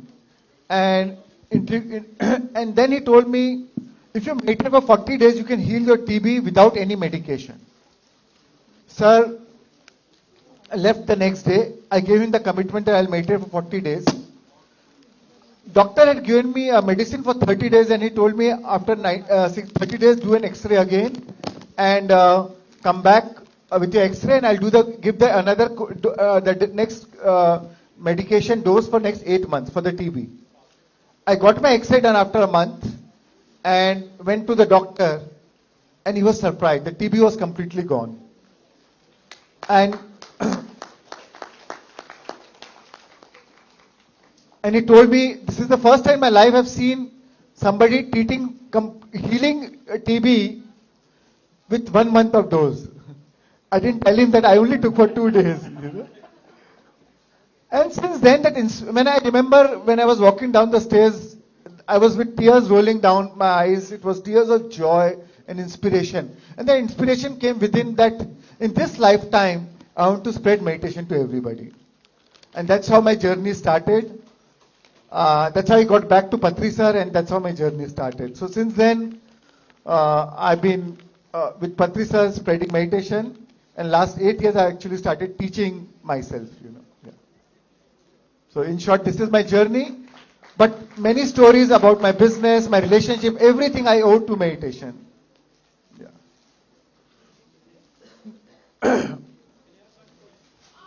Yeah. Yeah, we are good to start. All right, friends. Okay, we'll take one last and then we'll start. Okay. Yeah. Yes, Mike here.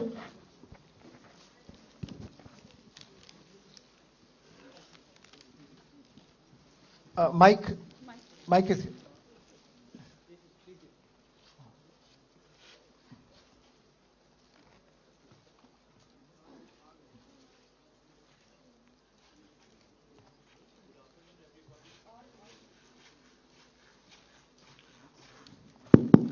Yes. Yeah, we'll start.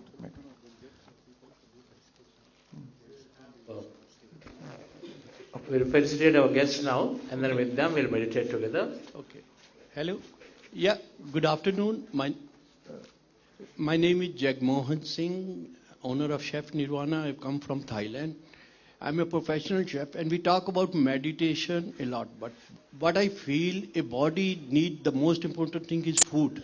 Why we don't talk about food meditation? In the whole this market, food is not sold. It's poison has been sold. Wrong labeling, wrong, sugar free. When you see the label, there's not white sugar added. And they are crafted ice cream selling for, so expensive. What we are doing about it?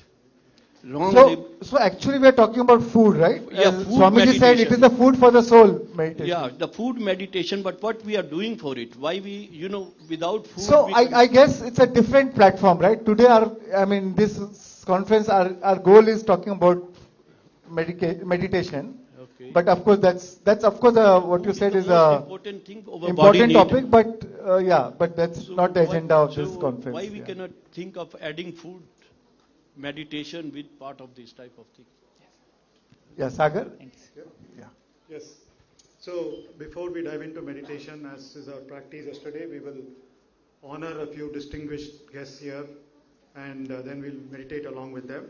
So I would like to call upon Sri Sumit Mittalji, CEO, LDC, India. Sri Amit Kishorji, IAS Principal Secretary to Defense Minister.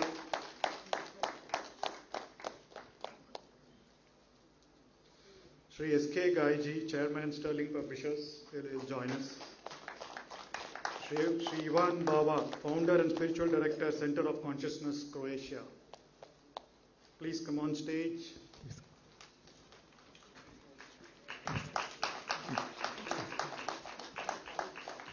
Sri Narendra Maripadi, Founder, NQ, and former Chairman of IOB.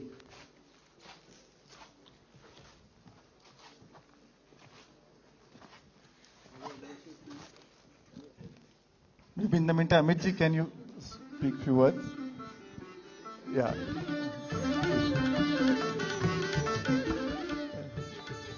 Thank you, sir, and thanks a lot for inviting me. So this is a great program, and I have also been practicing meditation. So as all the speakers have said that it is the best way that we can handle stress. So as a government servant also we undergo a lot of stress. So I think Madam from AIMS, she that regularity is very important. Yeah, we go to conferences, but I think you will also agree, Shan sir will also agree. So we have to be very regular in doing meditation. So sometimes we are short of time, but we should start our day as Shan sir always says, and he practices also what he says. So we should start our day by doing meditation. Thank you very much, and great program. And every year it is organized, and I'm so privileged to be here. Thank you very much. Thank you. So we have IAS officers doing meditation and they're brilliant. So thank you, sir. Yes. Thank you and happy to be here. I think all I can say is today is the first day for the rest of my life. So a lot of things to take back, and I'm thankful to Buddha CEO Foundation also for conducting these programs at our organization regularly and encouraging corporate employees and corporate people also to meditate, so that obviously a lot of the things that we heard today, we can relate to our daily lives, and we need to just implement it more and more. So thank you. LDC India, head of LDC India is at a global conglomerate. We approached him and through Raj Kumar, and then he said, okay, meditation function will support you. So one of our sponsors of the program, and then that's the, I think, the beauty of the heart, that we want to see that such goodness happens in the society. Thank you, sir. Bhawaji. Thank you. It's a great pleasure to be here. It is truly what Patriji said. He told me once, even a perfect human being would be if we combined Western mind and Eastern soul. And I can see that India is actually doing that. What I have seen from the government officials, from medical professionals, from vice president, it is truly like heaven on earth. When you hear what they say and their lives, and that they truly meditate, it is something that we are only dreaming of in Europe. But I know everything starts with a vision and a dream. And I was very, very inspired on this conference that we can do the same in the rest of the world. Thank you. We'd also like to invite Air Commander S.K. Gupta ji on stage, please.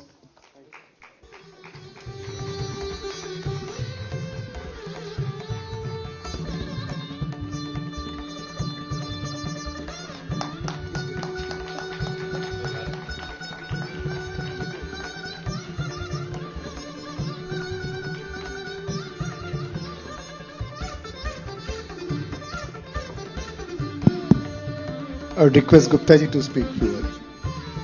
So somebody just said, that it's very inspiring to see that some government officials, IAS officers are doing meditation. So I'll just share, I'll not take too much of your time. So in the defense forces also, I'm a pilot in the Indian Air Force, and I myself do meditation. And so I think meditation is for everybody, and that, so while we think about war, and it must be like to you, it must be that we are only thinking about cutting people to pieces or something, but that's not true. Okay, we also need our peace of our own mind. That's my job, but there is some own time also. And you'll be very happy to note that while we do not use the word meditation in defense forces, but there's something that is coming to the Indian Air Force, and I'd like to share it with Mr. Shrans also. So they've called it mindfulness now. They've realized that pilots, when they go to the cockpit, so their mind has to be free of stress, and they have to be concentrating on their job. And it has been proven beyond doubt that by doing mindfulness training, which actually is nothing but a combination of what we are learning today, it's a different name, but it's the same spirit inside. The bottle is a little different. And we're doing that mindfulness training for each and every pilot, and for defense officers also, and that is helping us. So finally I realized that by doing meditation I'm doing the same thing. Thank you very much. Thank you for inviting us here. Thanks a lot. You're doing a great job. Thank you, sir. Thank you, sir. Thanks a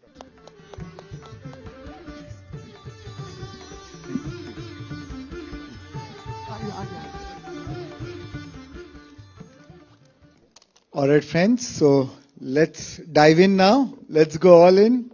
So I want you all to clasp your hands, cross your legs. You may take out your glasses because anyways you don't have to see outside. You have to look within. So you may take out your glasses and gently close your eyes. We'll do a short meditation for just 20 minutes and we'll come back. You all have your meditation mask. You may put it on. Yeah.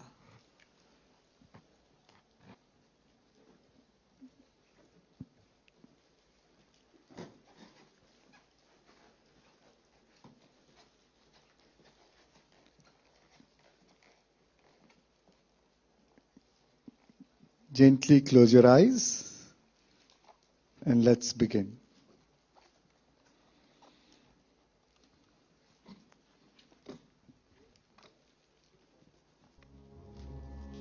And now I invite you to gently bring your awareness to your nostrils and observe the natural rhythm of your in-breath and out-breath.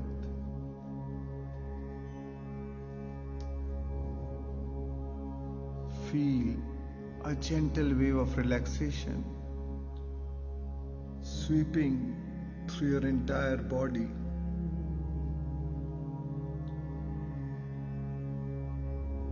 Take one slow, steady breath in through your nostrils. And as you exhale, relax.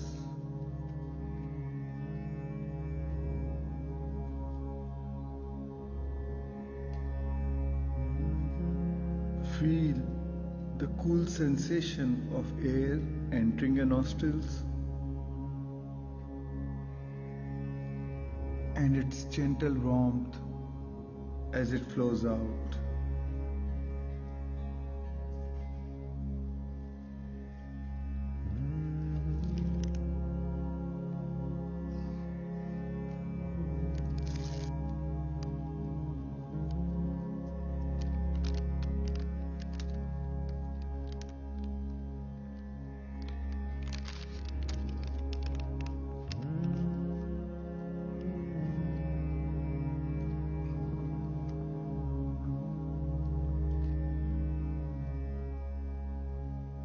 Inhale deeply and exhale slowly.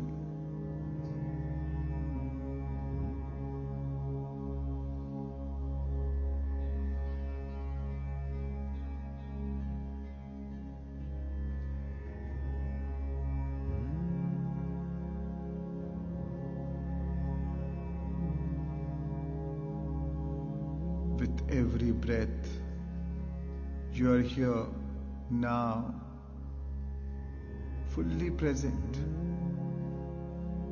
fully alive.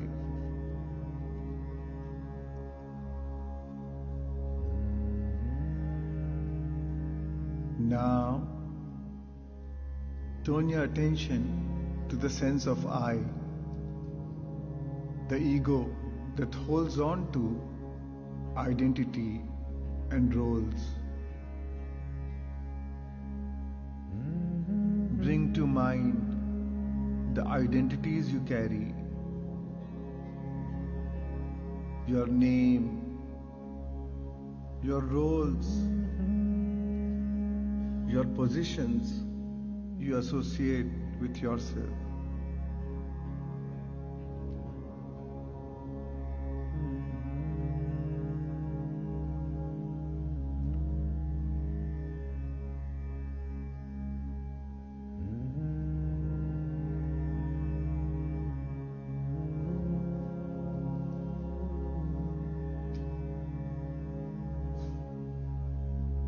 Ask yourself,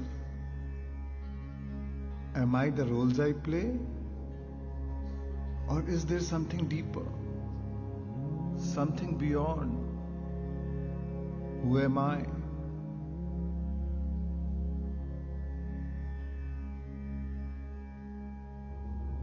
Realize The identity you hold on to so dearly is nothing but a construct of the mind, having no tangible presence.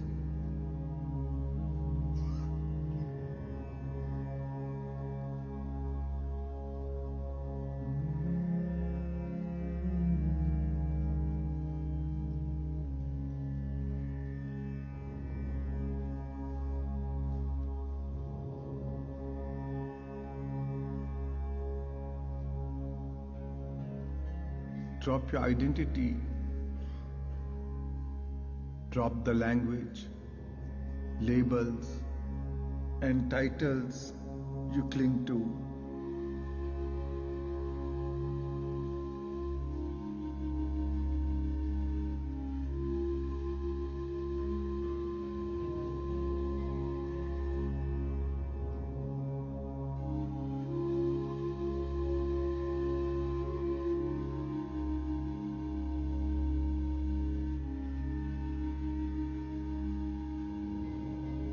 When you detach from your identity, you dissolve into nothingness.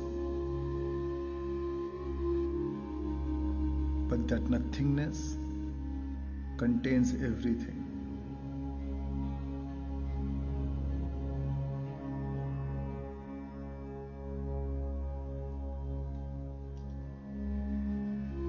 Recognize that what remains when all labels and roles fade away is pure awareness, witnessing the breath.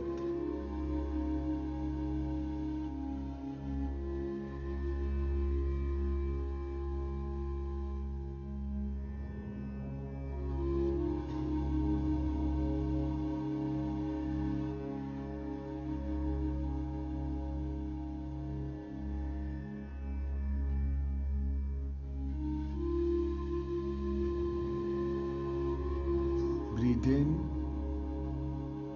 and breathe out.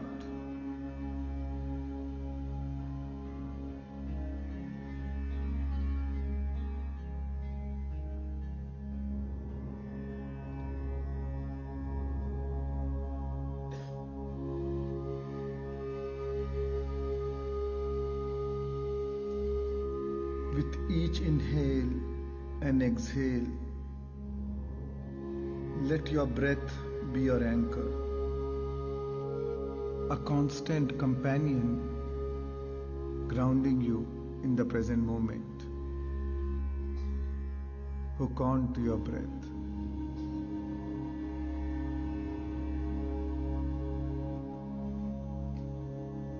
Let not a single breath slip by without your awareness.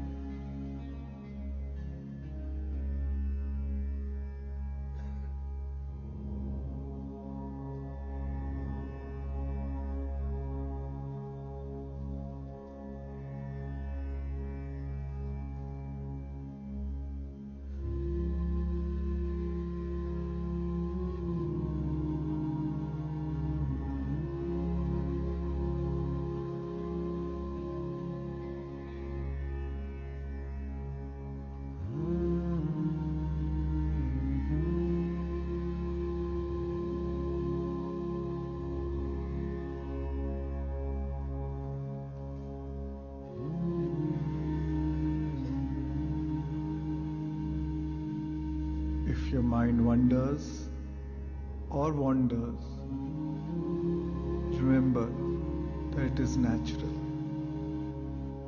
Neither cling to it nor push it away. Simply bring your attention back to the breath.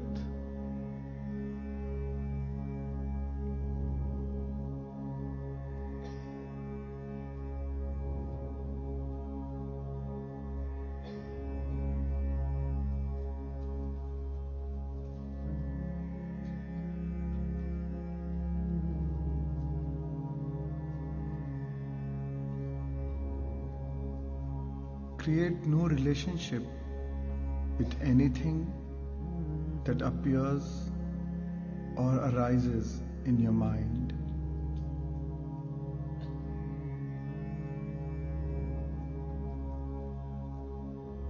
There is no need to follow or analyze or interpret. Let it come, appear, and disappear. You are a witness to both the appearance and the disappearance.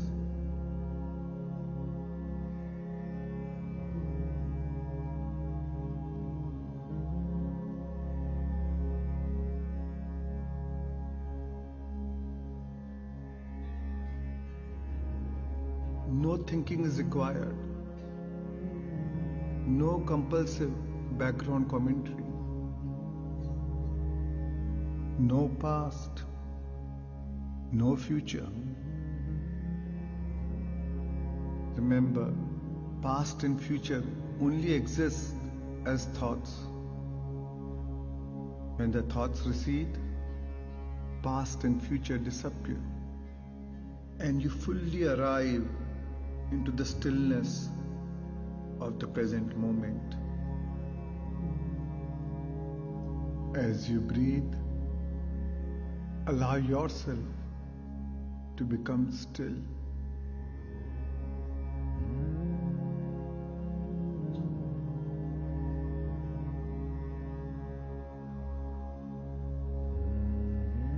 Just as the muddy water needs to be still for the water to become clear, the mind also needs to become still to realize the clarity of the self.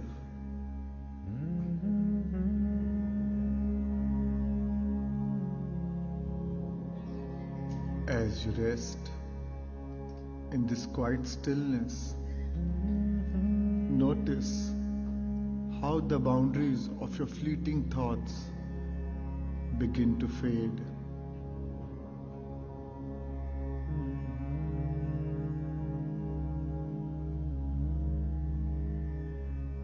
Let each breath take you deeper into the silent stillness, the space of gentle awareness.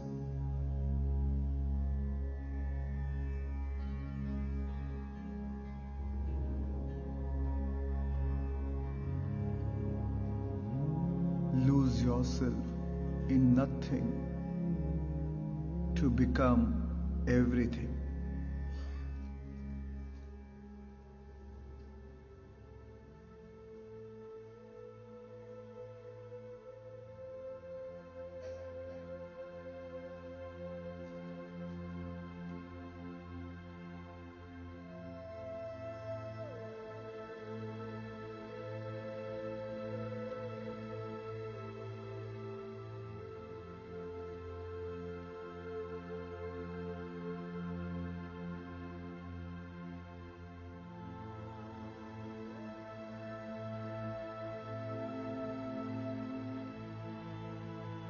Breathe in and breathe out.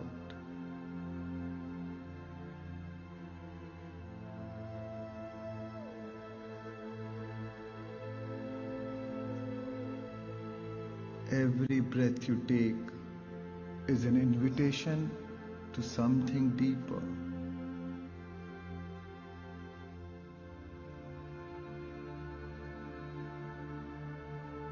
Drift deeper.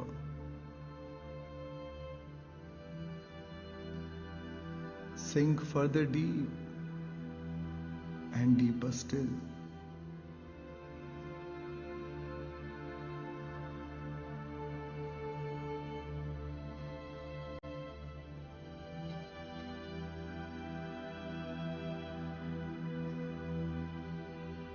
Let the silence within you strengthen with each breath.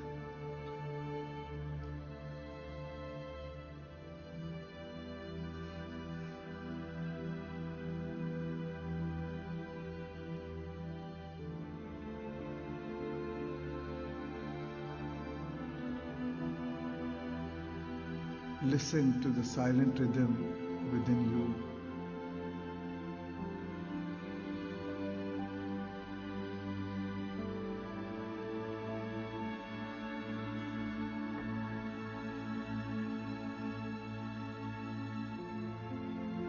The quieter you become, the more you are able to hear.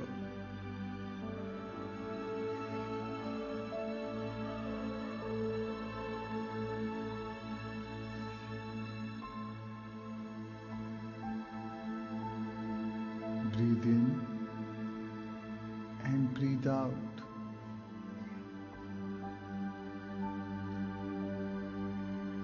Notice how the breath flows naturally and effortlessly.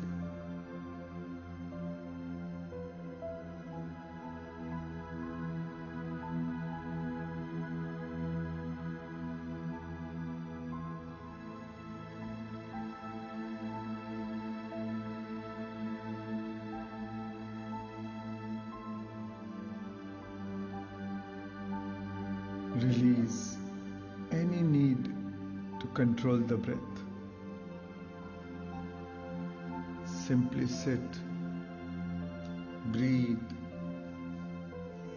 and pay attention to what it's like to be you, just you, sitting, breathing, paying attention.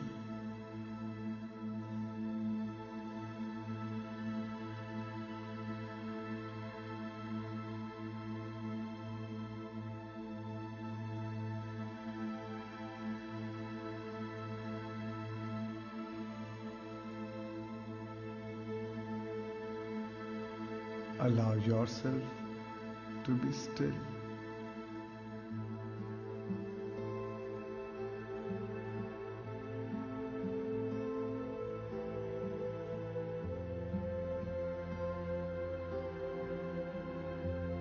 In this state of alert stillness, feel a sense of surrender and know that there is nothing to change, nothing to achieve, nothing to seek, nowhere to go.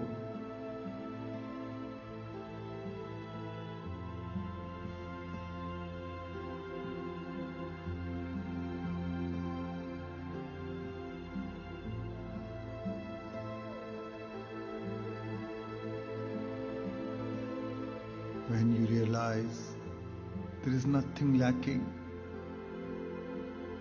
the whole world belongs to you.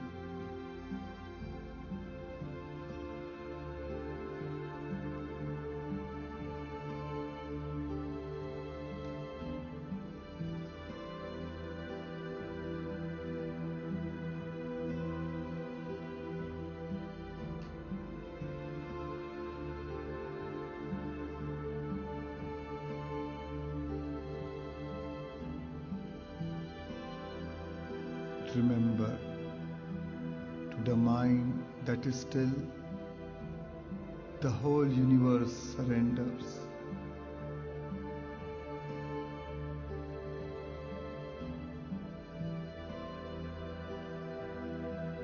Just breathe and let the universe reveal itself in this quiet simplicity.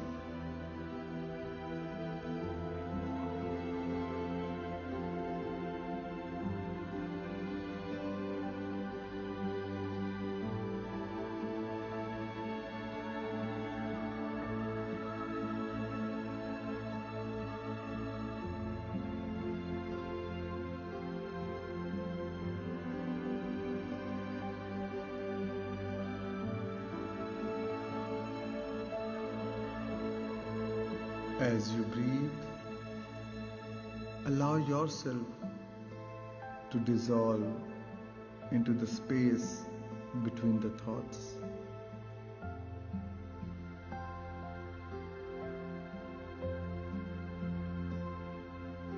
This gap is not an empty experience. it is an experience of emptiness.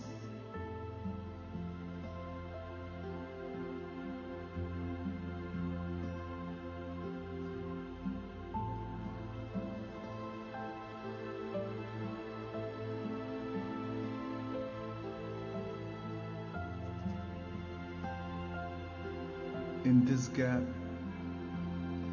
feel the presence of innate silence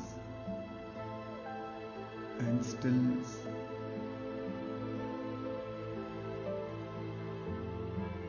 This stillness is the mind of God in you.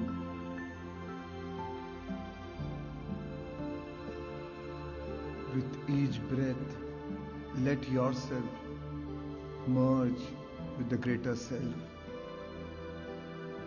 and become pure consciousness.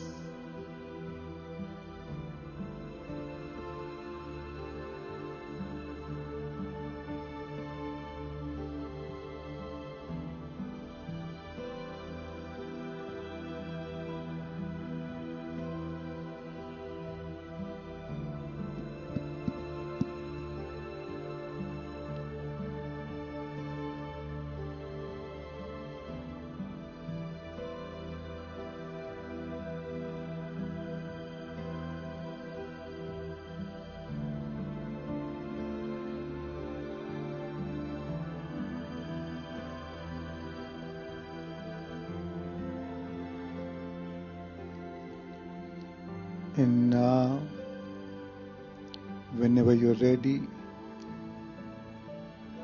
gently bring your awareness back to your new body in a whole new world and a whole new time. Take your time as you slowly come back. Whenever you're ready, you may gently rub both your palms and place it over your beautiful eyes. 5, 4, 3, 2, 1, and slowly open your eyes. And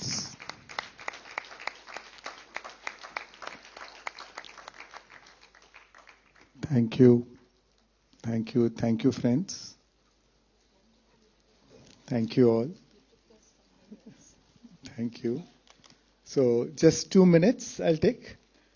So, now I remember the topic was conscious creation, and I want to tell you how meditation helps you to manifestation. See, when you meditate, you come back with emotional transformation. Meditation is a great tool for emotional transformation. We feel joyful, you feel wholeness within, right? And we are all governed by one law of attraction. And what does the law of attraction says? Whatever you think and feel, how you think neurologically and how you feel emotionally, you broadcast an electromagnetic signature into the quantum field, and that's how you draw the events back into your life. So feeling is the key. A lot of times we may be able to think positive, but we are feeling negative. We may be thinking abundance, but we are feeling lack. We may be thinking of a great relationship, but we are feeling angry. So meditation is a great tool for emotional transformation. And now when emotions transform, your vibration changes. And the universe matches your vibration. Your vibration is the key. So when you are happy for no reason, when you are joyful for no reason, the universe says, oh, you are happy? So let me bring more of the events and situations and circumstances in your life which will give you more joy, more happiness. When you are feeling wholeness for no reason, the universe says, oh, you feel whole, you feel abundant, you feel enough. So let me give you more things in your life so you feel more wholeness, more abundant. And that's how everything changes around you. Everything starts happening in your life. You take one step, the universe takes 10 steps. Many times in a manifestation, it's a fallacy that we came here for physical manifestation. It is our not job to manifest physically. It is our job to manifest emotionally. If you are manifested emotionally, our job is done. Because it is the universe's job to manifest physically. Because when you manifest emotionally, and that becomes your vibration, that is the vibration that you are offering to the quantum field, then the quantum field, the universe, will bring all the cooperative components and bring it all together to make that happen for you. Right? So, that's why meditation is a powerful tool for self-mastery. If you master your thoughts and emotions, you have mastered your life. You can create anything that you want in your life by transforming your thoughts and emotions. And yes, as everybody said, it needs consistency, it needs a little practice. We may not be able to master a life in a day, but we can master each day and repeat it every day. Yes? So thank you. Thank you all. Thank you so much.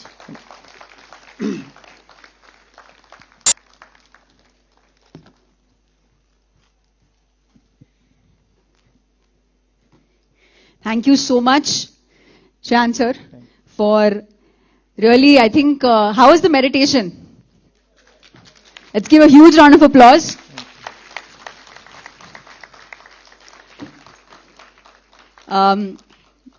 Please wait for a few more minutes. We would like to felicitate Shreyansh ji, and we would like to call upon Vijay Bhaskar Reddy sir, Chairman of Pyramid Spiritual Trust, Hyderabad, and Rajiv Arora ji, who is the convener of Global Conference of Meditation Leaders. We would like to also invite Narendra Maripadi, founder of N-Cube, former chairman of IOB, Indian Overseas Bank.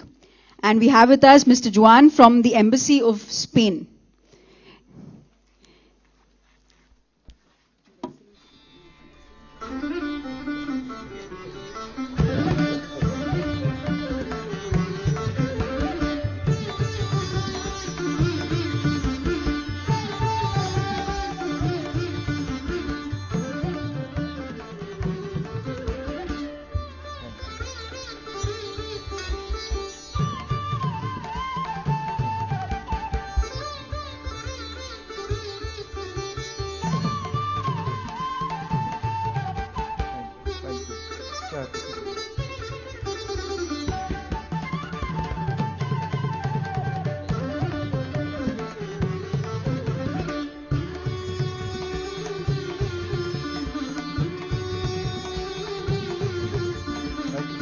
So friends, as the felicitation is going on, we will break for lunch and we will join back at 2:45 for a power-packed second half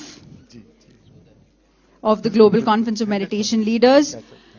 The second half will start with an audience dialogue and also have a great panel on nurturing conscious youth in the second half and a lot of how to solve the challenges that and how to bring meditation to the public space. So let us break for lunch. A huge round of applause. And I have my app Soul Lab.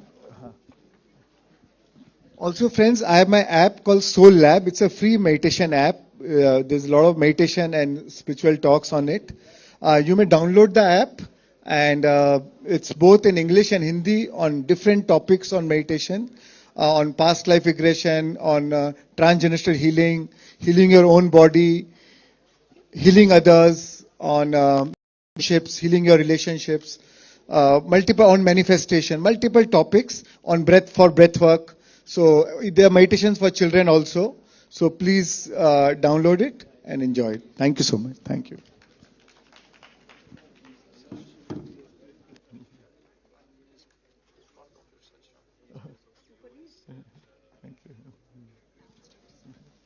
lunch will be available in the lower ground. Please join us for lunch. So thank you. Sorry, yaar, I think I took more of the time. Huh? I'll give to Kesh.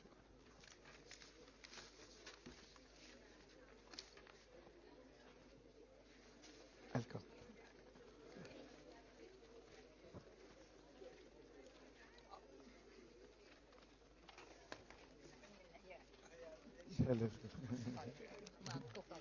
अच्छा अच्छा अरे वाह वाह no no no please please please please नहीं नहीं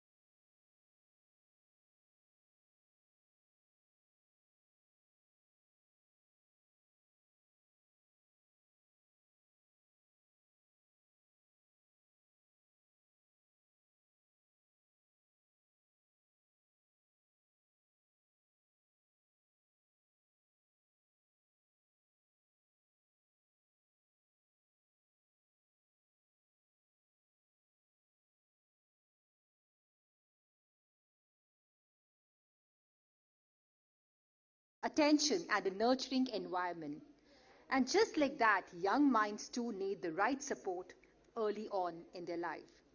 To share such inspiring journey with us, we have three wonderful speakers here with us today who have been working very closely with youth and meditation initiatives. I first of all welcome Mrs. Sujata Sriram.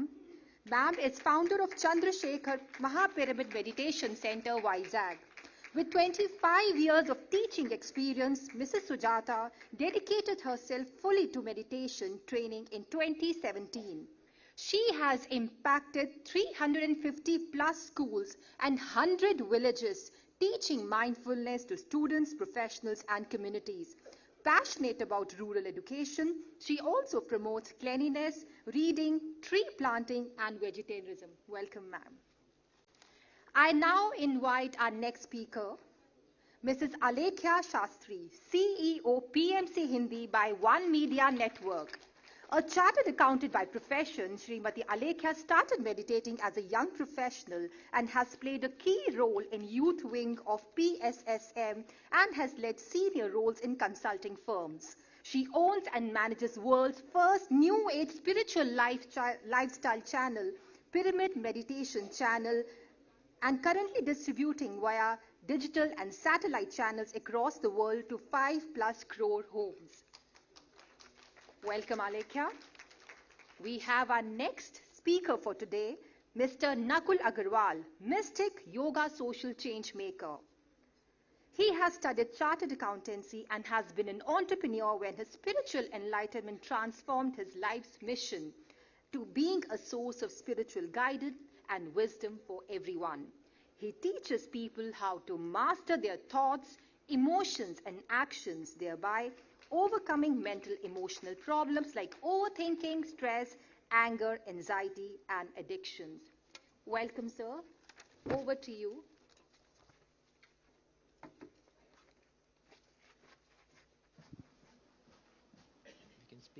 Students face constant pressure, academic stress, digital distractions, and emotional overwhelm.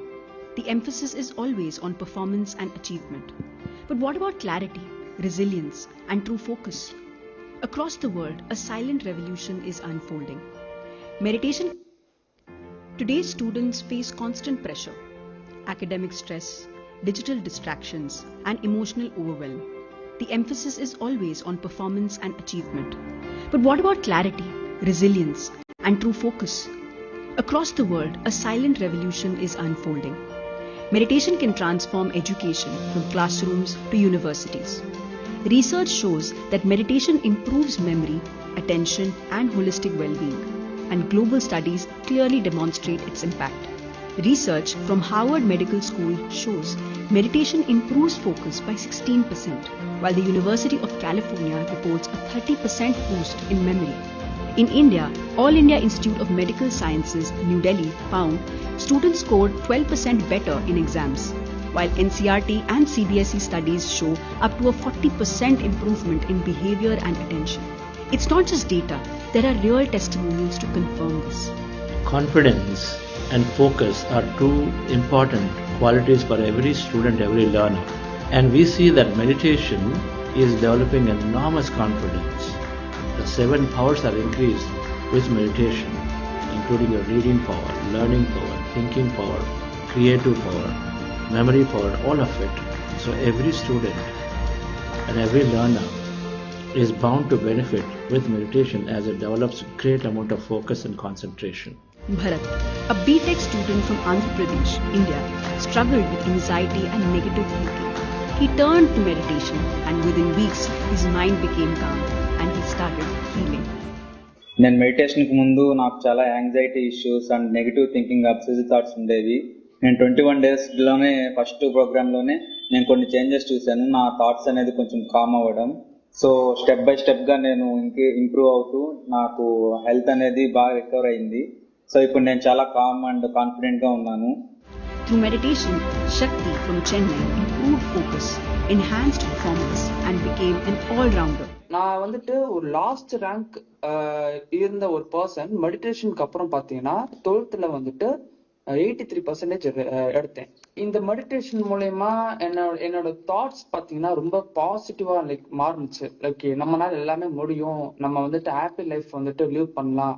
Vicky Sarvepalli and Padmida Kundamurthy, young students who embrace meditation, they have gained clarity.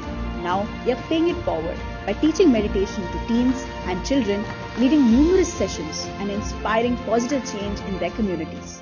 I have been doing meditation for the past 4 to 5 years, and I've noticed a lot of benefits from it, specifically through my educational journey. For one, I have a lot more confidence now. Instead of shying away, I have the confidence to raise my hand and ask questions to my teachers. This helps me engage more and get better grades. I started realizing what meditation can actually do, and I also started having benefits of my own.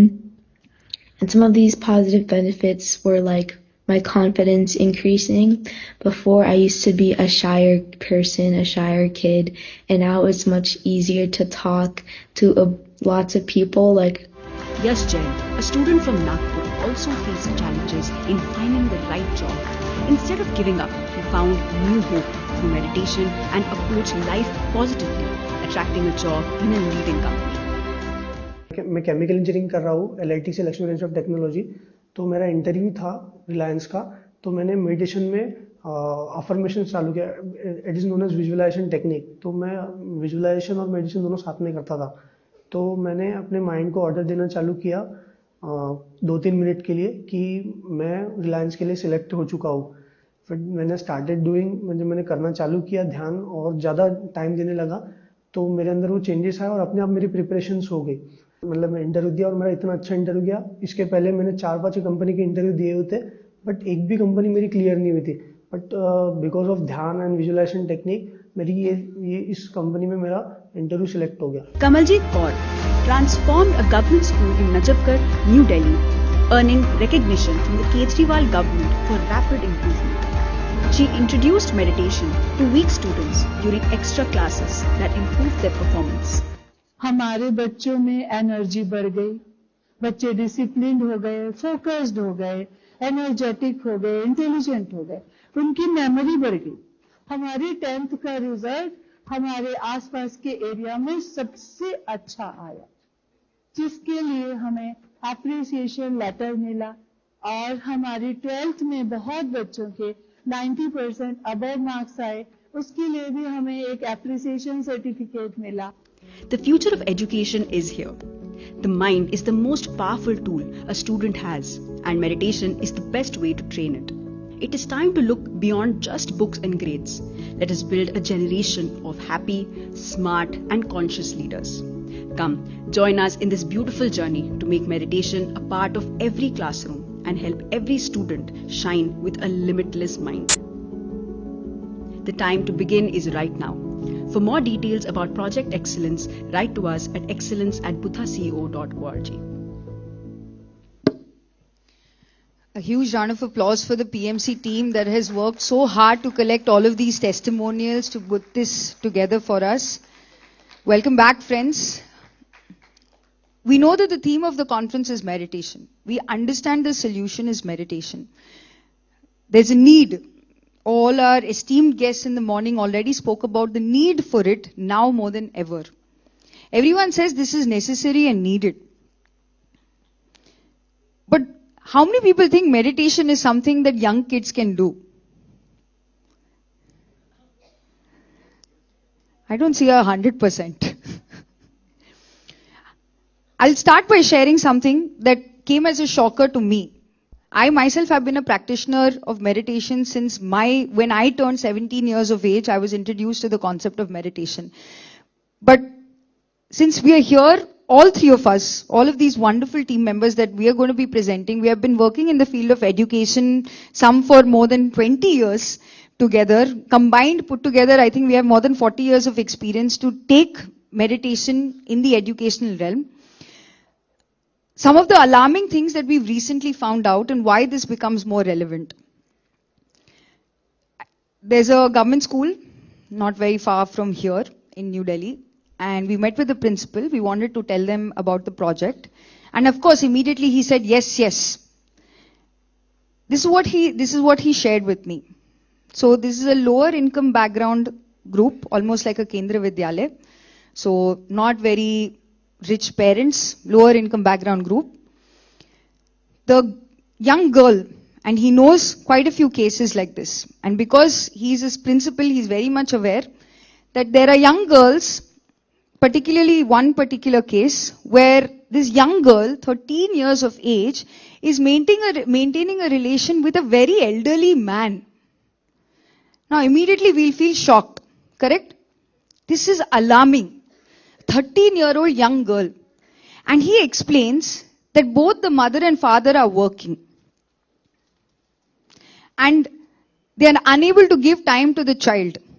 They are working so that they can earn and give a better livelihood to their daughter. But their daughter's emotional needs are not complete. And so in seeking, without the right information and guidance, it is not for right and wrong for us to judge where we are sitting, but to really understand why is this situation getting created in the first place. I'll tell you another story. Science says today we are consuming more than 60 to 70 MB of data every single minute. We are consuming 60 to 70 newspapers worth of information in a single day. This is as much information we are getting. From where? Can you tell me from where? Social media. Yes, the mobile, which is accessible to everyone because now it has become a necessity, and that equipped with social media. When we hear these stats, of course we say yes, it is the need, but where does it really start? We say all parents are working to send their kids to school. So everyone is working hard. All parents are thinking, how do I send my kid to the best school? In the school, the child is spending more than 6 hours a day. Who are the first people that the child interacts with apart from the parents as they're growing up? Their teachers. Of course, friends. But first, till the age of 13, it's teachers. So from 0 to 5 years of age, a child learns everything from their parent. And that becomes their subconscious programming. जो भी उनके मन में चल रहा होता है, जो भी उनकी विचारधारणा है, whatever belief system that they have is all coming already absorbed by the child by their 5 years of age. Now, when we send the child to school, till the age from 5 to 13, for the child, apart from the parents, now we've introduced a completely new set of people who you don't personally know, by the way. The teachers and the environment, which is now influencing your child all the time. This is, I'm saying, apart from the 60 to 70 newspapers worth of information the child is anyway consuming. We know that meditation is the answer. But see, in a practical sense, from 0 to 5, the parent is the role model. So the parent is impacting the children. Now, from 5 to 13, the teachers are. Now, from 13 to 17, till the child is in 12th grade of school, his friends, his peer group become his influence. This peer group again is influenced by his subconscious programming by his parents as a child and the teachers who influenced him as role model. Now, by the time this child is 18 years of age, he already knows who he is or who he thinks he is. So all his habits, likes, dislikes, everything has already been pre-established. Now he's pushed into the world to say, go now make a living, earn a living for yourself. And this is how we've heard since time immemorial that children are the future citizens of the world. But this is truly how a child till he becomes 18. Even our constitution says you are 18. That means you have now the legal right to appoint someone of your country. That is what it is. That is how the system is defined.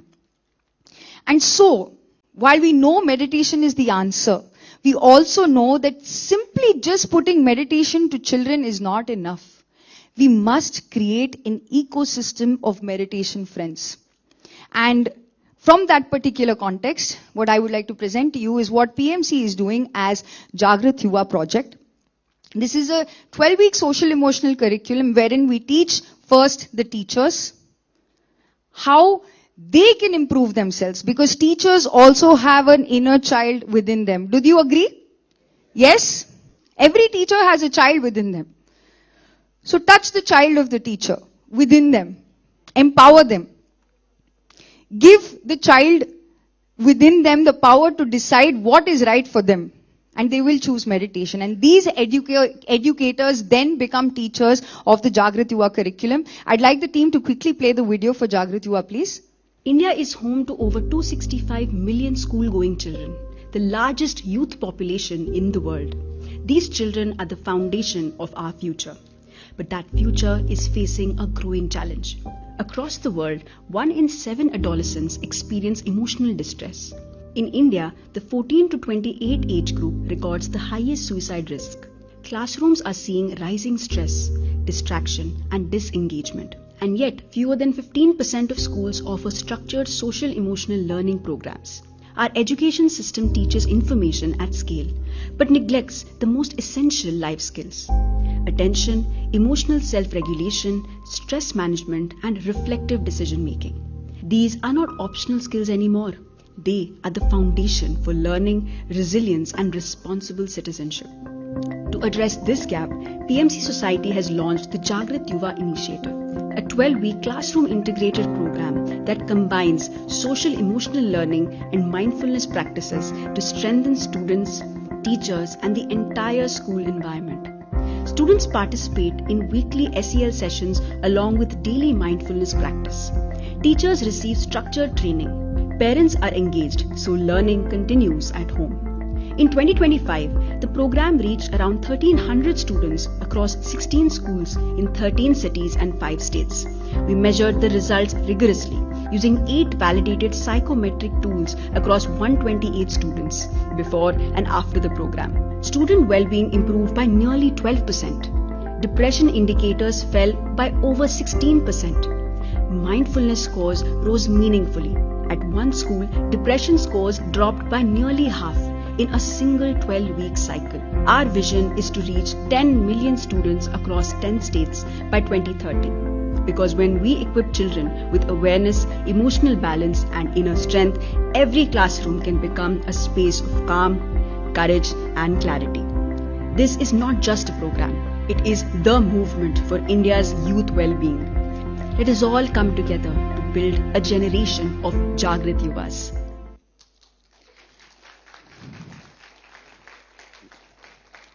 Today on this platform of Global Conference of Meditation Leaders, yesterday we heard a wonderful talk by Vinod Paul sir, where he mentioned there is a need for a systemic fix. And while all of us are going to be presenting to you, what is needed is also for us to give validated research. So while we have outreach of almost 100,000 students where we've actually taught them meditation, through this program, through quantitative research and qualitative research, we are now able to prove that meditation truly enables a child to improve his thought power, his emotional well-being, his right goals for his life, for him to choose what is truly his purpose in his life, and how truly he can be a global citizen and a contributing community member of this country. So I would invite all of you all, whether you're an educator, a practitioner of meditation, or someone who wants to be a benefactor for this project, please consider that research is a very integral aspect now for us to take this at scale. India has a 265 million population. We have to reach all of them, and together we will be able to do it. Thank you very much. Very proud of you, Alekia. My namaskarams to Karthikeyan sir and all the esteemed guests, and my beloved Patri sir and my parents. Matru Devo Bhava, Pitru Devo Bhava, Acharya Devo Bhava.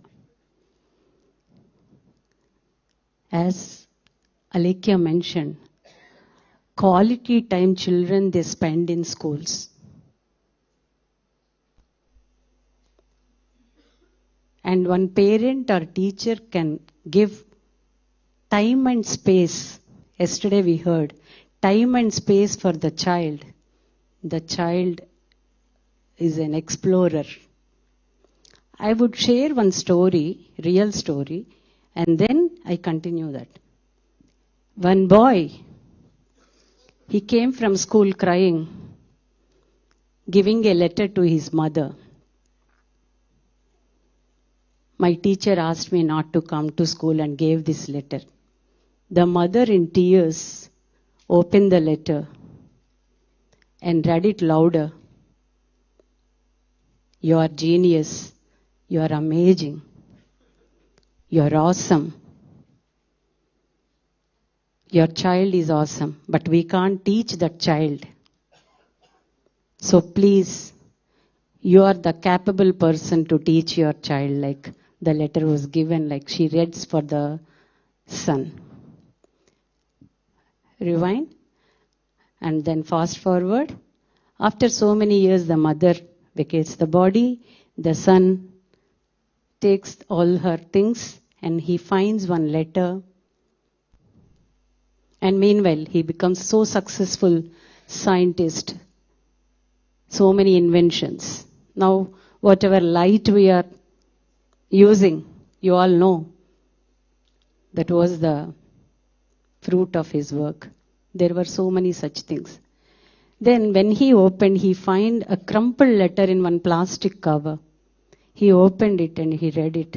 Your son is a stupid. Your son is incapable of learning. He can do nothing. Don't send him anywhere. Keep him with you. He's fit for nothing. This was the letter written by a teacher. So mother changed the version and she ignited the real gem qualities of the child. That child was none other than Thomas Alva Edison. Give him a big round of applause. And to his mother, I'll tell you, in universe, there can be anyone bad, but mother can never be bad. A teacher can become a mother. A mother can become a teacher. First guru is mother. So in my experience, I am Sujata Sriram. Humbly I say, whatever I am today, I attribute to my parents, my father and my mother, and then my beloved guru and all the teachers who taught me so many things, and my beloved family, the soul family. See, I was a teacher by profession, but since 8 years, I was very passionate towards this spreading awareness of meditation to others because I was practicing since I was a 12-year child. I got introduced to this meditation by my teacher. I heard the term and I started practicing meditation. Since then I was doing 1 hour meditation, no calculations for me. And I love reading books. My father encouraged me to buy book. Every month I used to buy 1 book. And then he told me one thing, parents and teachers can really ignite the inner potential of any child. The child is divine. He said, you can read any book, but remember, learn anything, whatever you are reading, you implement in your life. I received it as a great lesson, and any topic, whatever you give, any time, I can really enjoy explaining it to anyone. That quality has come because of my meditative state. So Patri sir taught me when I was doing this, when I got a message and resigned, and I'm ever thankful to Chandra sir for starting up a project, rural project, Dhyana Gramina and Dhyana Vidyarthi. Patri sir initiated and he encouraged like my father. He said, whatever you are doing the best. So I started working for schools and colleges because I have one seed in my mind. Since childhood, that's why for me, before meditation, after meditation is not there. Many of them, those who know me, they tell that. There is no before meditation, after meditation. My practice has taught me how I can receive good things from others. How I can be an ever learning student. How I connect easily with everyone. I know only one word, love and sharing and caring. So when I started this project, this is a holistic project, I worked as a teacher for a corporate school. Because of my husband's posting, we were throughout the India, we traveled. So after the resignation, I shifted my passion, that is my passion, to teaching to rural area and to children. I understood the areas, the two areas we have to first balance, the teachers and the parents. The students are always beautiful. There is a saying in Gurjad in Telugu, దేశమంటే మట్టి కాదోయ్ దేశమంటే మనుషులోయ్ వట్టి మాటలు కట్టిపెట్టి గట్టి పేలు తల పెట్టబోయ్ means don't speak, you show it in your action. And this is not a soil, this is the real divine energy.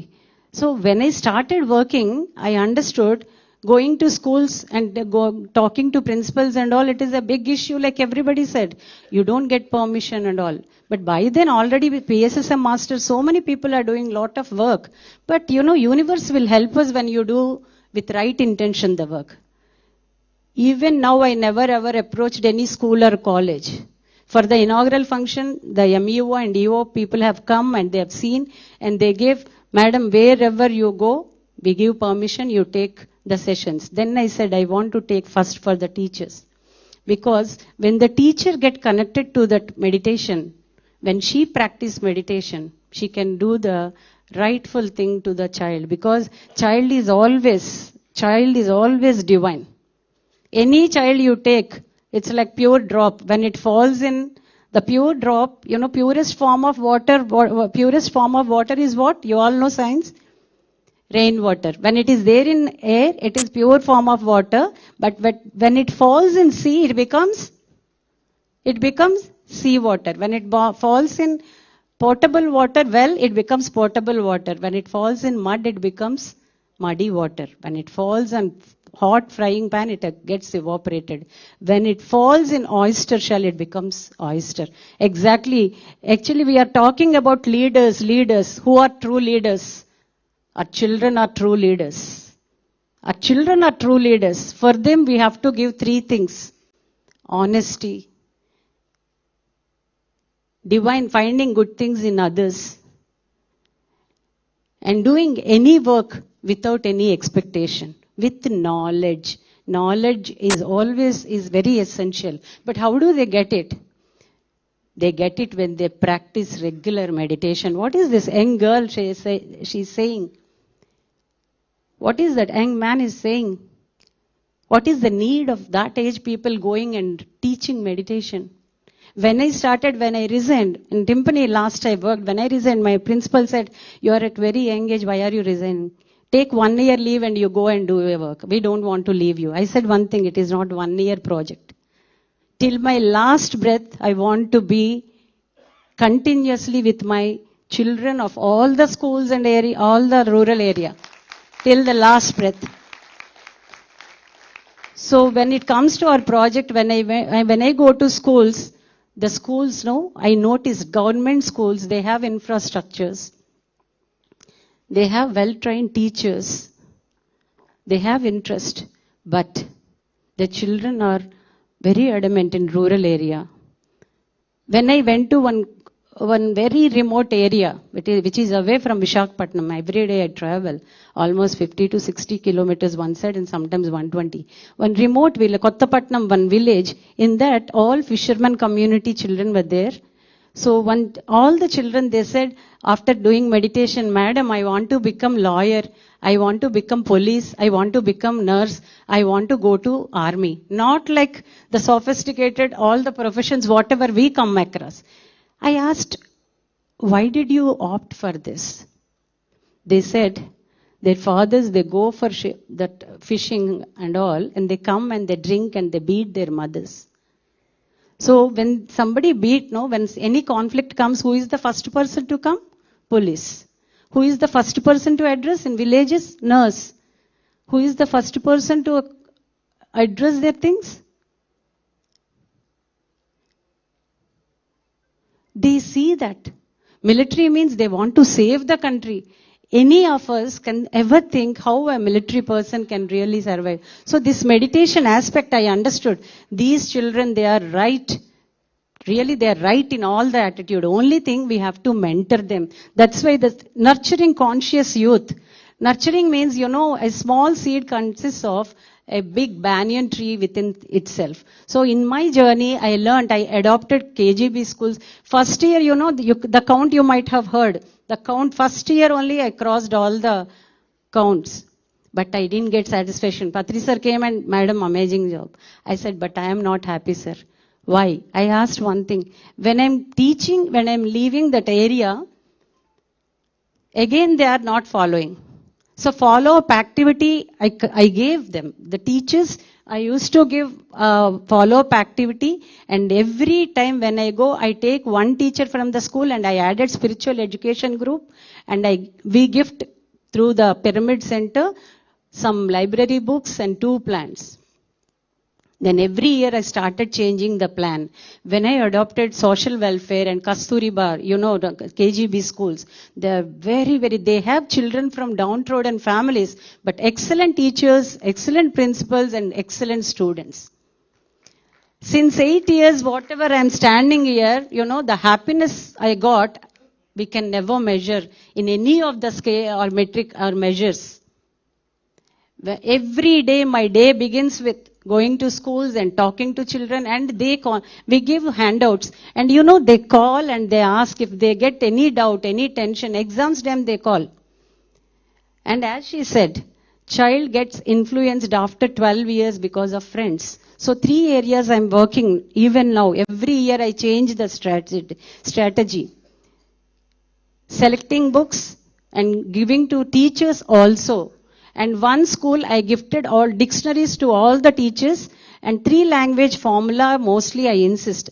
Telugu, English and Hindi. You learn those basic language. So we give some activities to teachers, and very humbly they accept. That's why I say the world is full of good people, my dears. They accept good things immediately. Only thing without any hesitation. In Chandra sir's word, without any limiting belief, we should go and approach them. So while I was doing, Buddha CEO launched their project. It helped me in support of that work because I got a structured presentations from them. So I started using them, and every month I conduct one session for teachers, and compulsorily I go to all the schools, but I adopted some KGBs, almost 11 institutes last year also we did.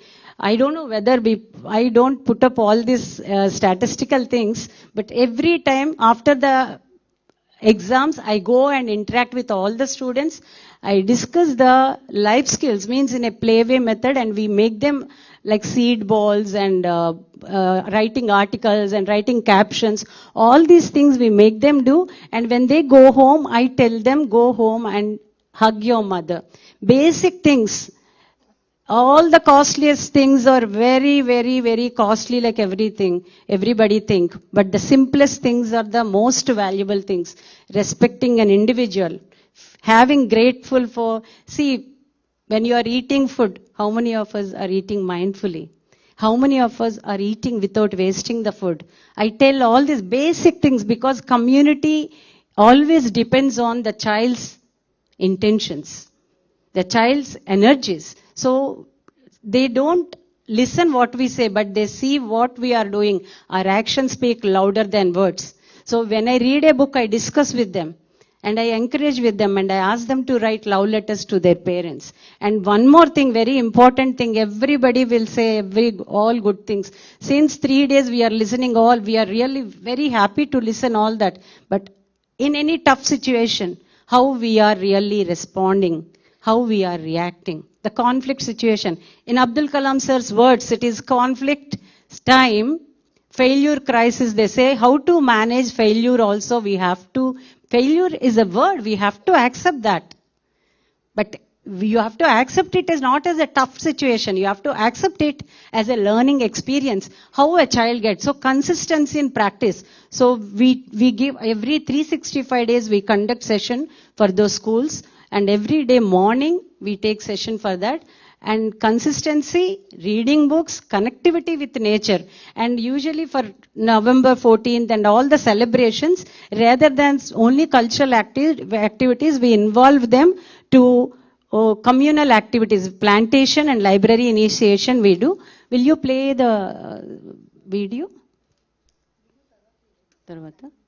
Okay. So we involve all the students in plantation because nature connectivity is one thing. As Swamiji, Pujya Swamiji said, we focus on all such things. Cleanliness, greenery, library, vegetarianism, Veda youth energy. We must do. So many people now, I make them teachers. So ambassadors we call, they take up the responsibility of continuing the meditation in their schools. So this year, now immediately after going there, we are establishing library because when we give books to the teachers and students, sometimes it may not be used in a proper way because of their time work and all. So we are arranging and we are giving a curriculum. So I have to ever thankful for the organizations, those who are working with me, and here those who are listening. Please, my humble request is everybody treat your child as an adult and respect and give time to the child. Be a teacher or be a parent. Giving time and love is the best gift to the child. Thank you so much.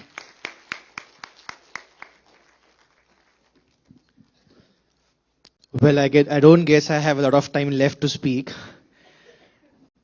Ladies first. I'll try to wrap my words in a few minutes. I hope I can get an extension of a couple of minutes. I wouldn't take a long time. I'm Nakul Agrawal. We run a project called Dream Catchers, especially in Nagpur, Mumbai, and the surrounding areas. Well, friends, a lot of you across these 3 days have shared that you came into the domain of practicing meditation because you experienced some or the other mental emotional issues. Some of you shared how you had anxiety, how you had some suicidal tendencies, depression, stress, overthinking, relationship conflicts, whatnot. Yeah. I realized this pretty early in my life when I was hardly 15 years old, having studied from one of the best educational institutions of my city. And then I had to make a choice about what do I want to do with my life? What career do I need to pursue? Should I become a doctor, engineer, architect, IAS, entrepreneur, whatever. And I realized that I did not know on what basis do I choose. Because the education system taught us how to make a living, but absolutely nothing about how to make a life. And on what basis to make choices in life. Most of my peers went for engineering, medical and whatnot because their parents said so. Or it was the in thing to do that. When I asked my elders, what should I do? They say, IAS ban ja. I said, why? Lal batti wali gaadi milegi. People will give you salute. मैंने कहा उससे क्या होता है? Why do you need that? Somebody said, Nakul, you look good. You're a very good dancer. Become an actor. I said, okay, why? You'll be famous. I was like, okay, great. उससे क्या होता है? Someone said, अरे मारवाड़ी खून, अपन तो धंधा करते, कुछ मत कर, MBA पढ़, बढ़िया वहां जाकर के अपने को पैसा छापना है. I was like, okay, great, but how much money is enough? Probably my father already has that much. Or probably the number could just be met by becoming a teacher, teaching children in kindergarten and having fun at the same time, right? And nobody seemed to have any answer to all these questions that why one should do whatever the society says one needs to do, right? And this is where I realized that I actually know nothing about life. And everything that my parents or peers also seem to know are just assumptions, not based on grounded facts or their own realizations. From this, I realized that it's high time that there is some intervention wherein we talk in our education system about not just how to make a living, but also how to make a life. The peers around me and even a lot of youth nowadays are addicted to drugs, alcohol, cigarettes. You all know this, right? आप में से भी कई लोगों को लत लगी होगी कभी शायद, maybe कम लोगों को, because conscious लोग हैं, पर हो सकता है हुआ होगा, right? I saw a lot of them getting carried away by such things, and why? Because nobody talked about how you can manage your own thoughts and get the high without depending on any substances for the same. Right? So with this insight, when I was quite young, I think hardly 21 years old, I started this organization and we started offering sessions to children in municipal schools, orphanages and shelter homes around meditation, mindfulness, yoga, now what is called social emotional learning, but back then there was no such term. And I simply involved a lot of my friends to do that. Now it's been 15 years. We've done this work in more than 6-7 cities, touched in all close to 60-70,000 lives. We now have a curriculum. You can see some of the photos and videos. Thank you. Our model is that we train teachers so that they get into the habit of daily meditation and self-reflection. And because unless and until they are convinced, there's no way they would bring it to children. Second, we recruit youth from colleges, thousands of them. And we teach them how to do this. So they get to learn, and then they go once a week. We have a curriculum, and they conduct sessions every single week throughout the year, from grades 5th to grades 10th in municipal schools, in government aided schools and orphanages. And through them, the children also learn, right? So, like Alec has done a wonderful study with some 167, some students. And she stressed on the importance of having data. We have a data of close to 10,000 students whom we've measured before and after. And there is tremendous, I mean, you all know the benefits, right? But let me just share one or two stories before I end, in the interest of time. There was this guy, his name is Pankaj, okay? And Pankaj used to be very shy kid. He would hardly speak in the class, very timid. You know, कोने में रहेगा, सब बच्चे उसका मजाक उड़ाएंगे. And in one fine session, we asked, okay, Pankaj, what is the reason you're this way? And we just had a conversation around what do you want to do with your life and stuff. He said, Bhaiya, when I grow up, I really want to kill my father. And we were like, what? He said so. And he must have been, I guess, 4th, 5th grade, okay? When I grow up, I want to kill my father. I said, ऐसा क्यों? ऐसा क्या हो गया? तुझे क्या नहीं मिला? He said he comes home every day, drunk, and he beats my mother, and he also hits me. He's broken the liquor bottle on my arm. See, look at the bruise over here. He's hit me with broom and with whatnot. Yeah. And I mean, even right now I'm having goosebumps, and I'm sure a lot of you are also having that, you know. A guy wants to murder his father. And the guy is right to have that hatred because he's experiencing that hatred from the father, that violence from him for no reason whatsoever. Right? Of course, then he went through our sessions and program. And in a couple of weeks, the same Pankaj says that, Bhaiya, thank you so much. He just comes, gives me a tight hug, has some tears in his eyes. I say, kya ho gaya? You know? He says, now I do not want to kill my father. I was like, okay, good. Because we never say ये सही है गलत है. We help the child discover आपके लिए क्या सही है क्या गलत है. We don't want to give morals and values. It does not work, we believe.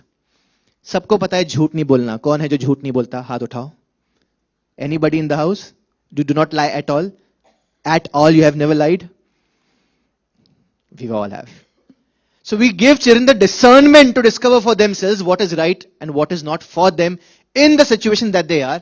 And Pankaj said, Bhaiya, now when I grow up, I really want to do something that makes my father feel proud because I know why he's doing that. The child has built empathy. He does not feel his father is right, but he knows why he's doing what he's doing and does not have the hatred anymore towards him. Similarly, when we do sessions with girls, especially of grade 9th and 10th, you'll be shocked to hear this statistic as well. More than 90% of girls come out crying saying, Bhaiya or Didi, we've been sexually abused or molested. Can you believe this? We do session on good touch, bad touch. Official statistics are in India, 1 in every 3 girls experiences some or the other form of sexual, physical abuse. The real statistics, more than 90% girls in India go through physical or sexual abuse. This is what we've seen through thousands of children. I know it's a shocking figure. Yeah, but I am sure a lot of women in the house would agree with me because you also probably might have experienced some such thing. These are people from slums. Their parents go out for work and then the neighbors and you know what happens, right? There's no way to deal with this trauma. Through the sessions, they're able to overcome this trauma. There was a girl who said, Bhaiya, I can't sit in the same room as my father. I said, why? Because one of my chachas did something with me. And I'm so scared I can't even sit in the same room with my own father, with my own brother. This trauma lives on for a lifetime, friends. right? We often criticize ये criminal है, ये वो है, कोई criminal नहीं होता. उनके साथ जो होता है, शायद वो criminal होता है, right? Through the sessions, a lot of such girls have been able to completely overcome and heal themselves of such trauma which have happened to such sexual abuse, emotional abuse, you know. I mean, we all very proudly say India wants to be the Vishwa Guru. I am sorry. ऐसा विश्व गुरु तो हमें नहीं होना है जहां बच्चियां trauma के साथ जिए ऑफ सेक्सुअल अब्यूज, जहां बच्चे पापा को मारने के बारे में सोचे. And this is not just one of cases, we have hundreds of such, you know, instances coming up, right? 70% of our school going population out of 260 million, 5 million are in government schools. This is why we are actually now wanting to come up with a policy around it, that meditation and also aspects of social emotional learning, which means understanding your emotions, understanding relationships, understanding your role and responsibility in the society, knowing tools how to overcome such instances. This becomes a mandatory part of the education system, because more than external infrastructure, what we need is the internal infrastructure. If we have the right infrastructure, we can have many more Abdul Kalams in the country. He did not have great external infrastructure, but what he had was great internal infrastructure. Isn't it true, friends? So, in a nutshell, this is what we're trying to do. We would like to invite all of you also to volunteer with us. Either of us, all of us, support us physically, mentally, financially, very important. Especially when you're working with government schools, you know, and underprivileged children. Emotionally, in every way possible, because see, हम सब तो defective product हो गए अभी, you know. अगर सब defective product, you know, सब adults को ही अगर meditation सिखाया जाएगा, तो दुनिया defective ही रहेगी. We need to work on work in progress products, right? If all these things are taught to children when they are in school, we might never have a terrorist again. We might never have wars on religion again. We might never have votes given in the name of dharma, caste, jat again. Correct, friends? So, with that being said, and thanking all of you for inviting me and giving me opportunity. Thank you so much. And we'll hear now, we have a principle where we've implemented this curriculum from the horse's mouth itself, the benefit of meditation and the implementation of such a curriculum. I'd like to invite Kuldeep Rathi sir, principal for Sankalp School. And instead of telling you just experiences from our side, we have a young meditation practitioner, probably the youngest in this room, Sneha Kumari. Please join us and we'll quickly wrap this up with experience sharing from these masters. Yes, please sir. Hello everyone. My name is Kuldeep Rathi. I am the director of Sankalp Convent School. And first of all, I want to thank you PMC team and Jagriti Yuva team for inviting me over to share our experience with our school. The one team have meditation in our school, so for that. I will say surely that whenever I met with the team, first of all, I was not sure that how we will manage it in our school, because we have our academic calendar already full with all the activities and all the things. So we were very skeptical that how we will do this. But when we meet with the team, their positivity win us over, and we decided to give it a shot. What happened over the time, that our children, our teachers, and even myself, we have been conducting the program, and there will be a positive reinforcement by the teachers that we have seen. And over the time, I think most of the benefits the teachers have already talked, which come in the students. They become more confident, they become more supportive, and I think if I say they become more observant, they become to know themselves that what they are feeling and why they are feeling it. So I want to thank PMC team and the Jagriti Yuva team once again for coming, and I think we will continue this journey with our kids and with the PMC team once again. So thank you everyone.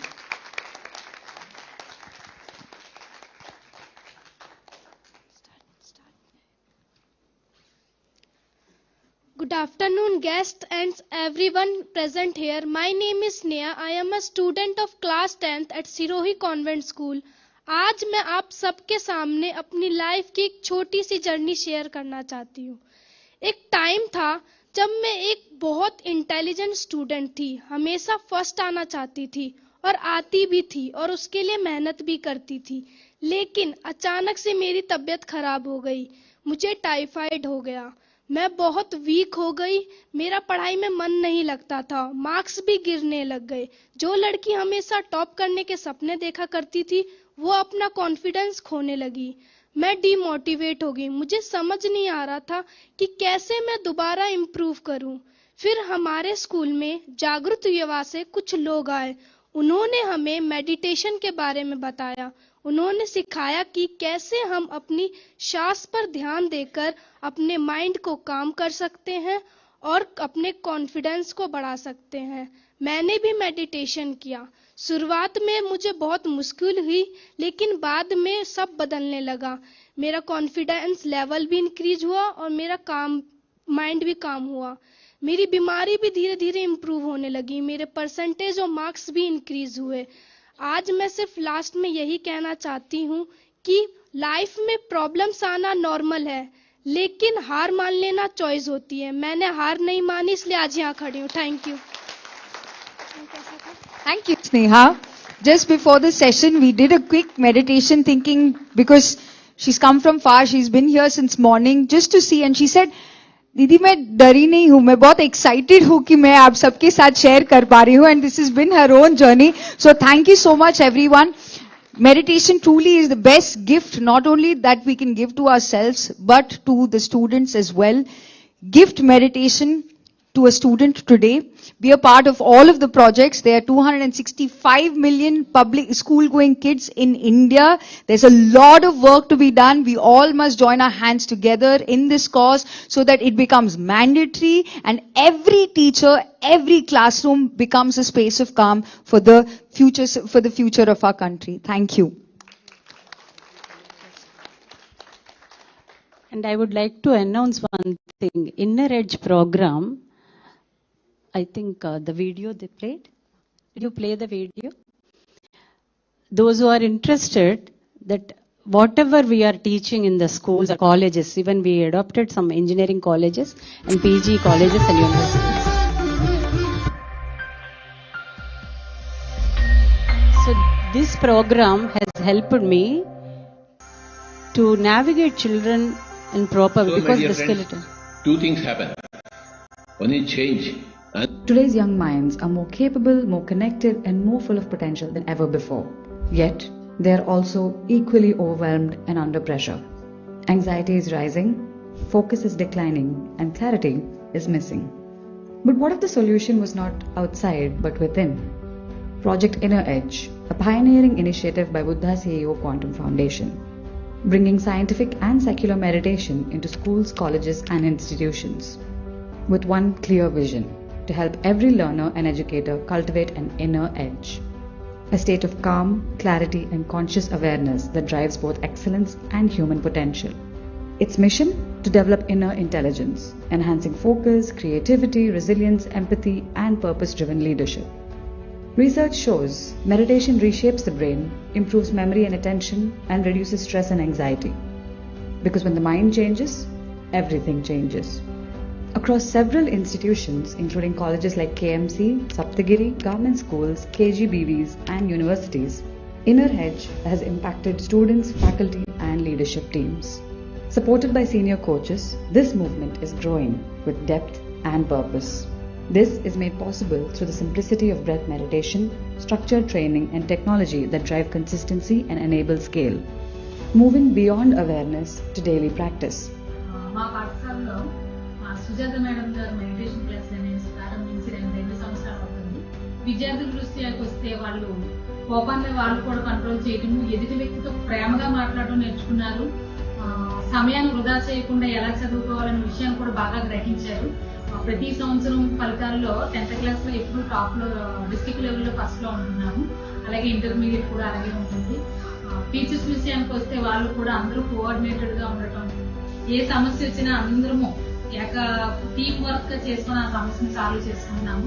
ఇప్పుడు meditation చేయడం వల్ల చాలా confident గా మాట్లాడుతున్నాను, అలాగే బాగా చదువుతున్నాను. Meditation చేయడం వల్ల ఆరోగ్యం కూడా చాలా బాగుంటుంది. అసెంబ్లీ చేయించేటప్పుడు నాకు చాలా భయంగా ఉండేది. ఈ మెడిటేషన్ చేయడం వల్ల అసెంబ్లీలో కూడా నేను కాన్ఫిడెంట్ గా బాగా చెప్పగలుగుతున్నాను.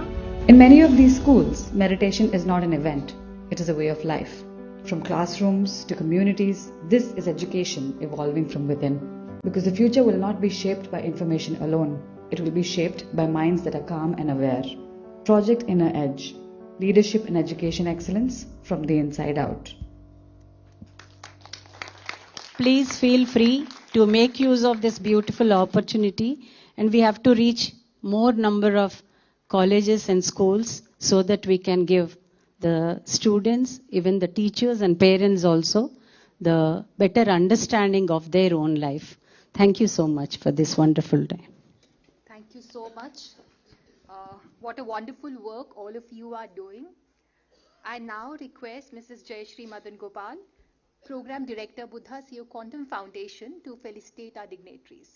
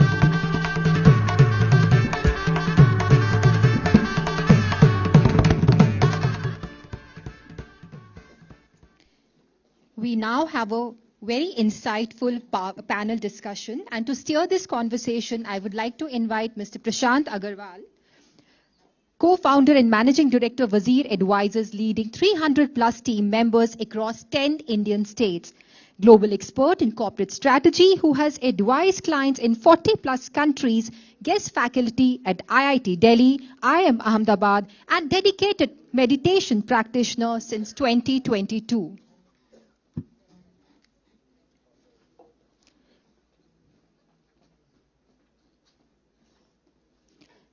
I now invite Dr. Sivanappa B., Chairman, Pyramid Spiritual Science Academy. Dr. Sivamarappa, PhD in Meditation Science and MSc in Yogic Sciences, is the working chairman of Pyramid Spiritual Science Academy, Bengaluru. A renowned spiritual master with 25 years plus of experience, has trained 3,000 plus certified masters and established 40 plus meditation centers. Internationally, he has conducted courses across Asia, Africa, and US. A guest professor at Vedic Wellness University, Florida, he has MOUs with global universities to advance spiritual education. Welcome, sir.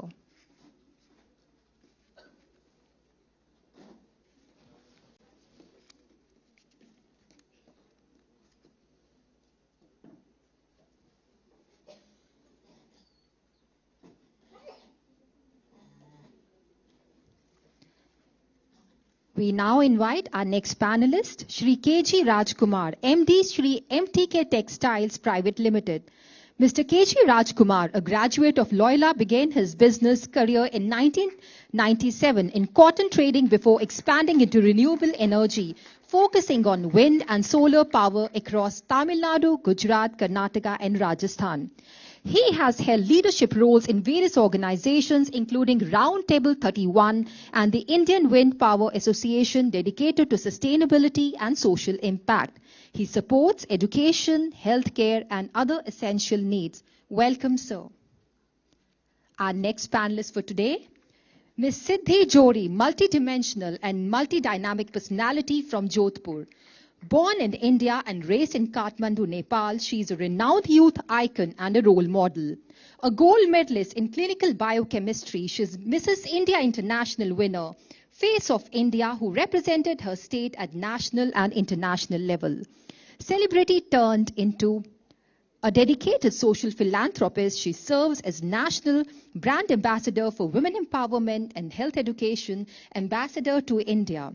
Honored by Governor of Rajasthan and United Nations Executive Director, she has received thousands of awards and is a brand ambassador of dozens of projects at national and international level, and done appearances over 9,500 programs all across India and abroad since 2019.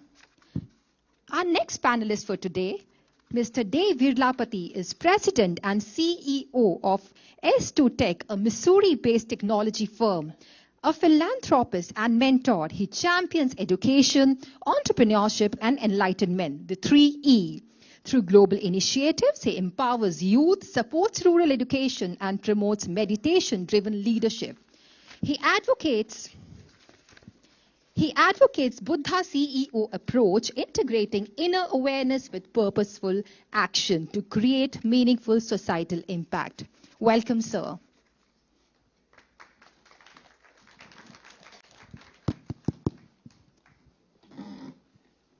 Yeah, can we have the video first? In today's fast-paced world, organizations and communities face immense challenges impacting productivity, harmony, and overall well-being. Individuals experience growing pressure and imbalance affecting both performance and relationships. But what if the solution lies within? Meditation is a science-backed practice that enhances performance while fostering peace and cooperation within individuals and organizations. Let's dive into the research behind these benefits. A Journal of Management Studies found that mindfulness increased workplace productivity by 12%. Another study showed a 15% rise in engagement.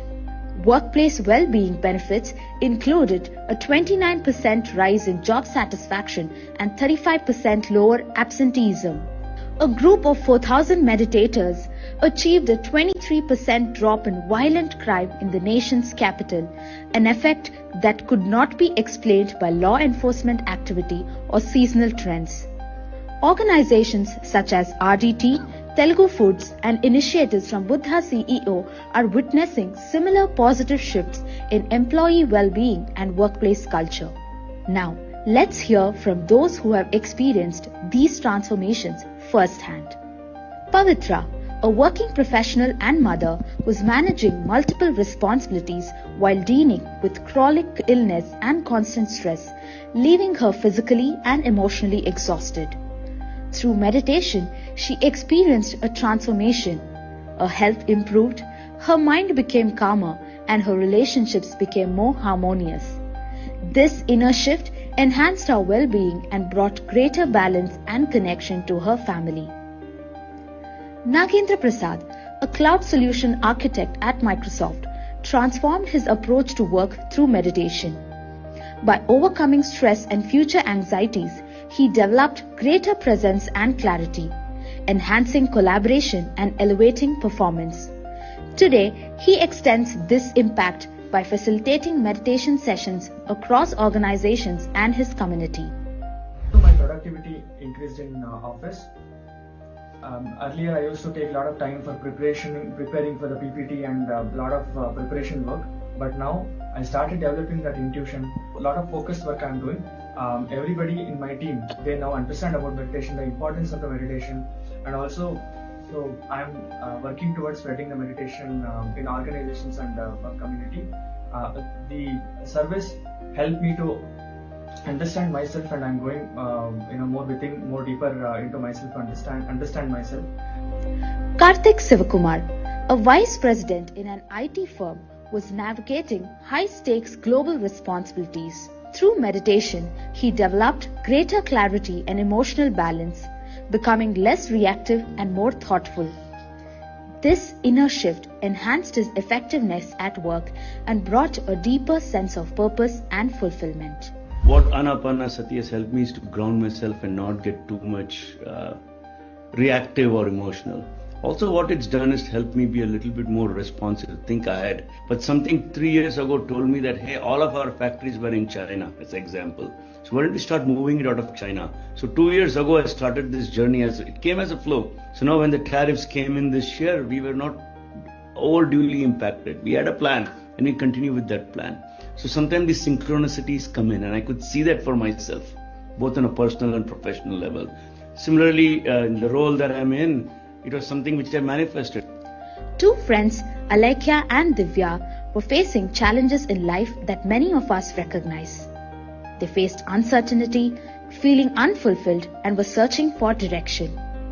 Through meditation, they found clarity within themselves, and from that clarity, they built something meaningful, guided not by pressure, but by purpose. Not just creating a business, but creating something that reflects who they truly are. And we're the co-founders of Purple Forest.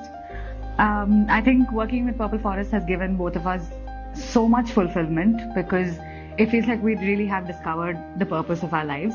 We both have learned and experienced so much joy and gratitude and much, much more because of meditation and mindfulness, that we really felt the urge to take it out to as many people as we could. Every single day feels like a new experience, and we as people are so excited about even the little things that everything feels like a big achievement, which I think is like a huge part of being an entrepreneur, to be able to celebrate those small wins anyway. Narasimhalu, once trapped in alcoholism, family conflicts and severe health issues, with doctors giving him just 3 months to live, found hope through meditation. Not only did he recover fully, but he also rebuilt his relationships and inner peace. Now, he is dedicated to spreading meditation in Siddipet, helping others transform their lives as he did. Jungle Palle village in Rayalaseema was once known for faction violence, where fear, revenge and conflict shaped everyday life. A turning point began when individuals like Veera Reddy turned to meditation, leading to a profound shift from violence to awareness and from revenge to forgiveness. What started as individual change soon spread across communities. Villages once defined by conflict transformed into spaces of peace, stability and harmony. The greatest organizations aren't built on strategy alone. They are powered by focused minds, resilient leaders, and inspired teams. Meditation is a science-backed foundation for performance, clarity, and collective harmony. From workplaces to communities, the evidence is clear. Change begins within. The time is now. Meditate for growth. Meditate for purpose. Meditate for peace. Create coherence and become a change maker. Thanks. I think now I have very eminent panelists with me. The topic today is conflict to clarity. Leaders on the power of calming the mind in organizations and communities. And we know if we calm our mind. So what I see from what we are listening and understanding in last 2 days, it's not about calming. You have to just drop your mind. The moment you drop or calm your mind, I think you start listening more than reacting. And you respond. Suddenly, you develop a sense of forgiveness, more clarity comes in the organization, and everybody becomes open. The response, the efficiency of the people in the organization really change. This I really experienced myself in life, where the moment you calm your mind, because so many things, because we judge everybody in the organization the way we think it should happen. Anybody who comes to work, we say, this is not right, because this is not the way I think should be worked. It's not about right or wrong. So the moment you calm your mind, start listening, I think this is what we have learned in meditation. With this, instead of really talking more about meditation, we have heard in last 2 days so much about it. So with these eminent panelists, I would like to understand, listen to your experiences. Once you have started meditating, how it has helped you in calming your mind, and whether it is in organizations, in communities, in life, wherever, how it helped you take a decision, and what was the impact of that decision. Let me start with Sivarapappa ji. Can you just share your experience, and then we'll move on. Okay, sir. Friends, clash, conflicts, disagreements, differences of opinions, they are not of only organizations, they are there everywhere. Starting from domestic domain. In the house there is same thing. In the schools there is same thing. In the market is same thing. In the business, in the offices, in any organizations, or even corporate houses. The issue is same. Why clash is coming? The clash is pertaining to the issue, but people are taking it as personal. They express some opinion and they think that it is final. So both the parties will be of the same opinion, that they are attributing these solutions for their personal success or personal achievement, they think. But there is no personal involved in that. There is an issue is involved. What is the issue we should examine and give our opinion standing alone with the issue.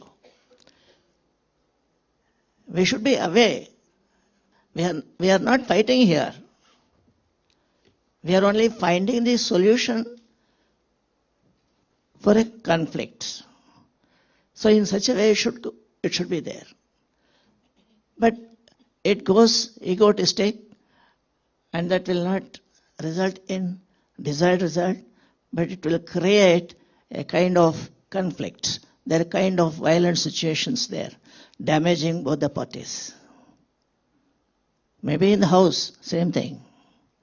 Husband and wife, people are thinking that they are fighting. But first of all, I would like to inform this conflict is the nature of this physical world.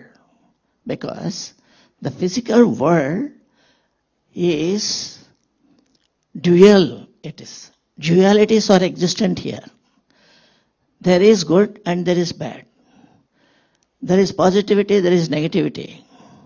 The nature itself of this materialistic world is duality. Let us not forget about it. So, naturally everybody will be having different of opinion. The creation itself, male and female, has come into picture because having a duality. So, it is not a kind of bad thing to have conflict.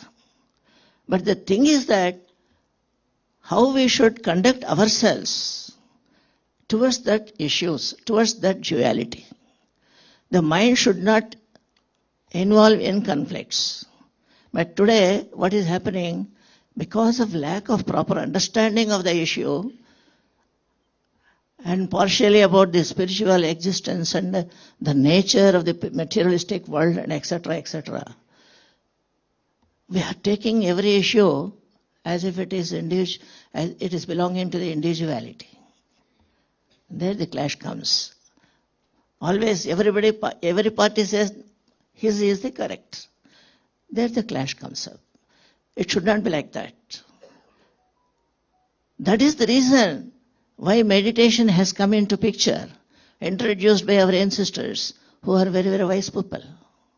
They know that the physical world is a place of duality, and human mind is always attached to the physical world, and it will not be steady always. It will be having a conflicting mind. With this background only, our ancestors have developed the meditation to make the mind stable. No duality in the mind we should have. How? The duality disappears the moment you stop thinking. Through the meditation activity, we can stall the duality in the mind, conflict in the mind. This conflict can be internal and external, as we discuss. Internal conflicts, definitely it will damage the individual. If the individual is always in the habit of having mental conflict in himself, that is internal conflict, gradually he will lose the intellectual power. So a lot of damage is done. But clash is inevitable. Conflicts are there. External conflicts. Husband and wife. We are seeing father and son, husband. Everywhere morning is last 2-3 days, we have been sufficiently given the true facts of the conflicts. Differencing of opinion. Same thing goes in the organizations also. The boss and the employee, or among the employees, wherever there is a decision has to come up, there will be a kind of conflict will be there, or the difference of opinions will be there. They are bound to be there because we are all physically we are more attached.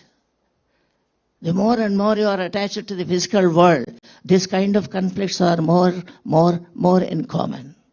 So, here the need is that we should differentiate ourselves from this physical world.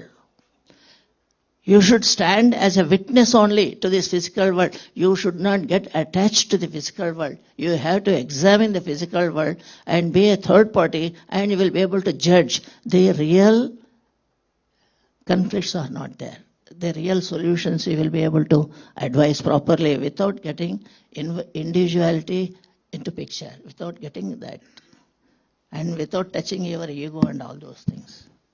So that's how I believe that meditation makes them very, very equipoised, positive, and steadiness it will bring, and there will gradually conflicts will disappear, and this will definitely bring desired results in any field, wherever there is a solutions to come up after collaborative or a board decision making and all those. Wherever decision making is there people should learn to be a third party, to be a witness. They should not a party to that. Conflict or struggle or fighting should not be the target. The issue should be the target. So long we are having the issue in our mind, then we are safe. We can give our opinion, we can tolerate opinion of others, and there will be a kind of win-win situation, positivity. All these things will come together along with the stabilized mind, when calm mind is there. Here, meditation does its role very, very beautifully. It will act with all of us, involving their own opinions and deriving out the best of the cream of that. That is what my opinion goes, sir. No, I think I got your point, and I think very important point, other than you explained about a lot of theory behind it, but important point is that if you differentiate between yourself and the issue, yes, the moment you don't see yourself fully involved in the issue, you have to differentiate. Then you will be able to give an independent view about it. Yes. So that's a very important part for all of us in life, because we get so involved in the issue as if somebody is telling you this. Yes. And I think one of the agreement which we talk about is don't take things personally. Yes. That's where it fits completely. Yes. Thanks for this input. I think I'll come back to you, sir. We'll talk about some more examples here. Thank you.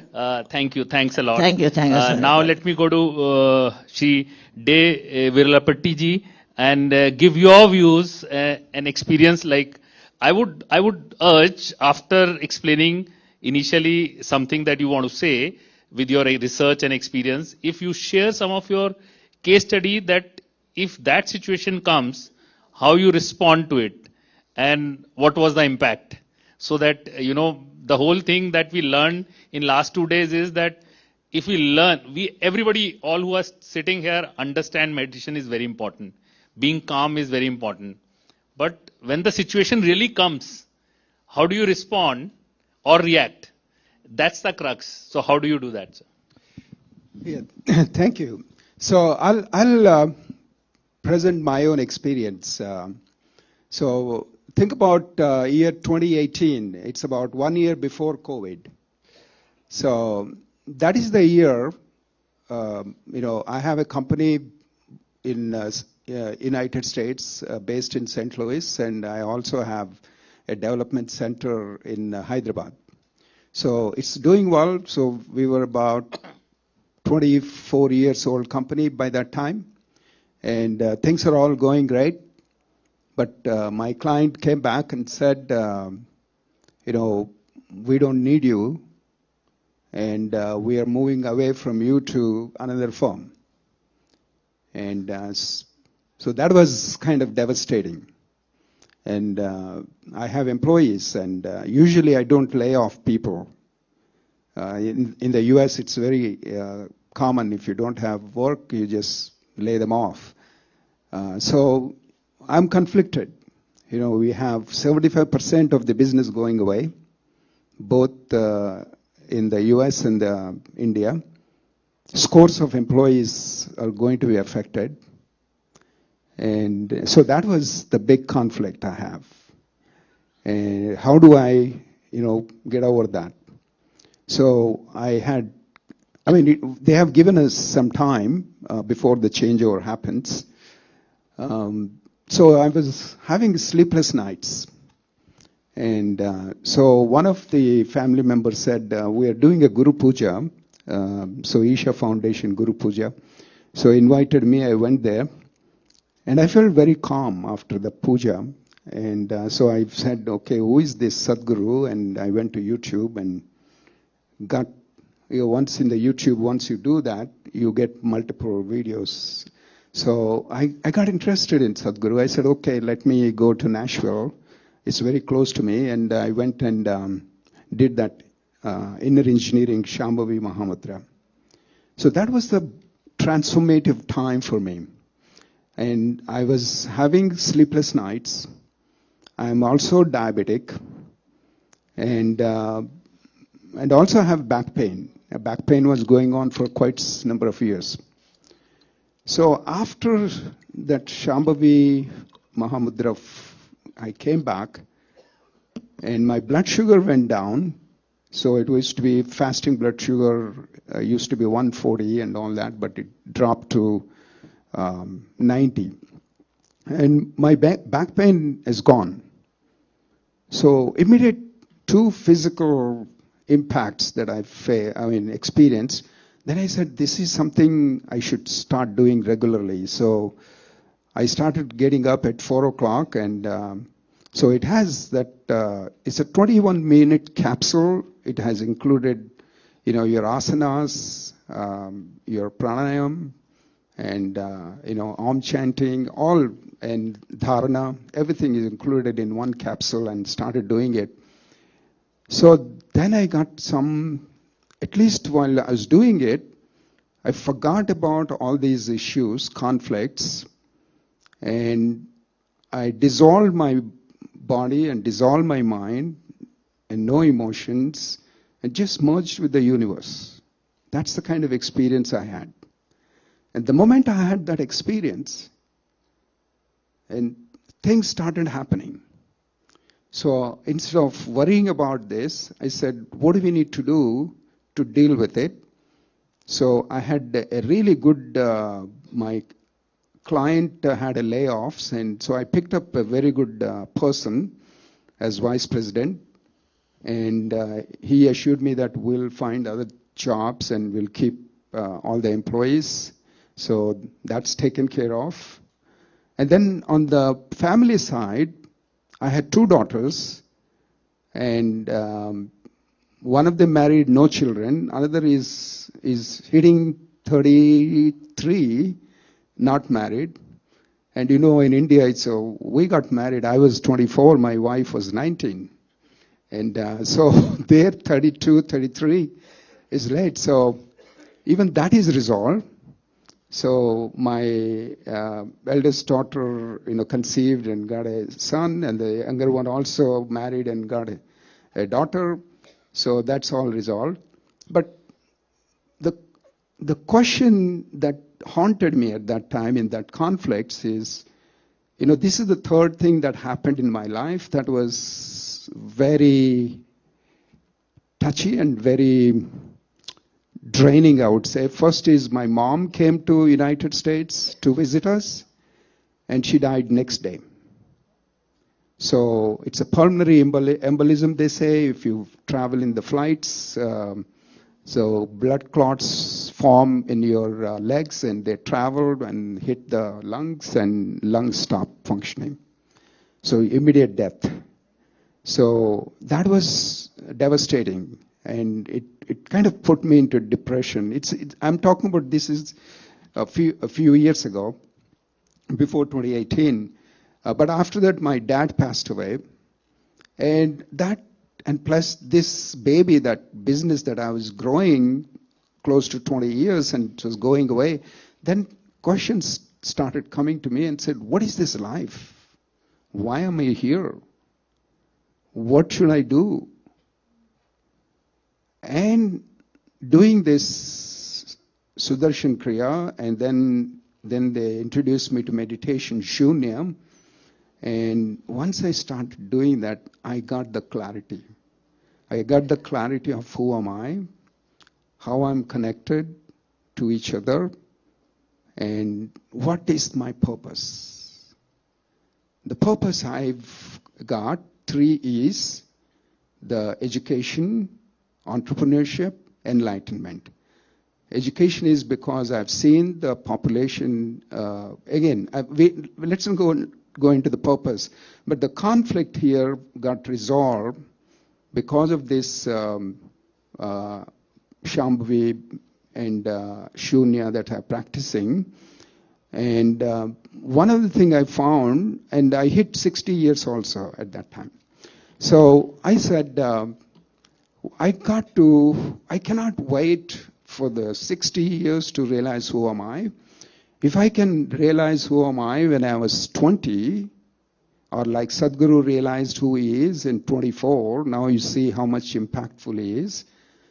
Sri Ravi Shankar also realized when he's young. Narendra Modi realized when he's young. And look at what the impact they have created all over the world. What if I realized this? Who am I? When I was like 20s, I would have made a humongous impact. So I said, I need to touch the youth, catch them when they're young, and create the interest of answering this question, who am I? And I found Chandra sir and Buddha CEO technique, of all the techniques that I went through Isha, I went through Art of Living, I went through Heartfulness, all the techniques I found. The Buddha CEO technique is simple, easy to understand, easy to do, and if a baby can sit, they can actually do. In fact, one of the Buddha CEO meditation, I got my granddaughter, 3 years old, and she participated along with the dad. And she said at the end, Grandpa, it's funny. I said, for her it's funny because she's such an active girl and wants to play around and move around. Here everybody is sitting quiet and closing the eyes and putting the hands. But she's coming every month, going to be coming every month now. So So that is the kind of impact, I was trying to create in the youth in St. Louis. Also, in my company, I have sponsored my employees to take Isha's inner engineering online. In fact, we had a Harvard Medical School come in and do the study, and our employee stress came down by 50% by doing that program, and it's there on the Isha Foundation website, and they use it for all the corporates to go and all that. And I'm also supporting Isha's inner engineering platform as a free, and I don't know how many of you know, but the inner engineering platform makes over 10 million for Isha Foundation every year. So that's the kind of help that I'm providing, whatever the little I could do there. For Art of Living, Gurudev Ravi Shankar came to St. Louis, so I had that program given to anybody in St. Louis. So we had a target of 250 people go through that program. We are able to achieve about 125 half, but we have done that. Now Buddha CEO, we are doing it with the youth every month in the temple, and whoever comes, they get one share of publicly traded share. They get one share to, so parents have to open the account and deposit. And I told them that I would want you to become millionaires in dollars by the time you graduate from high school if you're young, but otherwise, by 30 years.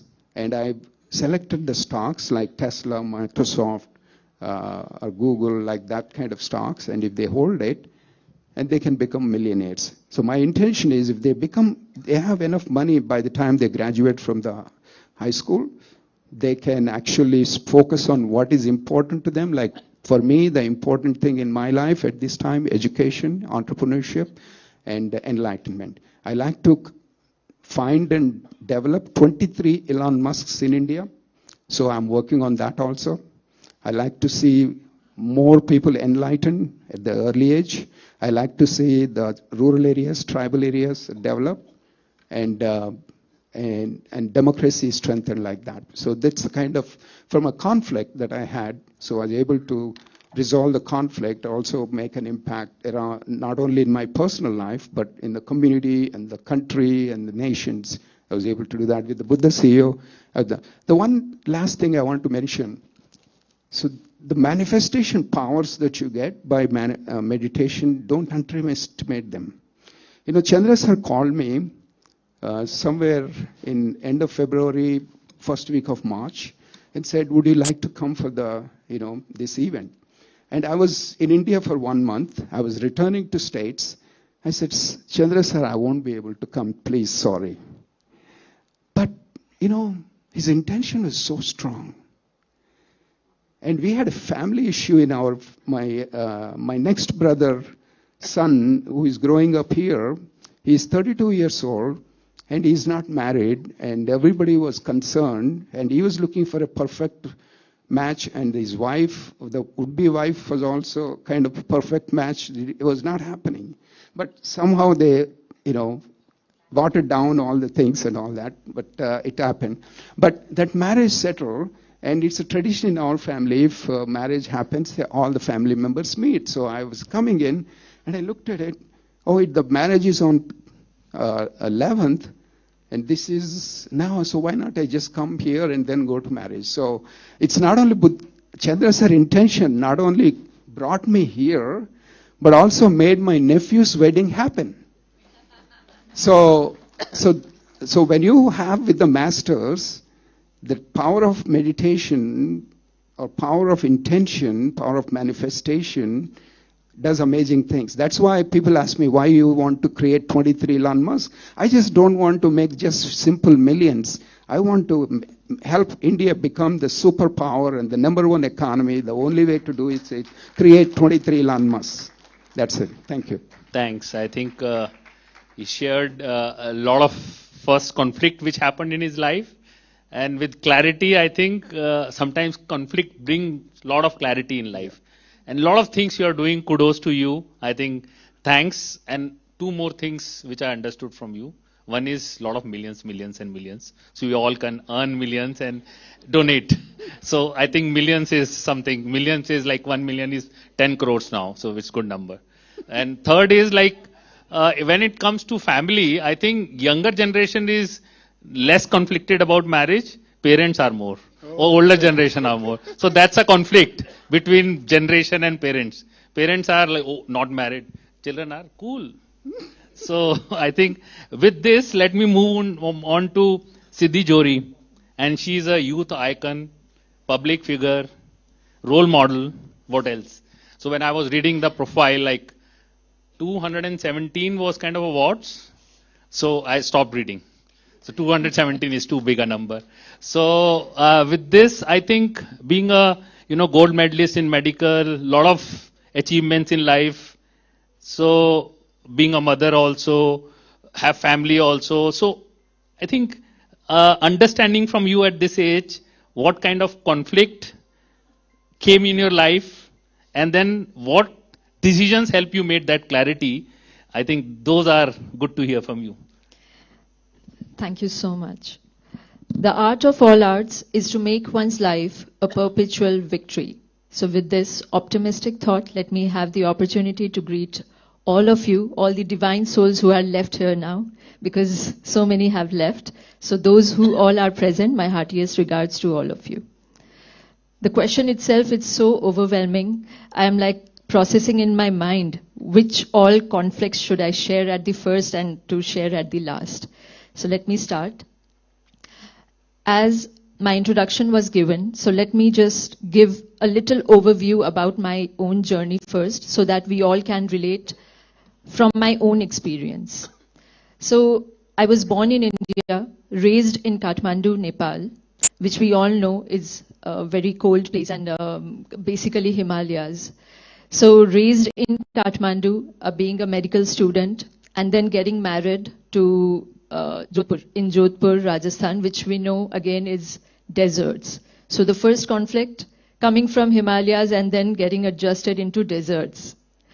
Secondly, as I mentioned, I was a gold medalist. I have been a gold medalist in clinical biochemistry. My experience has been also at AIIMS, Jodhpur. I was working there as supervisor of biochemistry department. Side by side, I was practicing as faculty for nursing students. Now, my journey changed upside down or down upside. Let's decide that later. So that changed when I got the opportunity to represent Rajasthan state at national and international level. And then I won the title of Mrs. India International, Mrs. Galaxy, Queen India, Face of India, and so and so. So altogether, till now, I have won 14 crowns at regionals, national, and international level. So another conflict, a medico turned suddenly into a glamorous diva. So the life changed from the white coat, labs, hospital, the huge automated analyzers, blood samples, patients, reports, and all that hula-balu which goes on, to being a glamorous diva with a crown on the stage with all the evening gowns and dressed up like a Barbie doll. So that was the another conflict, because I was not at all used to these kind of transformations. So all these things, why I explained all these things, because I started meditation at my very early age through my growing years, since my growing years. So that time, probably as a college student, I didn't have much deeper knowledge on meditation for sure, but it started as an activity that time. That time I was practicing simply Tibetan Buddhist chants. I used to hear them, Om Mani Padme Hum, we all know that. So I used to hear them, I used to feel very calm. The studies pressure, the chaotic routine of a student life mellowed down. It used to pacify me, and it was a very relaxing mechanism for me that time. So it started that way, and later on when I understood that it is surely a stress buster thing for me and I should go much deeper into it, then I had the opportunity to join Art of Living program. I learned Sudarshan Kriya, Soham Kriya, of course, and then slowly and gradually I used to practice that continuously, and my interest and inclination towards meditation started increasing. Later on, at the latter part of my journey, I was invited at Brahmakumaris at Mount Abu and then even ORC, Om Shanti Retreat Center in Gurgaon as chief guest, as keynote speaker, as panel speaker, as Mrs. India International, of course, at that time. But my interest during those visits grew so much that I ended up doing Raj Yoga meditation course, which is conducted in Brahmakumaris. So the interest and the knowledge slowly went enhancing. And the experience was so rich that today, when I play multiple roles as brand ambassador of multiple social, national and international projects, as Sir mentioned, being a mother, being a wife, every female plays multidimensional role in her life. So additionally, me being a business proprietor, being a medical professional, being brand ambassador, being somehow a celebrity and a public figure, a youth icon, people look up to me and I have to do justice being mentally balanced, being physically healthy, being psychologically empowered, of course, and then I have to justify my roles first as a female and then later as a career professional. So that way, meditation has been now an integral part of my life. If I talk about meditation from a clinical biochemist point of view, then I would like to highlight certain points which we all know, but still I would love to repeat once again. So we all know that our body is full of chemicals. So all the biochemistry behind our body and the stress markers, the tumor markers, the cancer markers, the biomarkers, the neurotransmitters, the chemical messengers, the stress hormones or any hormones you name it, they all are so deeply influenced by our mental health system, our emotional health, our physical health. And everything is somehow, it can be controlled and it can be regulated by the practice of meditation. Needless to say and explain it more because previous speakers, the cardiologists, the doctors, and so many prestigious and eminent speakers before me, they have explained it all. So as a clinical biochemist, I would say that we need meditation, any forms of meditation practice to regulate our assets, which are dopamine, serotonin, oxytocin, endorphins, and of course to balance the stress hormone, cortisol, or even the vasopressin. So for that, meditation is a must. As a youth, I would insist that majorly the Gen Z and the youth should be involved regularly in meditation practices because in today's rat race, where we all are running towards success, money, or maybe in this era of science and technology where we all are in hurry and speed. So we need some time, a pause, to introspect, to really reflect, to have that mindfulness that where are we heading, what we are doing, and what is the purpose of our life, as Sir said. So we need to have that introspection in regular intervals of time. Because if we don't do that, then often we end up doing something which probably we didn't ever mean to do that.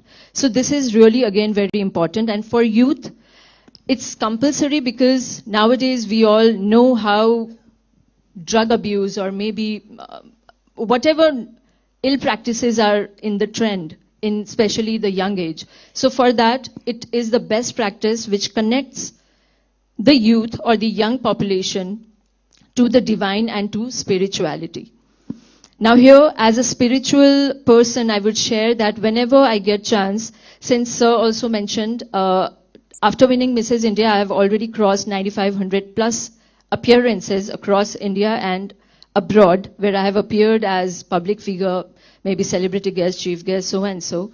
So after this much of travel fatigue, after this much of stress, I would say, and the chaos, because I am a public figure and I'm always surrounded by people, or my half of the time goes on the stage.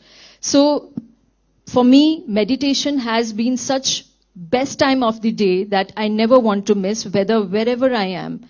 Be it even 10 minutes after my regular workout, I love to have meditation, be it Om chant meditation, be it breathing meditation, be it even just sitting idly, or whenever I get chance, I visit to the Jyotirlingas. Wherever I find a right place, I make sure that I meditate there for at least 5 minutes.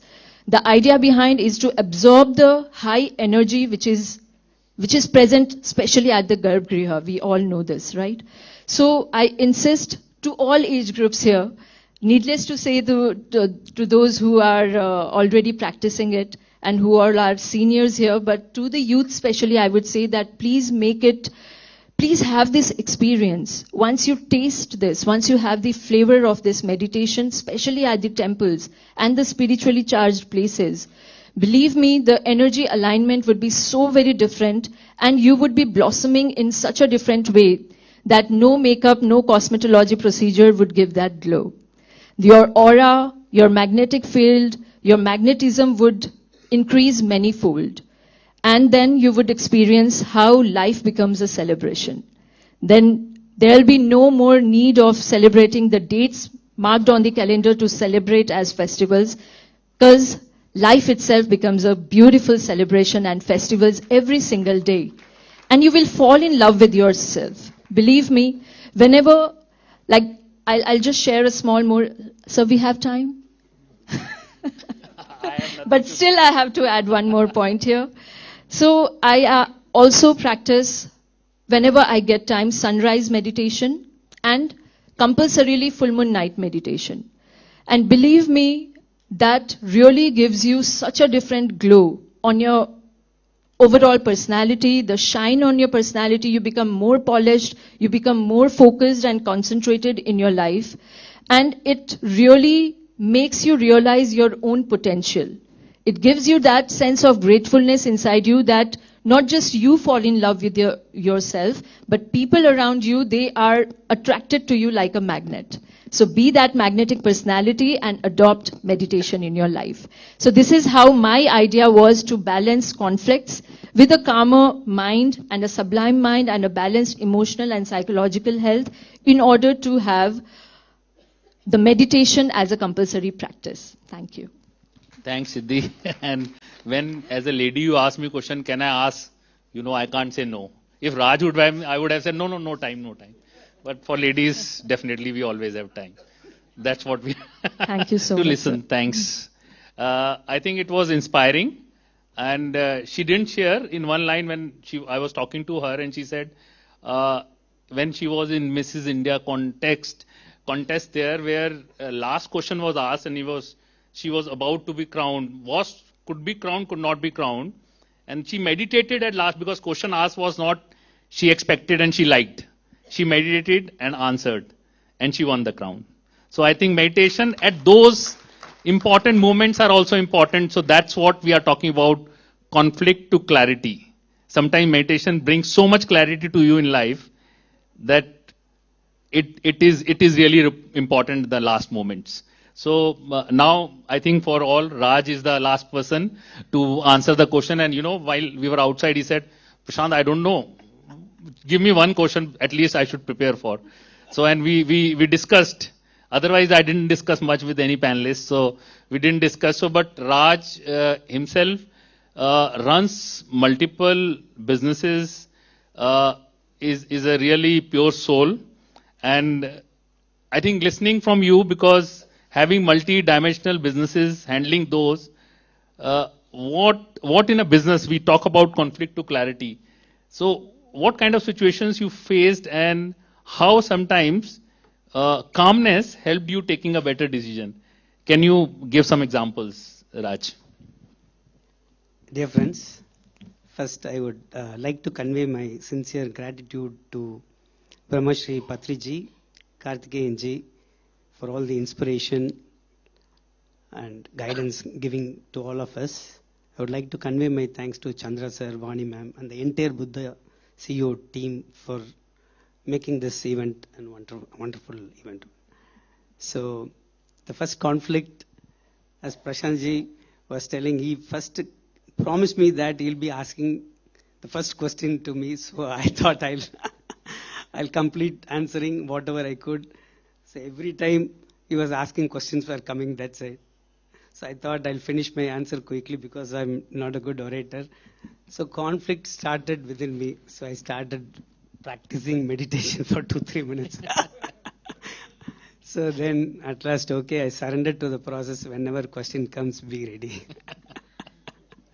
So for me, coming to the question of Prashantji, so I have a lot of conflicts. First, not external, internal of about decision making, whether it'll go right or wrong, and those stuff. So I always what I've practiced in the last few years. So before any decision I make in my life, whether it's expansion in my business or entering into new business vertical, I have not to regret later because of the wrong decisions I've taken, because I've not come across anyone in the world who takes the decision knowingly wrong. So based on their maturity and experiences and information they get at that point of time. Yeah. So based on the maturity, experiences, and information they get at that point of time, they take decisions. And later, if the decisions go wrong, so we keep on regretting ourselves and worrying. So basically, for me, that was big conflict within me, so which I wanted to overcome. So I am following for the last my personal experience. I'm following. So before taking any major decision, I write down what are the merits, demerits, and with full clarity. So okay, I take a decision and leave it to the higher mind, to God. So I surrendered to the process. So meditation helped me in surrendering entirely so to the process, and whatever outcome of that particular decision, I think the God has a greater plans for me. And so always every day I practice meditation and gratitude, so which helps me run my life very smoothly, and in my organization also. So basically I would urge everyone, meditation is an integral part of, if you make it integral part of everyone, it gives immense benefit that definitely no one will leave that. So meditation can be experienced more than explanations. I think everybody will agree to it. Thanks, Raj, and I think thanks all of you really for good inputs, and it was good sharing, because it was not about some understanding of meditation, but it's a lot of sharing. It really enriched all of us at the last part of kind of sessions that we are going through. The only thing I was talking, last point in terms of when we talk about conflict and clarity, I was talking to Nagendra. We were just having some coffee outside, and he said, and when you listen to people, you get the clarity. So he said, there are two things only. Either if you are in a fear or survival mode, then decisions are very difficult. You always are in conflict. Somebody who has confidence, who has real clarity, who has confidence in the process, confidence on themselves, I think clarity comes. So either you are in a fear or survival mode, or you have a clarity. I think this is really aptly said, and this is what we need. I think with meditation, we get a lot of confidence in ourselves, and confidence brings clarity. I think that's how decision making becomes very, very important, easy in life. So thanks to all of you, thanks to Buddha CEO, thanks to everyone to be present here, listening to all of us. Thanks for, I think, maybe 5-7 minutes here and there, but we are on time. Thank you.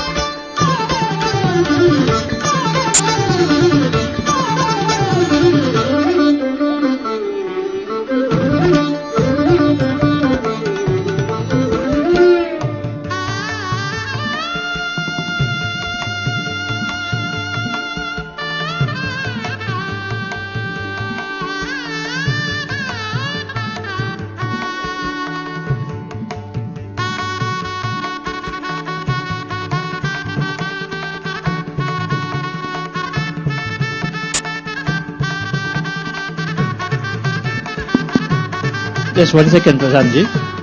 1 second. So wonderful panel of different varied experiences, I thought, first time. So on closure, I would like to announce that Sri Siddhi Joriji, Srimati Siddhi Joriji has accepted, or rather initiated an idea of, as a celebrity, that she wanted to do something from promoting meditation, as she is always going into so many programs, and she is working on youth, women empowerment. And so we're introducing with her initiative a program called MA program, Meditation Awareness Ambassador Program. So she will be our first MA, Meditation Awareness Ambassador, in taking it to youth, into women, into many places wherever she is going, and then it is be taken. Some of the objectives are, of course, they are practitioners to begin with. The first thing is they are practitioners of meditation. So she is greatly, and then when she has been sharing that every full moon she meditates, regularly she is part of these programs practicing. So that's first. And then second is that then they are sharing and then inspiring. So Ma shares and then youngsters get inspired. Then there could be many social engagements that they're part of, and so then she will be talking about, and then some of the objectives of the program. And then Meditate with Ma could be an awareness campaign, right? Meditate with me, Meditate with Ma will be a campaign, and some of those could be run. So many ideas that we will work with her, and then she is perhaps the more knowledgeable about these programs than than us. And so then I request her to say a few words on this, and then please lead this program. It's a brilliant idea. We meet many, sometimes some sports stars, sometimes some celebrities.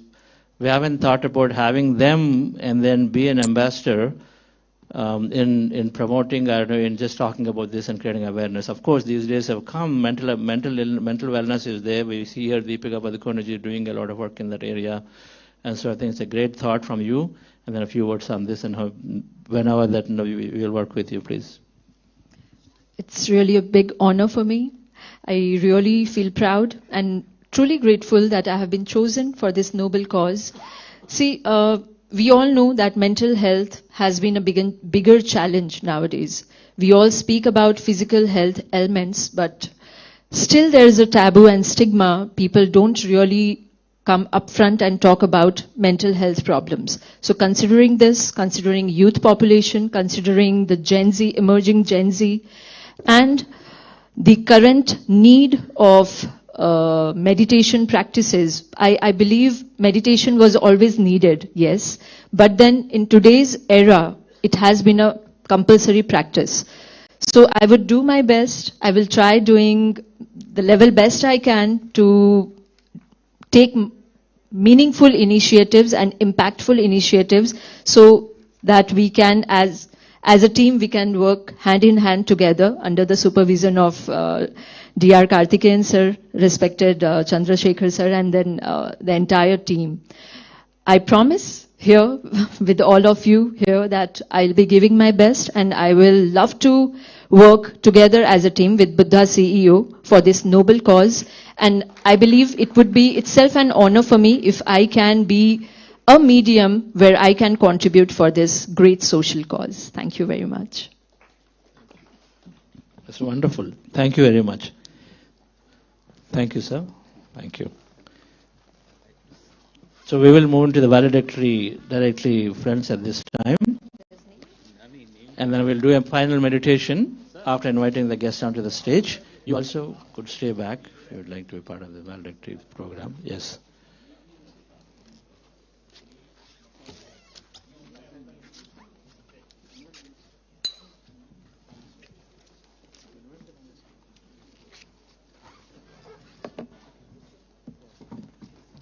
Hello.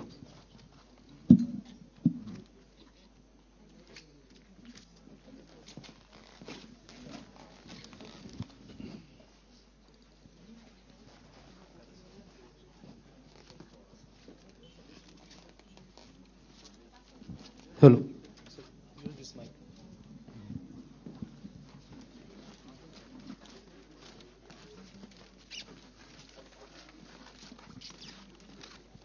we'll have the dignitaries on the stage, and then we'll do a final meditation for this program, which will be, we seed intentions for peace and prosperity and for conflict resolution as part of the meditation. And then we'll do the closing and valedictory session. But for that, we'll invite the dignitaries so that we will do with them the meditation together.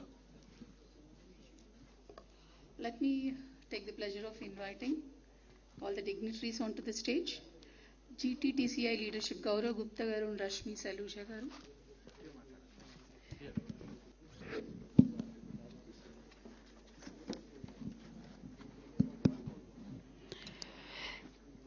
UN Chief of this mission, Mamraj Sharma Garu, Shri S.K. Ghai Garu, Chairman Sterling Publishers, Shri Vijay Bhaskar Reddy, Chairman Pyramid Spiritual Trust Hyderabad, Shri D.R. Karthikeyanji and Dr. Chandra Pulamarishetty. I welcome all of you onto the stage.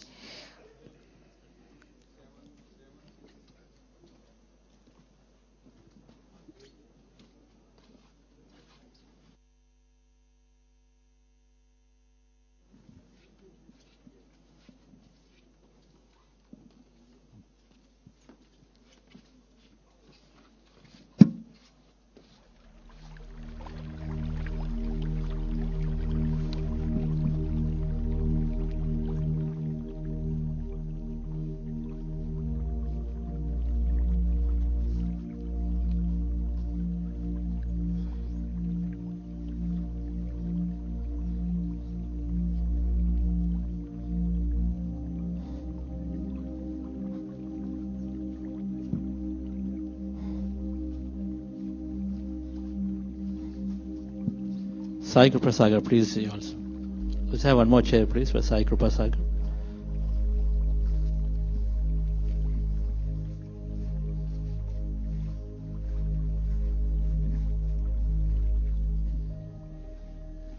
So we'll start with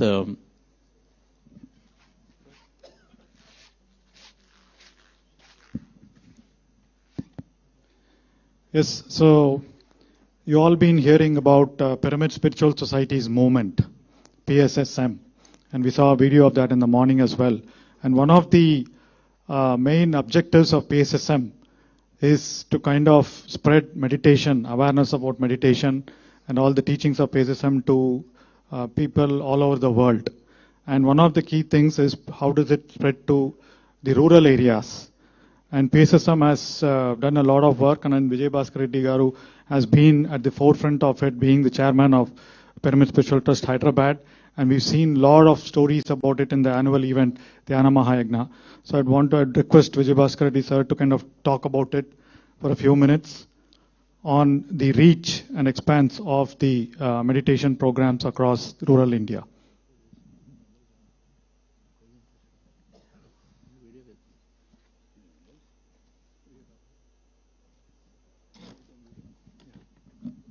Can you play the PSSM video, please? Pyramid Spiritual Society's movement, PSSM, was founded by Dr. Brahmarshi Pitamaha Patriji in 1990. As a pivotal force in the global New Age spiritual revolution, PSSM is dedicated to spreading the fundamentals of meditation, spiritual realities, and spiritual science to one and all. PSSM began as the Karnool Spiritual Society in Andhra Pradesh, India. Today, it has blossomed into a vast network of thousands of independent and autonomous not-for-profit spiritual trusts, pyramid spiritual societies, and pyramid meditation centers. With millions of active members and volunteers across every state in India and over 60 plus countries worldwide, PSSM continues to create exponential impact. A man of the masses, teaching the common person the most simplified tool for self-empowerment, meditation, Brahmarshi Patriji paved the way for a new world by sharing the simple yet powerful statements. Your breath is your guru and be a master. His vision, Dhyan Jagat, Shakahar Jagat and Pyramid Jagat, that is, a meditative world, a vegetarian world and a pyramid world. He is a flute player himself and encourages music at all events and meditation centers for meditation. Demystifying the paradoxical and complex meditation sciences and karmic laws with simple, easy to adopt universal principles such as reading right spiritual books, Swadhyaya, sharing meditational and spiritual experiences with all those interested, Sajjan Sangatya, practicing ahimsa by adopting a plant-based diet, Shakahara. All those who interacted with him were transformed inside out by his presence. PSSM is a non-religious, non-cult, non-profit, spiritual scientific movement that welcomes genuine seekers from all walks of life. Its core message is profound. We are not merely physical entities experiencing random existence. We are eternal energy, consciousness, and wisdom, constantly creating and shaping our reality. We realize the divinity within us through 4 simple practices. Using our breath to practice Anapanasati meditation or breath mindfulness meditation, harnessing pyramid energy for meditation, understanding the essential teachings of spiritual masters from around the world, embracing plant-based living, and showing compassion towards our younger brothers, that is, the entire animal kingdom. The activities of PSSM revolve around promoting Anapanasati meditation, an ancient and simple technique of mindful breathing. Across India, thousands of meditation workshops and classes are held at pyramid centers, public spaces, towns, and villages, all free of cost as a service to humanity. To facilitate meditation practices, PSSM has established hundreds of meditation centers across India. Many centers feature indoor and outdoor pyramids designed to amplify meditation energy.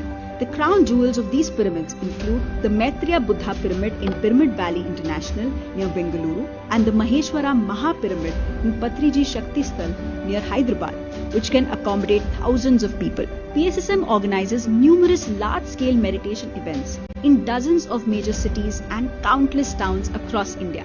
These camps provide immersive experiences for spiritual seekers to deepen their practice and connect with like-minded individuals. Every October, PSSM conducts North India's largest meditation congregation at India's spiritual capital, Rishikesh, called Mahayog Dhyan Kumbh. And every December, PSSM conducts its grand spiritual gathering, Dhyan Mahayaga. This inspiring event, held in Patriji Shakti Sthal, Telangana, attracts hundreds of thousands of meditators. Beyond meditation, PSSM promotes vegetarianism through awareness rallies and campaigns, highlighting the importance of compassionate living. PSSM regularly publishes and distributes spiritual literature containing the wisdom and experiences of world's masters. This is a core part of the practice to encourage reading of books. Hundreds of books in English, Hindi, Marathi, Telugu, Kannada, Tamil and other Indian languages were published to date, and this Swadhyaya Yoga continues. Additionally, over a dozen monthly and bi-monthly periodicals are also published regularly, including Dhyan Jagat in Telugu, Pyramid Dhyan Jagat in Hindi, Spiritual India, Spiritual Science and Buddha CEO, all in English. Much work is being carried out in the field of literature by PSSM, and great contributions are being made in the field of New Age spiritual science. To promote wisdom and experiences, PSSM runs an exclusive TV channel, Pyramid Meditation Channel, alongside more than 30 YouTube channels in various languages, reaching out to more than 50 million people worldwide. These platforms serve as a treasure trove of spiritual wisdom and experiences, making PSSM teachings accessible to everyone, everywhere. PSSM remains steadfast in its mission to spread meditation, pyramid energy, spiritual science and vegetarianism across the globe.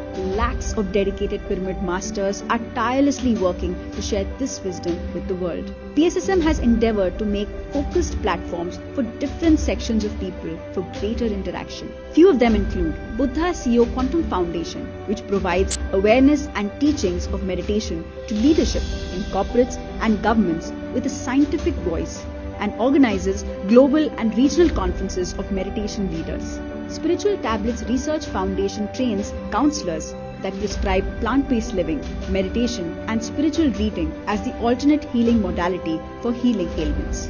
PSSM Global is the international wing of PSSM to take meditation worldwide in global languages. PSSM Global unites seekers worldwide and organizes international meditation summits called Mega Meditation Summit in USA to aid in planetary healing. Pyramid Spiritual Science Academy offers certificate and PG diploma courses in meditation and yoga sciences. It has published basic spiritual science textbooks for school children.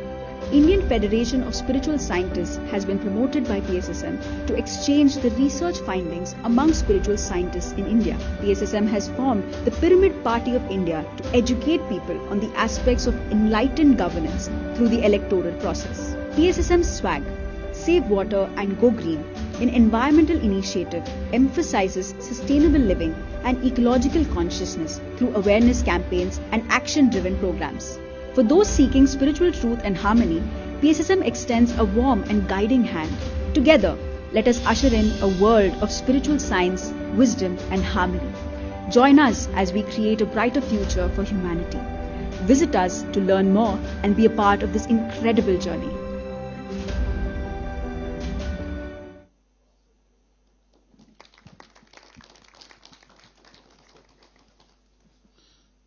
Good evening to all. Really, Global Conference of Meditation Leaders. Really, since 3 days, it's a wonderful program. Big claps to Karthikeyanji, Chandrasekharji and team. Really, it was a very great program. Especially today, our Vice President's message and so many doctors' message also wonderful. Then, Patriji, nearly 40 years, it traveled across the world, especially Telugu states, Andhra Pradesh. In 40 years, it taught 4 principles. I will tell 4 principles in 4 minutes. First principle is everybody must and should do meditation 1 hour in the morning, 1 hour in the night. There is the first principle. Big claps. Second principle. Every meditator must and should dhyana pracharam. At least every day we have to teach meditation or inform meditation at least for 10 members through messages or through phone calls or teachings or whatever the manner. Rozu, every day, we have to educate meditation for 10 people, new people. Then only it is possible Dhyana Jagat. Patriji's aim was last person in the world should do meditation. That is our mission. PSS's mission is till the last person in the world has to do meditation. Third principle is Shakahara Jagat. Last person in the world has to become vegetarian. Every village, every town, one and all should become vegetarianism. Therefore, almost all, every Sundays, Saturdays, holidays, especially in Andhra Pradesh, all number of vegetarian rallies. You will not believe, small villages, 50 people, 100 people will do rallies, district headquarters. Now in Andhra Pradesh and Telangana, these rallies are going in big way, vegetarian rallies. Fourth principle is Pyramid Jagat. Every rooftop, each that landowner has to construct pyramid in his house. In public places, pyramids has to come. Mega pyramids. All number of pyramids in district headquarters, towns, cities. By therefore, entire one day, pyramid jagat, everywhere pyramid has to come. Everybody has to do meditation in the pyramids. This total principles are 4, and especially we are planning in Andhra Pradesh, every village, we are planning, appointing one committee with 18 members. How the political system, the president of that village, we are this thing, Dhyana committee, pyramids committee, Dhyana committee. In that village, entire village has to become Dhyana village on one day. Mandal levels also, district levels also. And number of programs are going on. Especially in holidays, everywhere programs are going.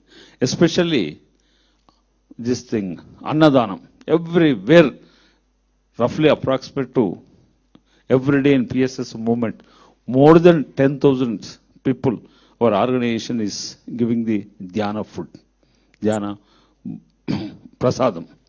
Is also going in a big way.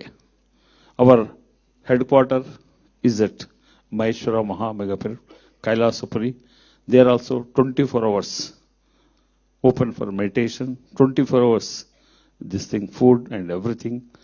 And shortly, we are planning number of this thing, new programs, especially for children's, for school people, children's. We are calling to the programs and we are calling to the Kailasapuri for this thing, for meditation programs. By 2040, I am very strong confident, entire India, 90% people will know the meditation, they will do meditation, by which another, by 2050, entire world will become the Dhyana Jagat. Then my request to all is, please spread meditation. Please tell meditation. Please tell about the advantage of meditation. What today, since 2 days, we know, please inform to everyone. Thank you. Wonderful. Thank you, sir. And as you know, I think Pyramid Spiritual Society's movement has those 4 pillars. And then we've been doing a lot of work and then request all of you to contribute, all of you to help in that activity, right? And every day it's growing. And every time we conduct an event, there are 70% of new meditators joining those events. So it's been fabulous movement growing based on Patriji's teachings. So now, as we get into the deeper into the valedictory plenary session, I would request a brief message from each of the dignitaries seated here. First, I would request Ms. Rashmi Saluja ma'am, chairperson of GTTC, to kind of give us a brief message.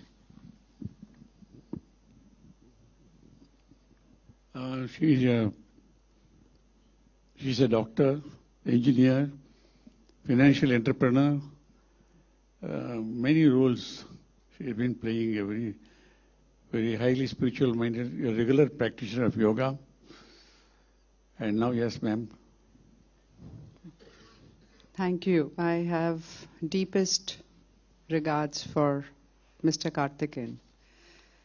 He's one person who talks and he imbibes certain great asset of being a good human being very, very subconsciously. And that is what meditation to me is.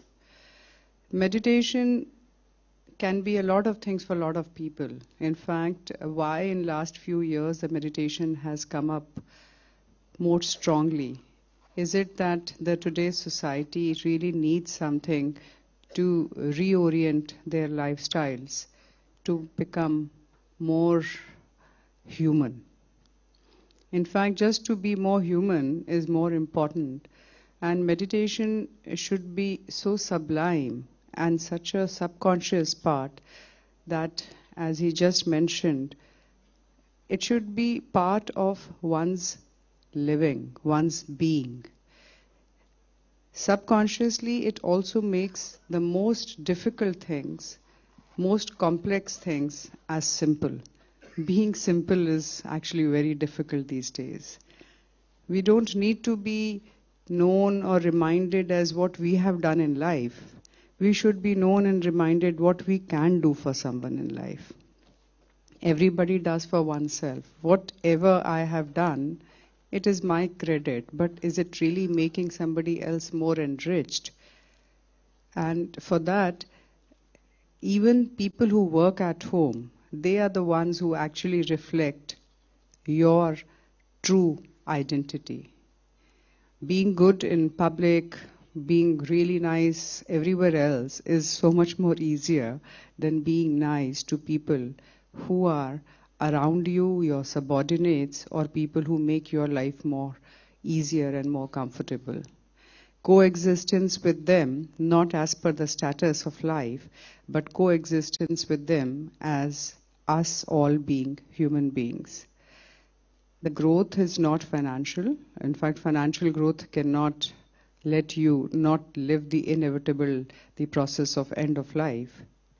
In fact, it is something which really makes, while this cycle of life is there for you, to be more tolerant, so that whatever is happening and what geopolitical it is to destroy everybody, the only mantra is how to coexist with everything around us, whether it is plants, humans, animal, and ourselves.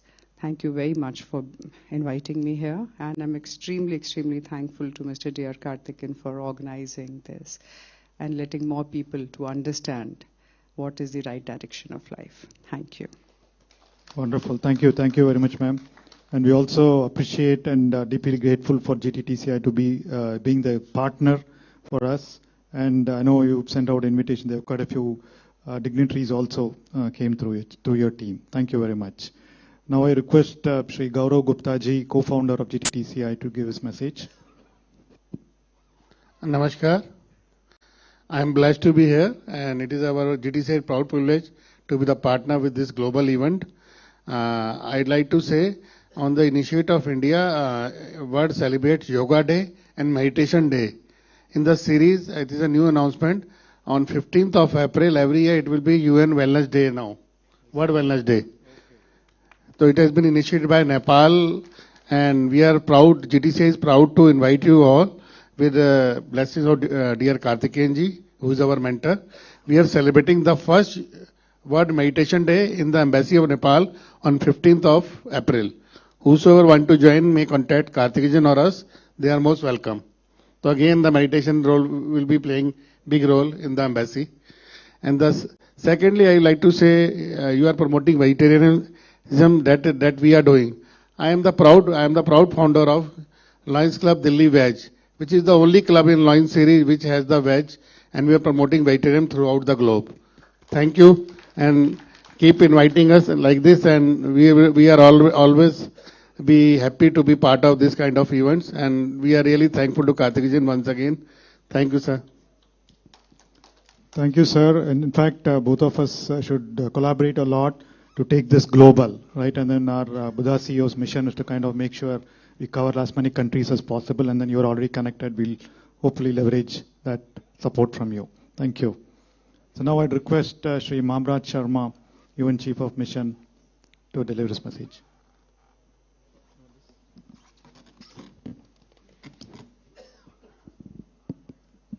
Thank you so much, Buddha CEO Foundation, for inviting me to this conference, and thanks to my colleague and mentor Harish Joshi, who has introduced me to this as well. I will just take a very simple anecdote and you will understand it. I have been working at international level for the last 24 years. Most of the time, I have been part of launching missions, sustaining missions. In the last 3-4 years, I have been downsizing missions and closing missions. And that is the most difficult part, where you have to downsize a mission completely. You are literally laying off each and everybody. Every staff member has to go home. That has been the case, at least in the last 2 years, where I closed 2 missions. So when you deal with those human beings, and when you see how they behave in that particular moment, and how you mentor them, that's where you need the meditation the most, because that's where you need clarity. You have to show more empathy, and you have to be more compassionate with their views, why they are saying what they are saying. So I would say that this session for me has been very useful, and I would go with a message to my new mission where I'm serving right now, to propagate this idea that meditation can provide the required clarity when you are dealing with teams. It can provide the required clarity when you are making decisions that are going to impact large teams, and even the issues that are very geopolitical in nature and very sensitive to the whole global community. Thank you. Wonderful, sir. Thank you. In fact, we've seen meditation as a powerful tool where change is needed, right? Changing the way people work, changing the way, especially in the cases when you said missions are closed. So for people to understand, manage, and go with the change. Not feel bad, not feel terrible. Meditation has been used, and it's a key instrument that we are promoting. So we'd love to work on that as well. So now, Sri S.K. Gai sir has been our mentor, our biggest supporter through Sterling Publishers. We've printed a couple of books on Patriji, and every time his smiling face and energy, in spite of his age, energy has always been encouraging us. Sri Gai sir, a few words from you. I have been attending this global conference. This is the third conference which I am attending. And I am pleased to announce that I was introduced to meditation by Kartikanji. During the COVID time, he sent me an email that I should, if I like, I can attend this program. And Chandraji was organizing the program. So I attended the program, and I continuously attended 3 programs together of 40 days each. It was a wonderful introduction to the life, to the to myself, and now I do start my day with meditation in the morning before doing anything else. And then after that I do some reading, some spiritual reading, and some reading which can raise my own self itself. It is a pleasure to do the meditation, and let me share with you also that I am totally vegetarian since that day of COVID, May 2020. I only take sometime the cake, because cake is the celebration of life, and life is a celebration itself. So it is a pleasure to be associated with the Pyramid Valley International, and I can also tell you, share with you, that Patriji, I requested the sir to release one of my book at about 10 o'clock in the morning when he was in Delhi. And the program was at 12 o'clock. He said, yes, I will do it. Please call the author. Because I have rarely seen a person introducing the book, recommending the book, and this was a great, you can say, which has left me wonderstruck, because I have published more than 10,000 titles, but none of that has been released like that. It is a pleasure to be associated with the meditation program. Thank you. Thank you, sir. Thank you. So, friends, with the dignitaries on stage, we will get into the last meditation, group meditation session of this conference. Following that, we will get into the conference resolution with all the dignitaries on the stage, and then felicitation of the dignitaries. And prior to the meditation, as we heard about pyramids, we'll invite Sri Kuludev Sharma ji, who is building a beautiful pyramid near Agra. So we'll release that brochure, Padma Shri Karthikeyan sir, and madam, please release this brochure. It is a pyramid project. There are 30,000 pyramids that are built all over India. And big pyramids, the community pyramids are there at least 100 plus, which can hold about 100 people for meditation. Now there are mega pyramids, 4 of them, which are 3,000, 5,000, 6,000 people hold for meditation. So he has built a pyramid which is, suppose about 1,000 people, maybe about 500 people can meditate in it. 80 feet by 80 feet size pyramid. Let's release the brochure. It's a beautiful project that's coming up here in North India and Agra. Sir, you come and join here, next to the Karthikeyan, sir. Yeah.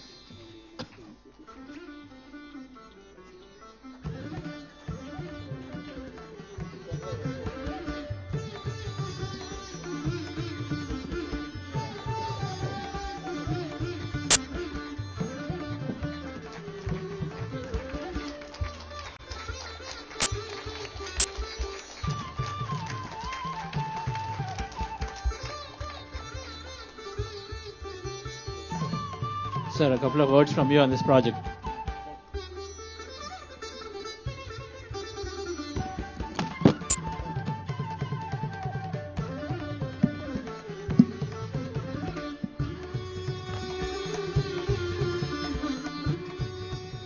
Dr. Karthikeyan,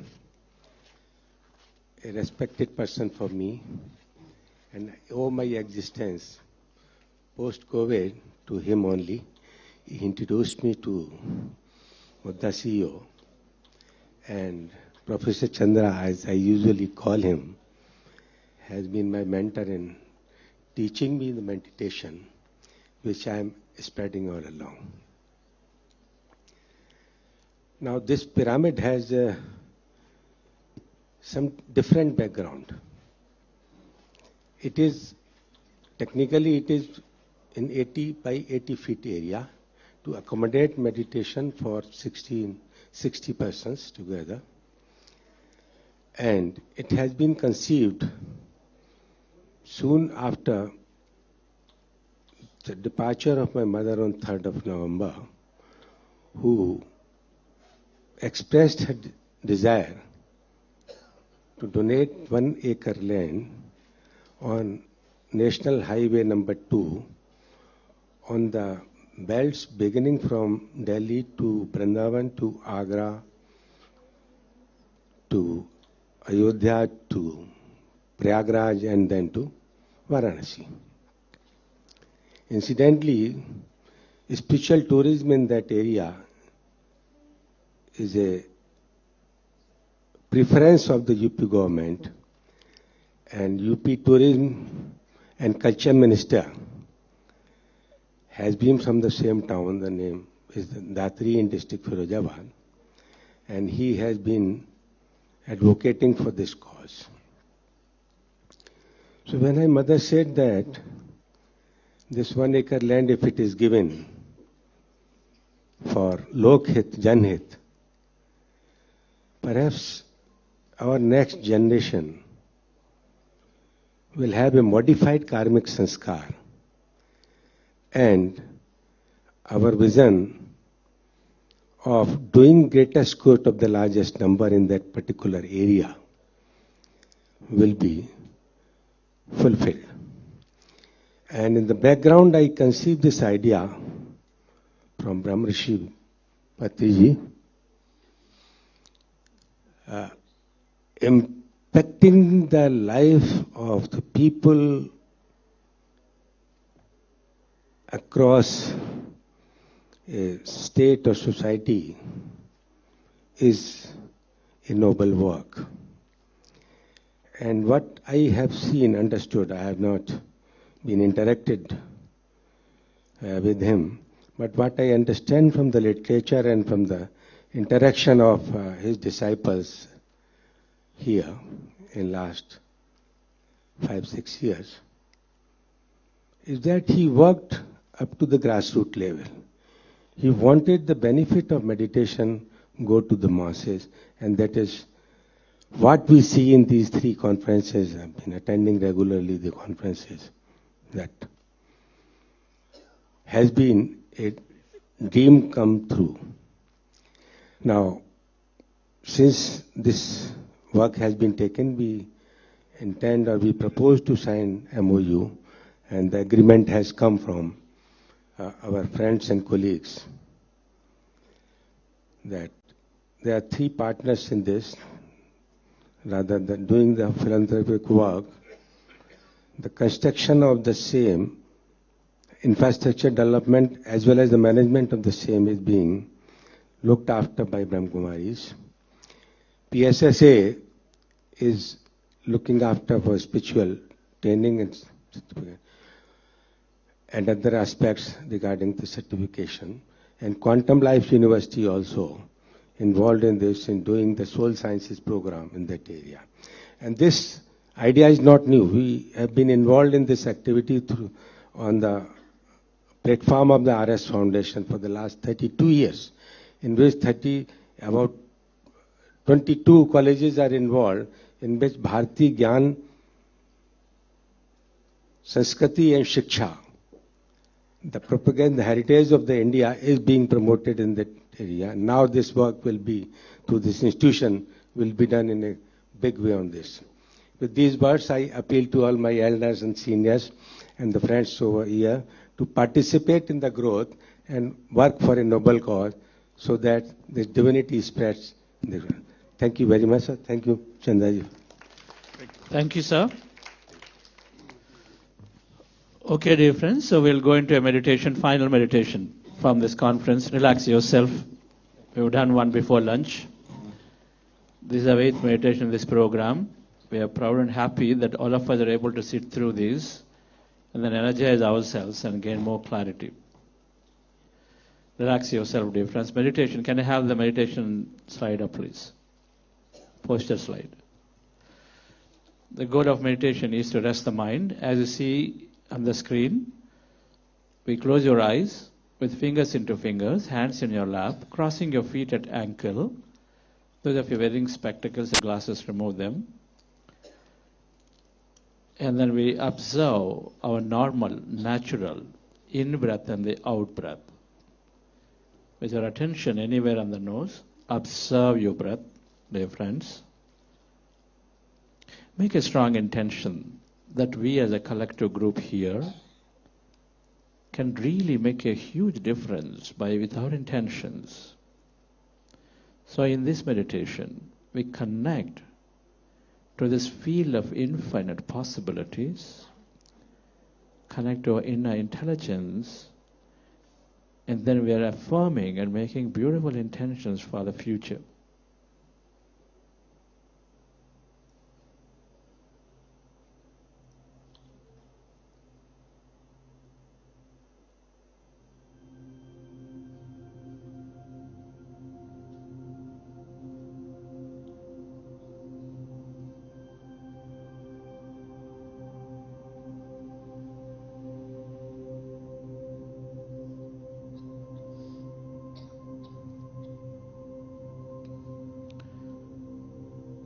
Dear friends, dear masters,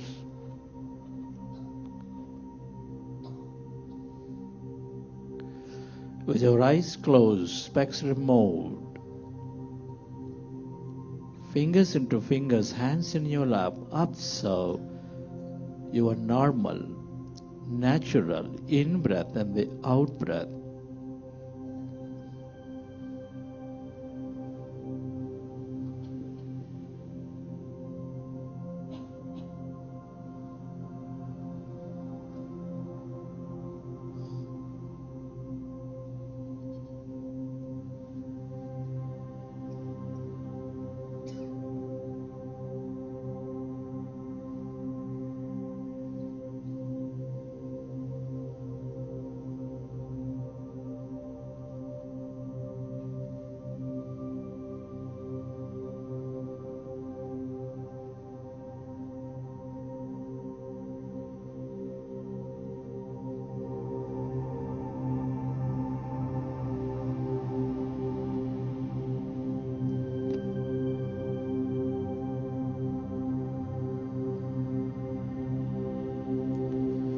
We are going into powerful group meditation.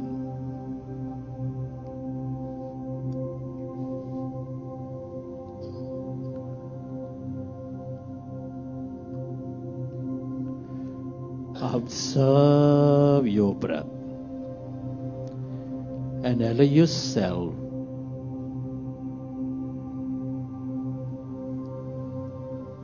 to slowly become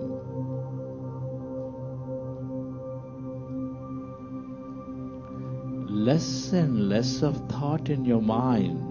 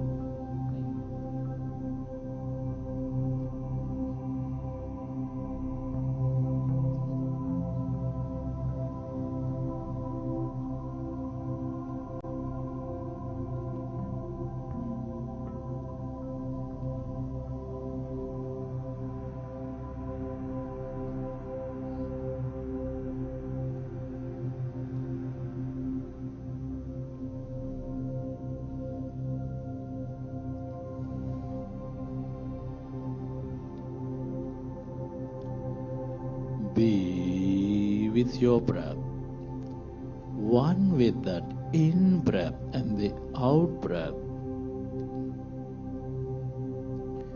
When you observe your breath, your mind is becoming empty.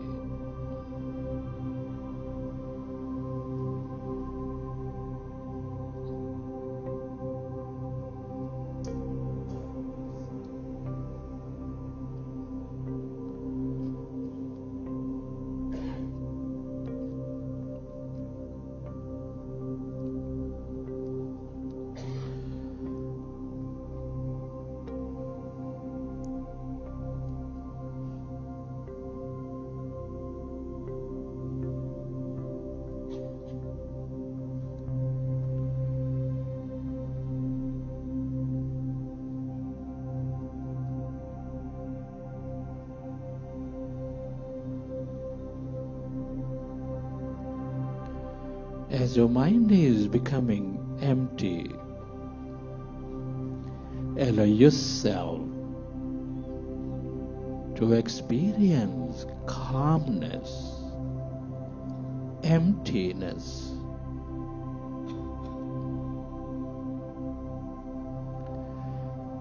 Inside of you, all around you.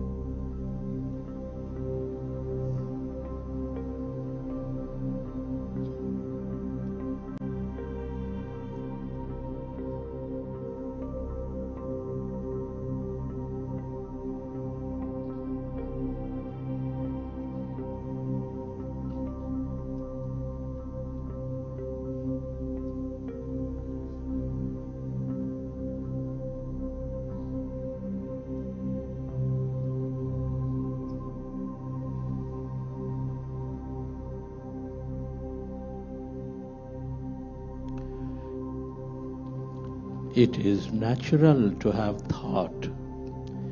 When you notice you are in thought, go back to observing your breath and allow yourself to slowly experience that calmness.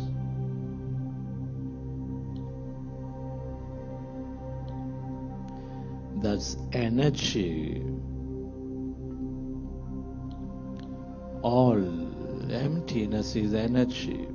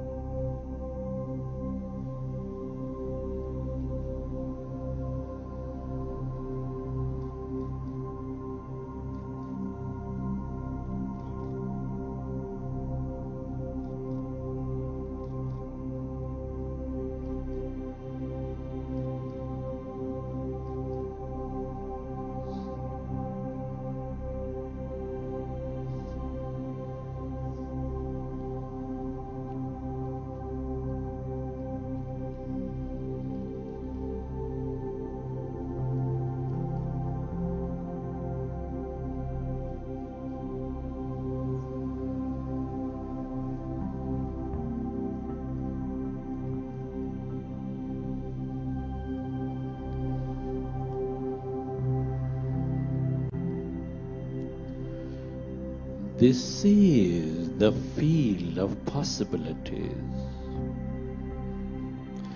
the field of intelligence, the longer you stay aware of this emptiness, energy,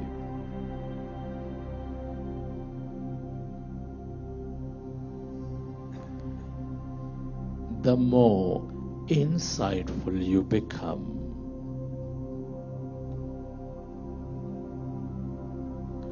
The more miraculous you become.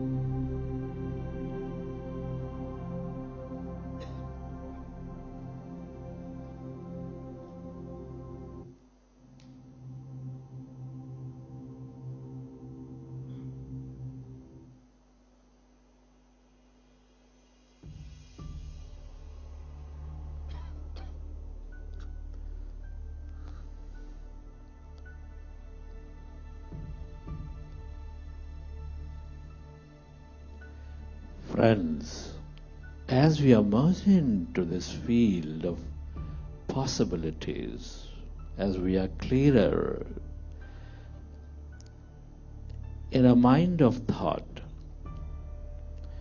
we have a great opportunity to create a new future, imagine and dream of a future. Friends, our thoughts and feelings draw the experiences into our outer reality. I would like you to step into that future, dear friends, and imagine of that future where there is celebration, where there is cooperation, where there is meditation. Come on, dear friends, I'd like you to affirm these intentions with excitement, with total belief, dear friends. We affirm that billions of hearts are in sync with the rhythm of peace at this very moment in the world. As you affirm, dear friends, I want you to imagine the billions of hearts in sync with each other. Whatever that may be your imagination,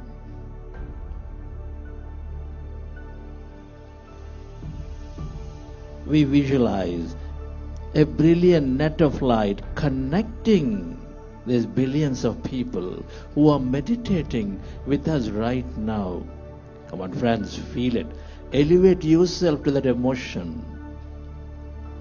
Feel that everyone on the planet coming together to know themselves more in meditation, to relaxing, quietening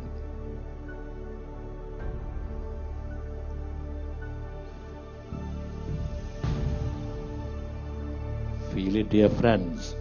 Let there be no doubt about it. We, as a collective force, from this very Bharata Mandapam, sending that energy, affirm, we celebrate the diversity of our global family, knowing that the differences are the threads of a beautiful tapestry. We acknowledge the strength of humanity to rise together, to turn all challenges into opportunities. Dream, dear friends, of a world meditative, of a world respecting with each other, of a world in great cooperation.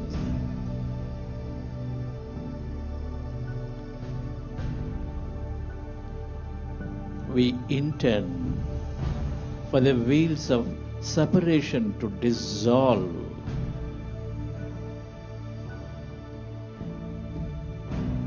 and then we see that oneness that truly is there is binding us together. Come on, dear friends, imagine that free trade, imagine that free travel, imagine the respect for culture. The passion for life is the only thing that governs our life.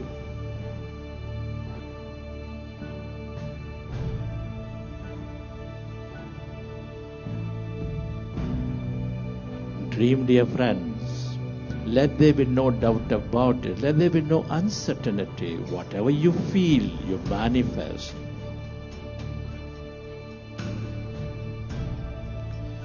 We affirm that world leaders are governed by wisdom, integrity, and sincere desire for the well-being of the planet.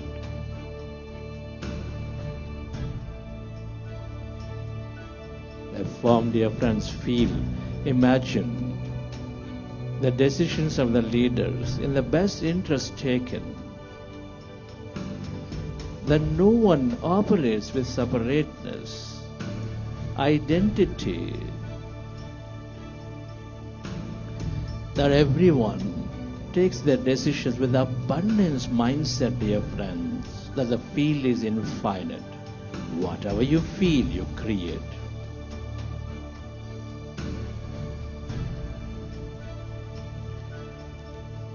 We intend for the success of one to be celebrated as the success of all. Come on, dear friends, feel it. Feel their appreciation among one another.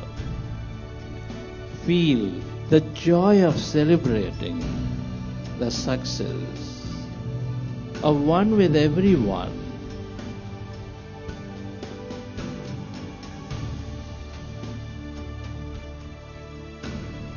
And notice the respect, notice that free communication. Feel, dear friends, let your imagination flow for a world where everyone lives a great holistic life, meditating, communing with nature, respecting, caring for the animal friend, contemplating, gaining greater knowledge.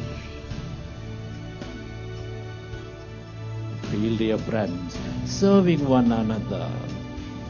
This is a world that is creating greatest peace on the planet. Feel. Love it, dear friends. Shift your energy. The more you feel that emotion, the more stronger you send the signal to the quantum field to manifest. Whatever you feel, you attract.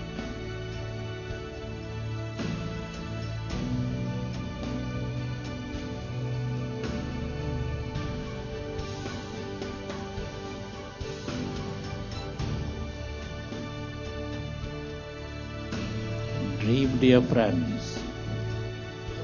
Love this new future. Connect to it. Believe in it.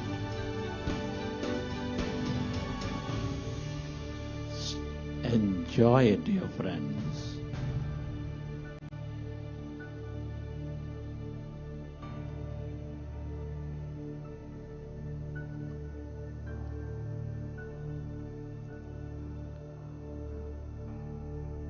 That energy of joy, love, cooperation, spreading everywhere.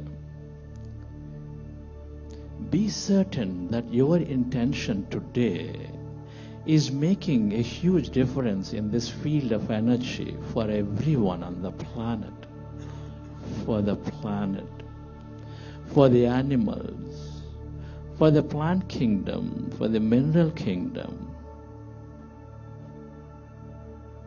Love it. Let go of this future. Surrender. Consciousness is awareness, is always paying attention to you and me.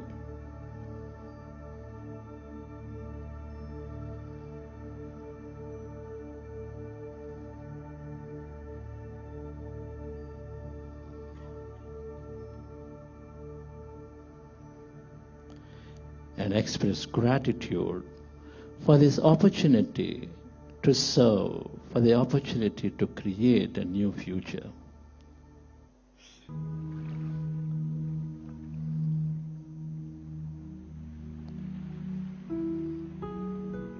And whenever you're ready, with your hands on your eyes for 5 seconds, you may open your eyes.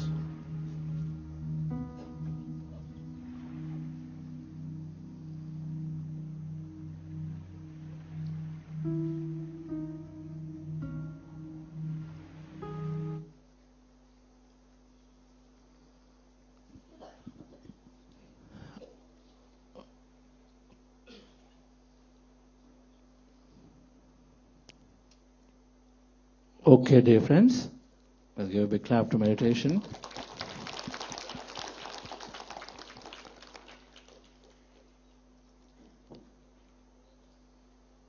How is the meditation, Onikaji? Feeling good that we are there in this conference, energizing? We'll have another one tomorrow? Sure. We'll have a program starting 8th. A beginner meditation program for 9 days, an hour, and I promise we'll do these meditations more and more for sure. Yes, sir. So at this time then, we will go into the final segment. That it's, we are always unanimously passing a resolution, and Karthikeyan sir is reading of the resolution at this time from the conference. So my request, Padma Shri D.R. Karthikeyan sir, to read the resolution. So you'll do it here or you'll go there?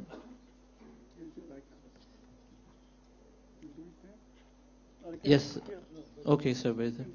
Yeah. Get that paper. Yeah.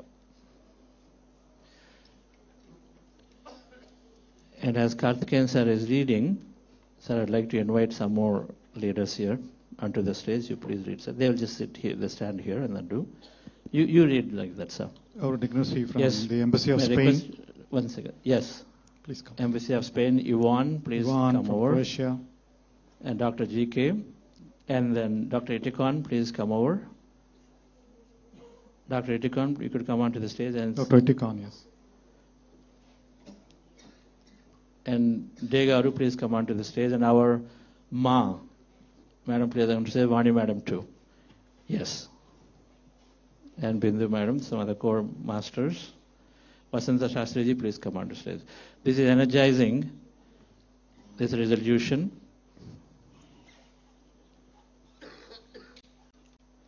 Yes. Okay. Ready? Yes, sir, we're ready.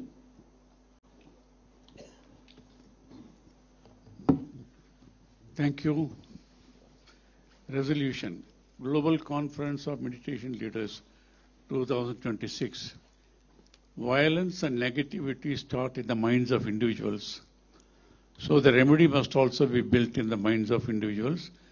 That's what preamble of the UNESCO says.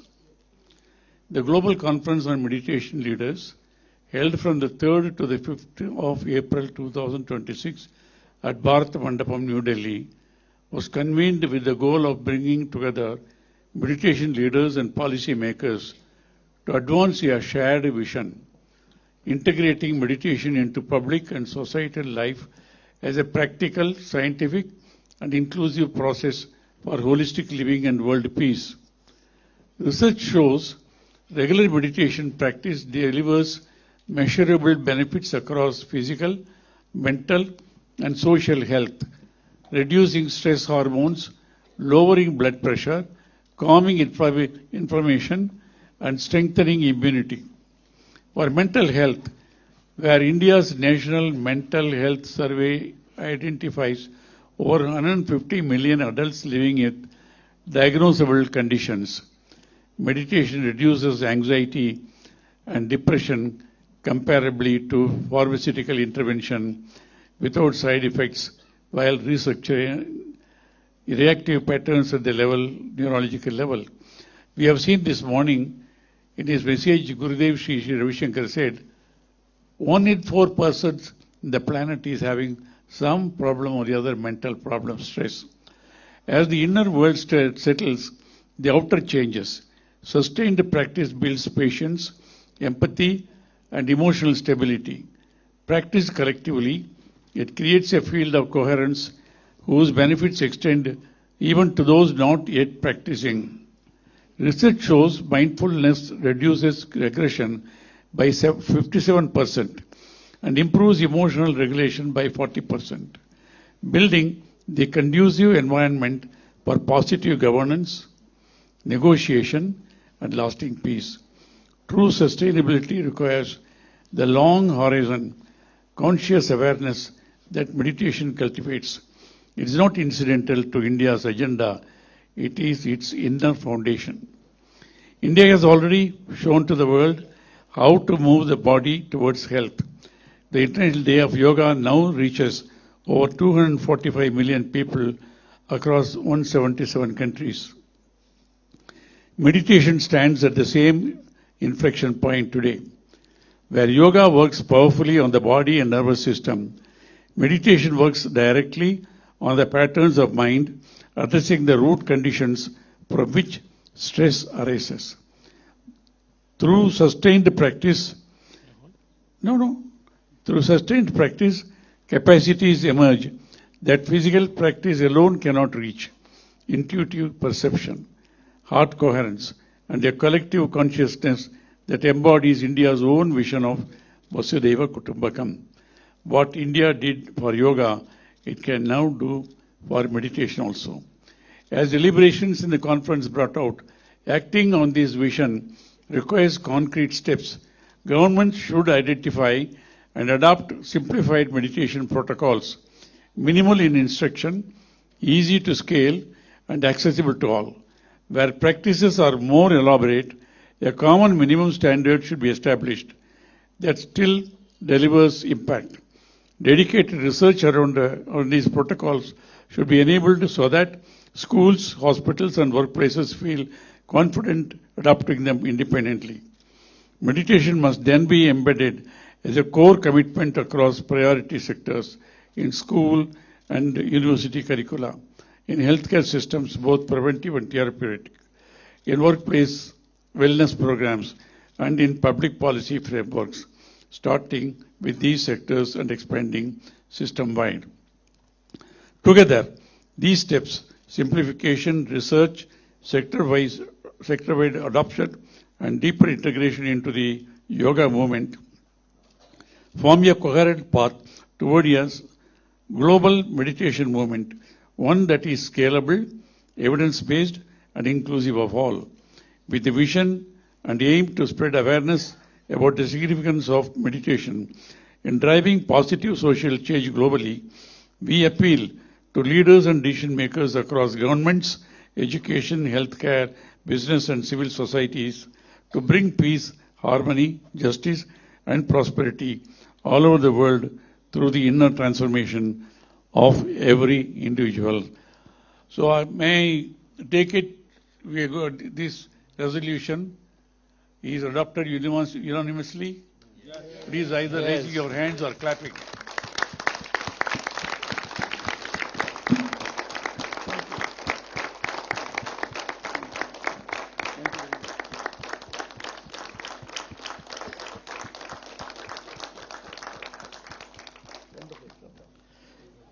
Thank you all, dear friends.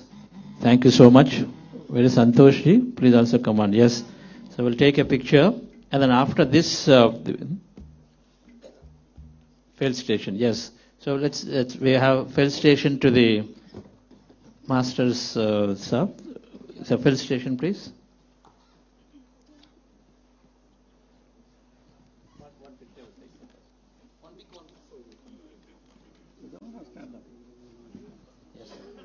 Resolution. Yes, sir. Since I'm bringing on the World Economic Summit here in November.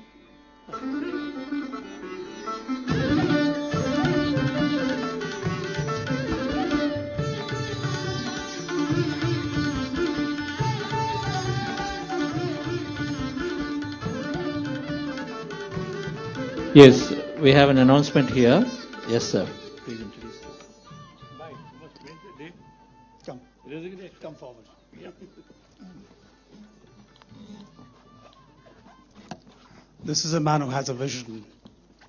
Padma Shri Ji, Kartikeyan Ji, no, I'm not that important to you or to the world. We come as nobody, we leave as nobody. But our work, our vision that the civilization that we come from remains and continues. In that regard, the upcoming World Economic Summit to make India the new Davos will be in November, right here. And without Mr. Kartikeyan's permission, I've already announced that the meditation will be one of those fundamental tracks of the World Economic Summit that we will hold. There is a precedence to this. There's a precedence to this. There are conflicts. Where's my buddy? Please, don't abandon me. Come close to me. This is Colonel Harish Joshi, who has seen conflicts and wars and suffering, and yet is in front of you, well and alive and still for peace and through meditation. Doesn't he deserve a round of applause? Please take it. Please take it up. What it means is we have seen conflicts. That's the fabric that we have cut from. And here's a man who has headed intelligence agencies and still here. The very CRPF that he headed also. I used to train in armed combat. But we don't need conflicts outside if we have the peace inside us. What drives us is light. Are we building systems of light?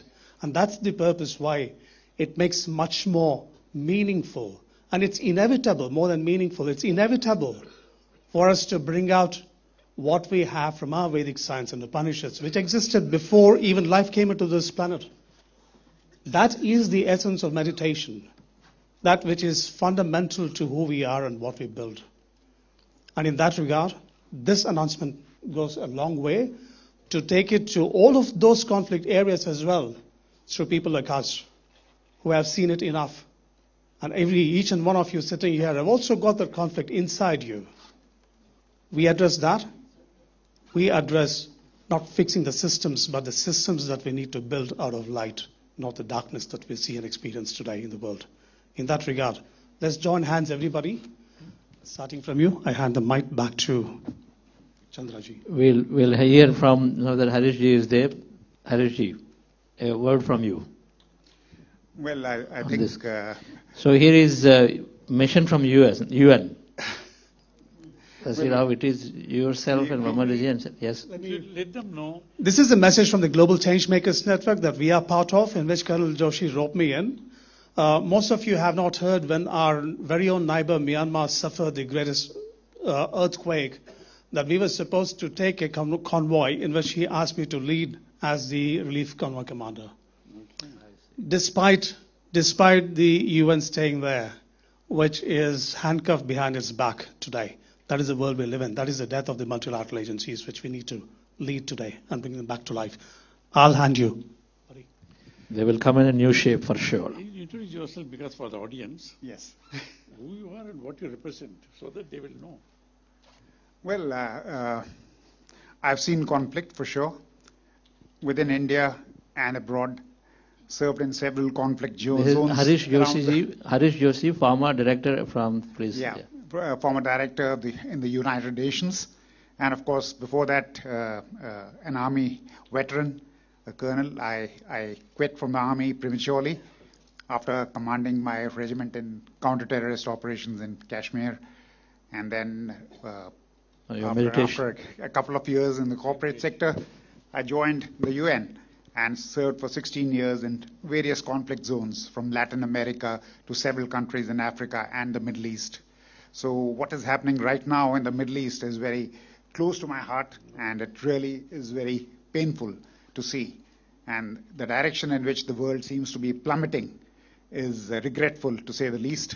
And I think one of the ways that we have open to us is meditation, and extending it worldwide so that we can bring some sense into the mind of ego-driven people, who are creating this chaos. So thank you very much, sir, for this opportunity to speak to everyone. And well, I think we have a noble cause ahead of us, and we need to put all our energies together. Common cause and a noble cause to put all our energies together so we move towards a more peaceful future. Thank you. Thank you. Please be. The underlying bottom line of what he also said, and one to be fulfilled and completed, is the shared values what the West talks about. But we forget to implement it, to embrace it, to embed it in every system that we build. And that job has come back full circle to India. Yeah. That's one of the reasons why we are all here. I think whoever is gathered here, please stand and applaud yourselves, please. I urge you to stand.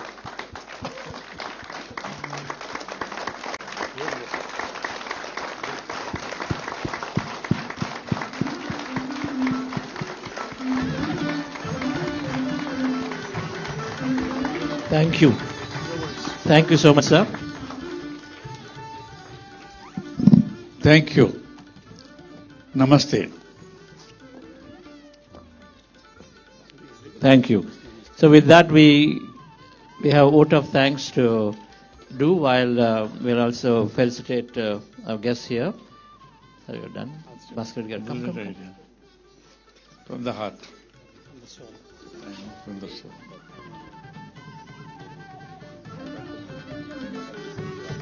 Please felicitate Harish Joshi ji.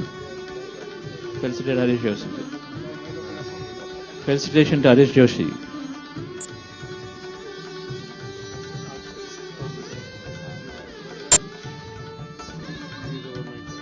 Be careful.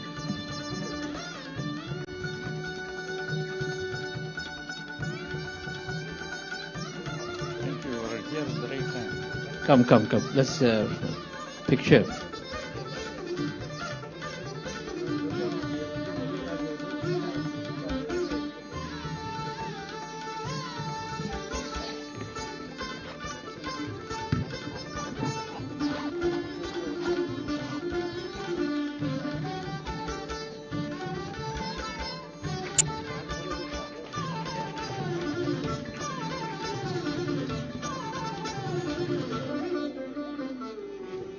Come, sir. One picture. They're waiting.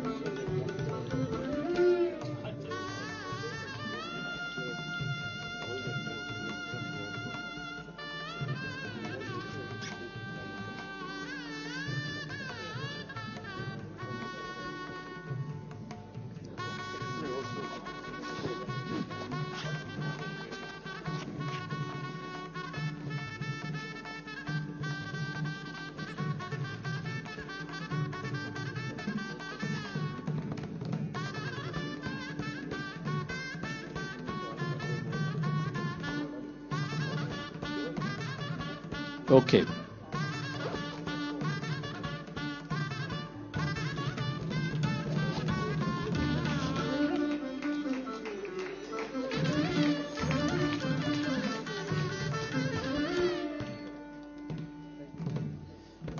Sai, you're doing the vote of thanks.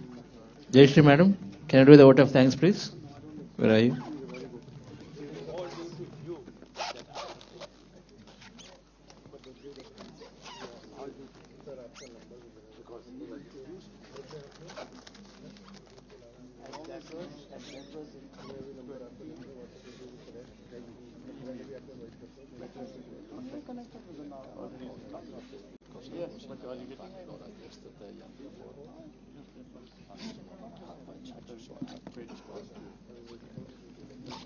So after vote of thanks, we officially conclude the conference. Then we have the volunteers. We are going to felicitate them. Whoever is interested to be part of this, you can feel free to stay back. Otherwise, after the vote of thanks, the conference officially closes.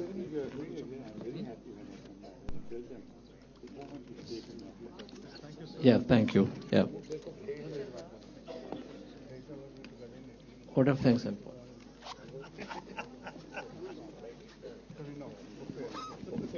Please start vote of thanks, please.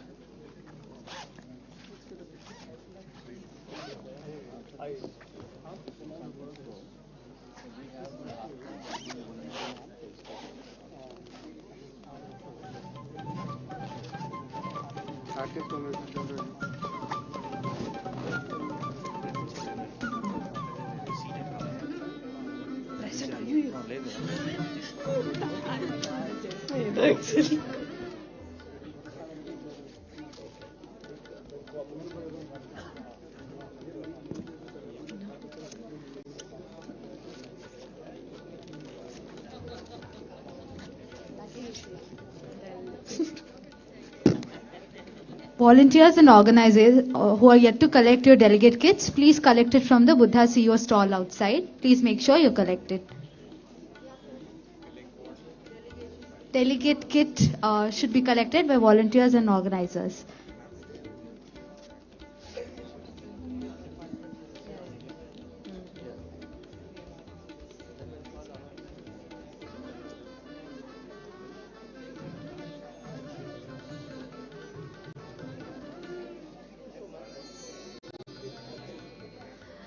So, dear all, heartfelt gratitude to each one of you for being here, and thank you to all our esteemed speakers, dignitaries, and the whole team or a global conference of meditation leaders, all the department lead members, each one of them, hearty gratitude and hearty congratulations to you all.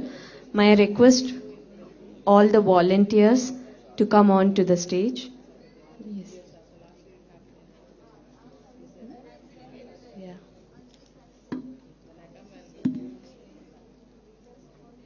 Yes. Reshma Salyan ma'am, Vidya, Kaya.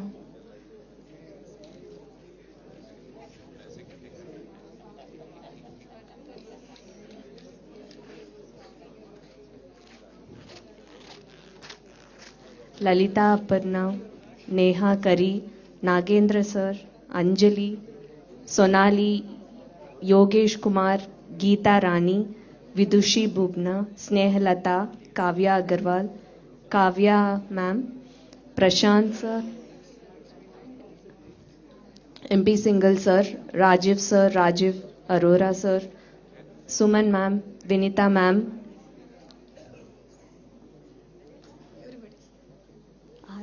Arav.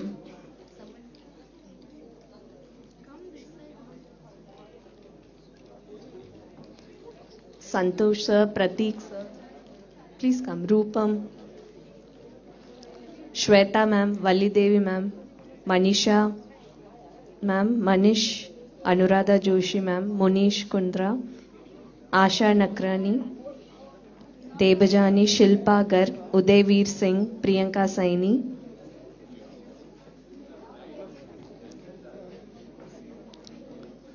yes, Amulya, Alekia,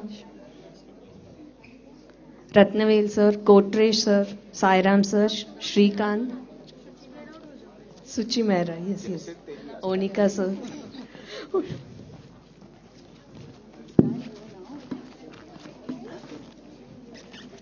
Ramesh B, Rajkumar sir,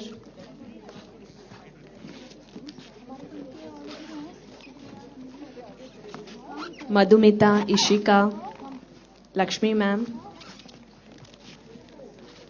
Archana ma'am, Aruna Lamba ma'am, Chandar sir, Supriya ma'am, Ulka, Shriya, Shika, Upali, Yanasai, Reshma Kaushik. Huh?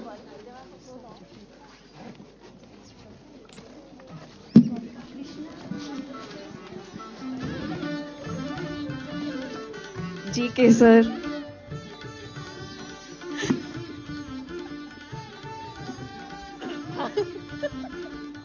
Sujata ma'am, Maheshwari ma'am,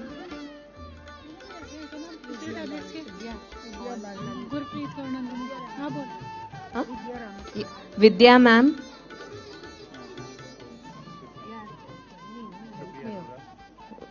Supriya Arora ma'am, Nandini Gaur, Ritu Gupta, Nagapradeep, Pooja Kundra, Manish Kundra, Dr. Gurpinder Kaur, Jnanasai, Valli Devi.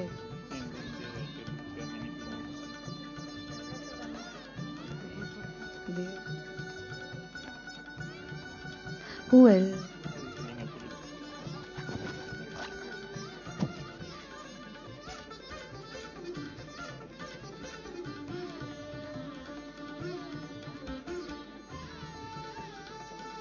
Jagdish sir, Rishikesh,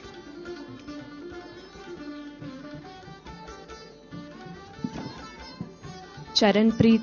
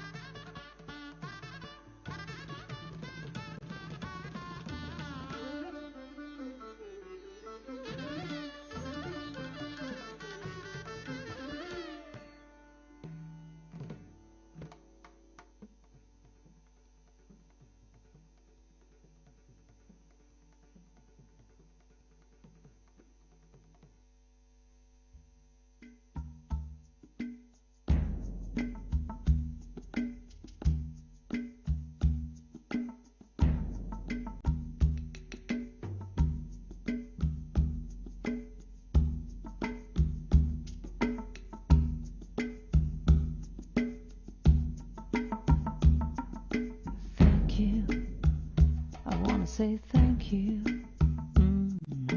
Thank you. Thank you. 'Cause I'm so grateful. So grateful. Oh, grateful. I'm so grateful. So I want to say thank you for this day, Spirit. Thank you for this day. Thank you for this day, Spirit. Thank you for this day.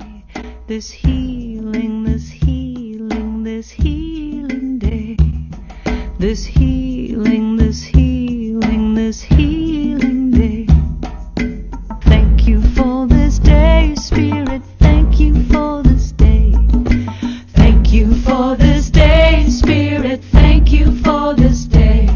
This healing, this healing, this healing day. This healing, this healing, this healing day. Thank you for this day, Spirit. Thank you for this day.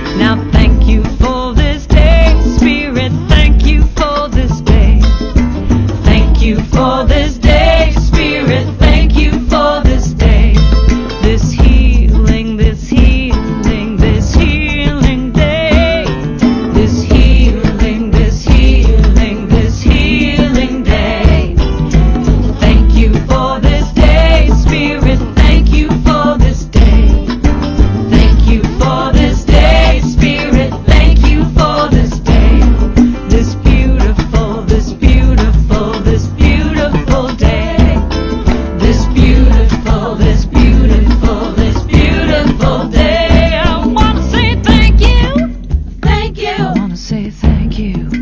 Thank you. Oh, thank you. Thank you. I wanna say thank you. Say thank you. 'Cause I'm so grateful. So grateful. So grateful. So grateful. So grateful. So grateful. I'm so grateful.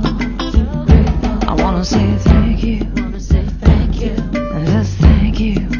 Thank you. I wanna say thank you. Wanna say thank you. Thank you. Thank you. 'Cause I'm so grateful. Yeah. I'm so grateful.